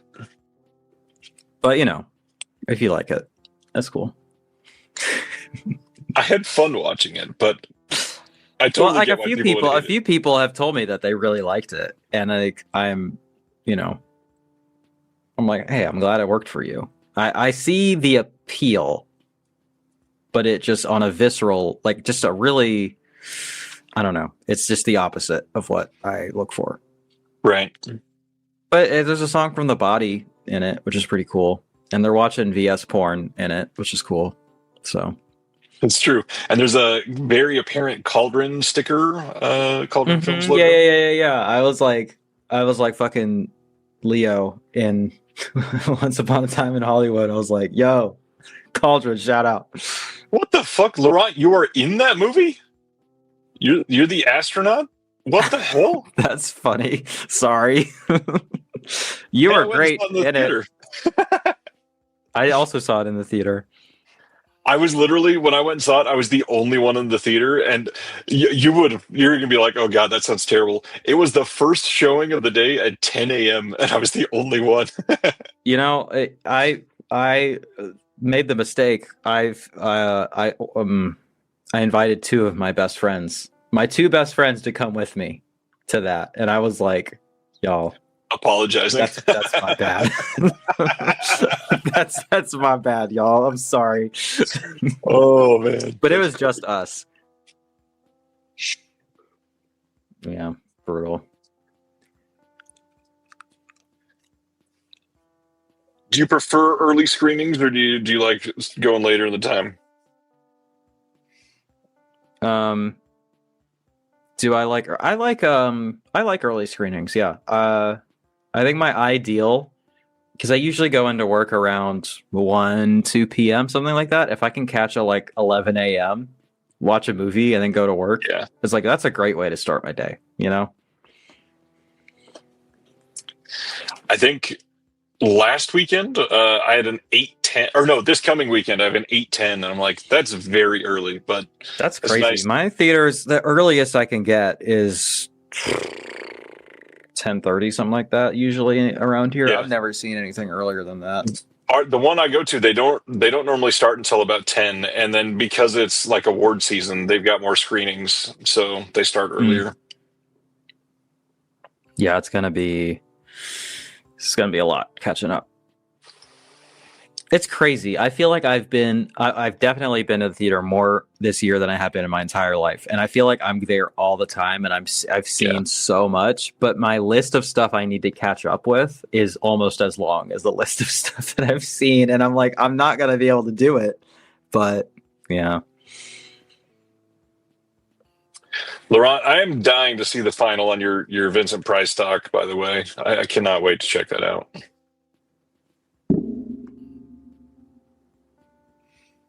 I will shout out again. I know we talked about Gunpowder and Sky earlier. This Awaken 4K.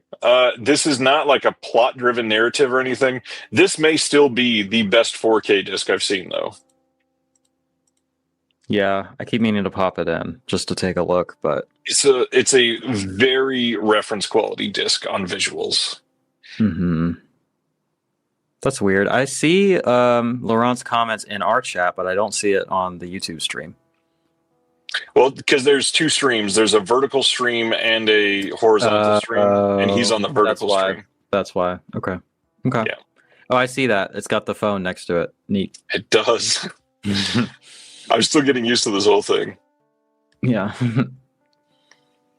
Celeste, didn't you love Phase 4? Phase 4 is 3346 right now. I did love Phase 4. It's awesome. That movie rips.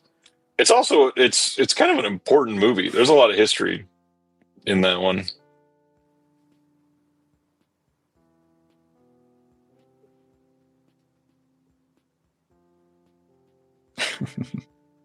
Nice.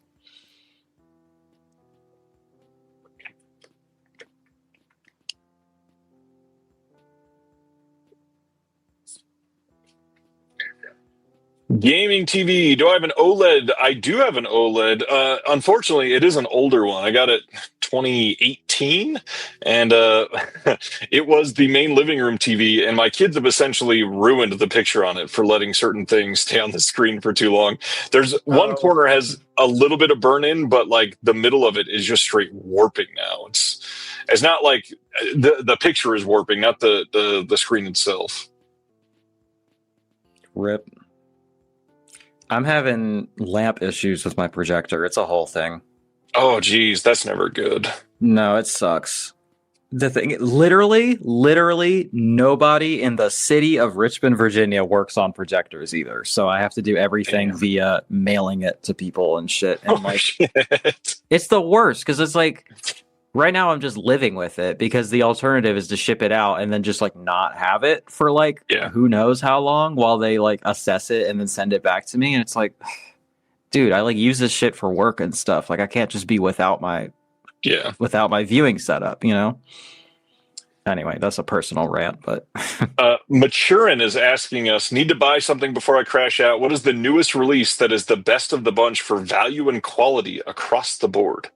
Of all the people, of all of the companies putting out shit, I don't know. That Bay of Blood looks pretty good. The Bay of Blood is good, but it's $60. But I mean, you're getting 5 discs. That's the one that I've seen that I can recommend. I don't know about any of this VS stuff. I mean, I've seen Troll 2. I just don't know that that's your marquee title. What's new on Severin.biz? Let's see. Severin.biz. I mean, honestly, the Severin, I'll change this over here. The new titles on Severin are very fairly priced. Yeah, pretty good. I don't know. Honestly, I'll shout out this one, Razorblade Smile. This is a fun damn movie, and it's $35 for a brand new 4K. And this is a 3-disc collection, and doesn't this have a bonus document? Yeah, it's got a couple documentary stuff on here. It's got Children of the Night 2000 vampire documentary. Nice. I just realized this. The Future is Cancelled is the name of one of my all-time favorite albums. I wonder if it's named after this film. It's by a band called Captain We're Sinking. What?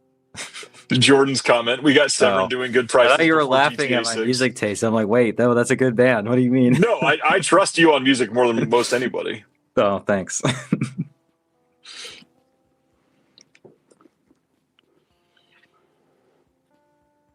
Yeah. Yeah, I don't know. Bay of Blood, that's the one for me. And I don't even like love that movie. I just like haven't seen a lot of the stuff that's announced tonight. Yeah. I mean, I can tell you what looks really good. Like this Shaw Scares thing looks really good. I agree. It does. The Sato sets are really cool and exciting. Yeah. I mean, I'm hearing that Time Crimes is pretty good. Time Crimes is good. And then The Ghost, I think is pretty exciting, cool thing, but I've never seen it, so I can't in good conscience tell you that it's awesome. The Crippled Masters sounded pretty good. The Future is Cancelled is not the name of a film. Sorry, I'm just confused. I believe The Future is Cancelled is the name of their bundle. Yeah. So maybe it's the other way around. Maybe somebody at Severin has good taste for obscure emo bands.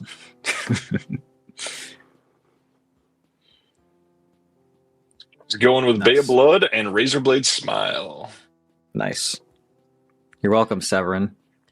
Moving units Aaron for you. Says, I'd say for sale, some of the Cinematograph tiles are worthwhile. They're all on sale. Yeah, there's a lot of good stuff that is not sold for some reason, and all of that, all of the Cinematograph stuff is available now.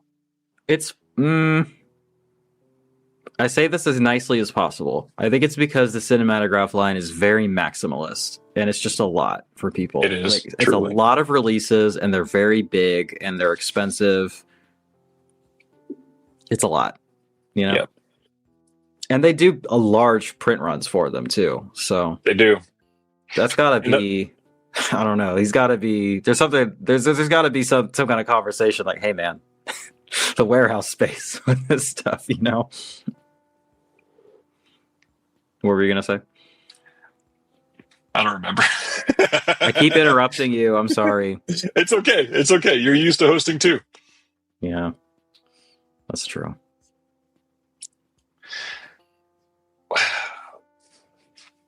What was I about to say? What were we talking about? Cinematograph. Oh, that's what the especially the ones that come out on 4K on release, they do feel a little too expensive usually. Yeah, I get that that's all the bells and whistles and stuff, but I don't know.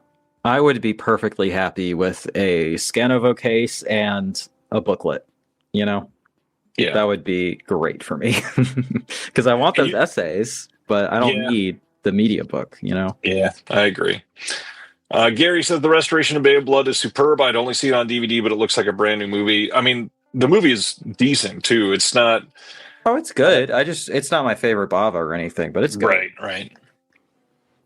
I mean, if you like nasty slashers, you know, of course, it's going to be a good one.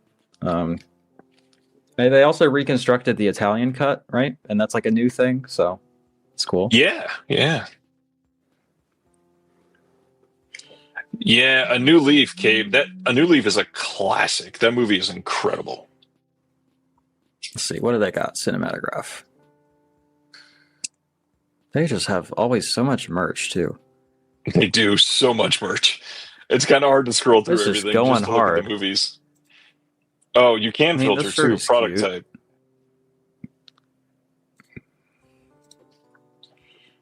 I'm not sure what's going on with this Game Face shirt. What face do you make when you watch a movie? This is ours. Well, which one? You're not going to see it very well if you're making this face. It's called Cinematograph Game Face shirt. I see it. That's a odd design. I don't know. The sticker is cool. There's a fanny pack.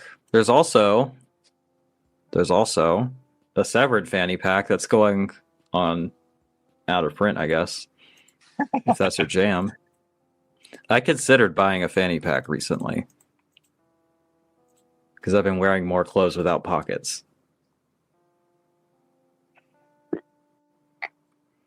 God, that fanny pack came out ages ago too.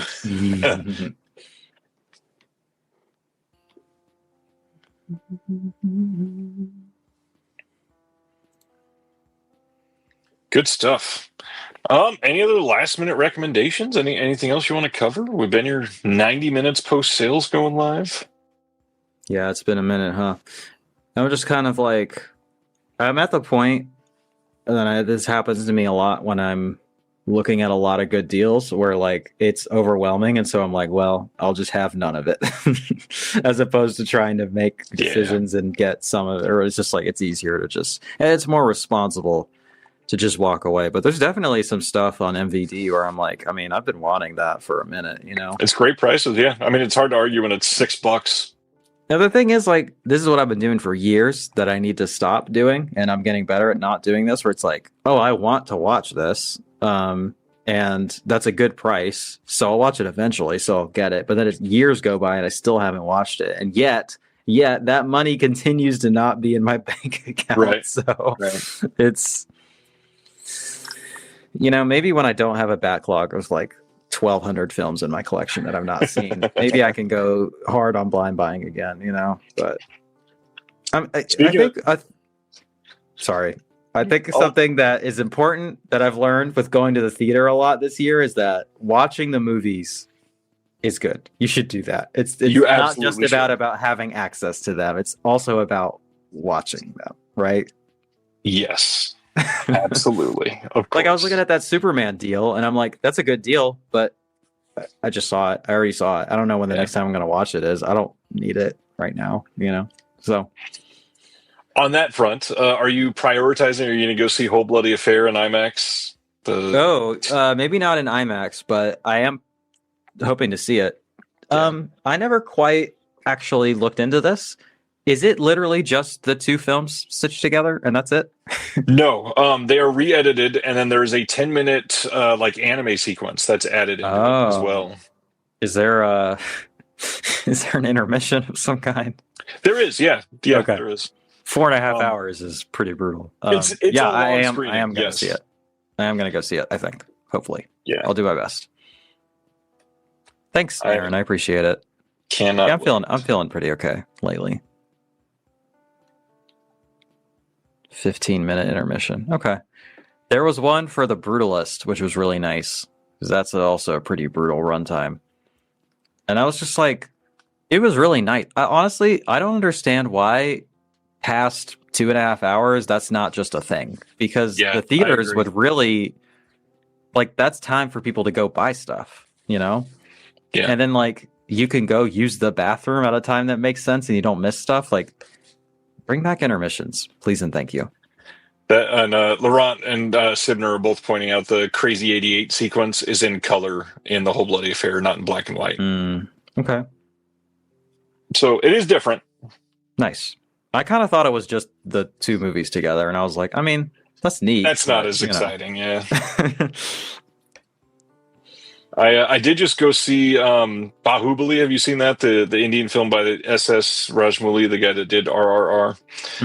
That thing is, they did the epic, and it's kind of the same thing. There's part 1 and part 2, and they re-edited a different version and cut out like an hour and 15 minutes, and it was still 4 hours and 15 minutes or something. And they had like a planned 10-minute intermission. It was so helpful. So helpful. Yeah. Did you see my Skinamarink phone in the background? Oh, nice. No, I did not.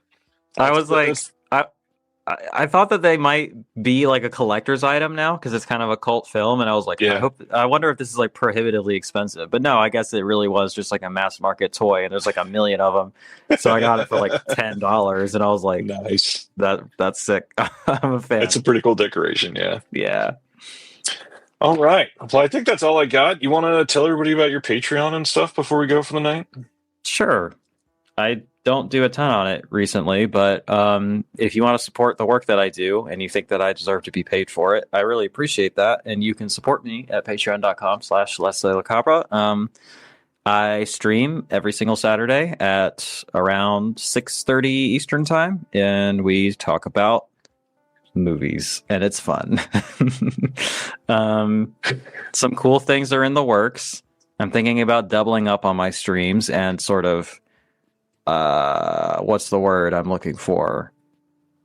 Diversifying my content and talking about things that aren't just movies. We'll see how that goes. I'm a little bit intimidated to do it, but I think I should. So there's that. I'm going to be launching a second channel soon for stream clips and stuff like that. So if you don't want to watch the whole stream, but you want to know my take on certain films and stuff in an entertaining, edited format, that's going to be a thing that exists. That's it. Hopefully I'll have a video on Wicked out soon. Also in the works are videos on the new Ed Gein series on Netflix. Ooh. And Baby Girl and The Brutalist. Amazing. I would like to make videos on all of those things. So hoping to do that. But you can also follow me on Instagram and TikTok at Celeste de la Cabra for hot takes and the like. And my letterboxd is Inhuman Ecstasy. And it's in the description. So click the link. Yeah, all easily there for you. All right. Thank you all. If you want more of Sleepy Will, like you saw earlier in this stream, he will be here next Thursday to talk about movies as usual. Going to be a busy December and January. We got Shelf Shock Rewind coming up. We got people nominating titles starting this next week. Yeah, here we go. Another year. Another year. Unbelievable. Well, thanks for hanging out. See y'all next Thursday. Thanks for having me. Always. We'll talk soon. See y'all. Bye. Thank you for watching The Disconnected. On the way out, make sure that you are subscribed to the channel, that you've liked the video, and that you've copied the link to be able to share with someone else that may appreciate this.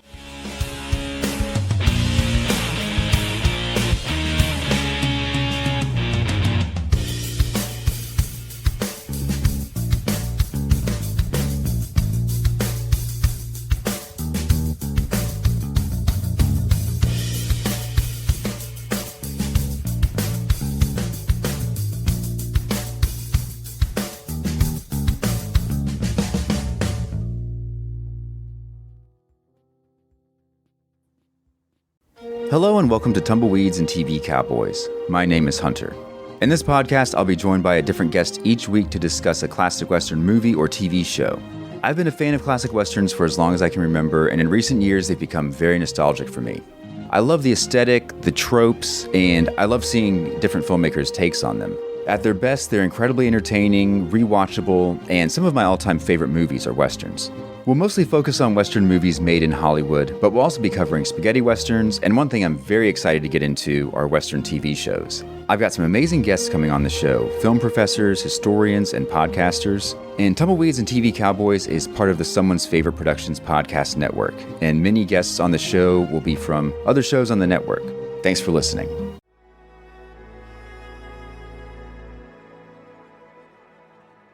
Thank you for listening. To hear more shows from the Someone's Favorite Productions podcast network, please select the link in the description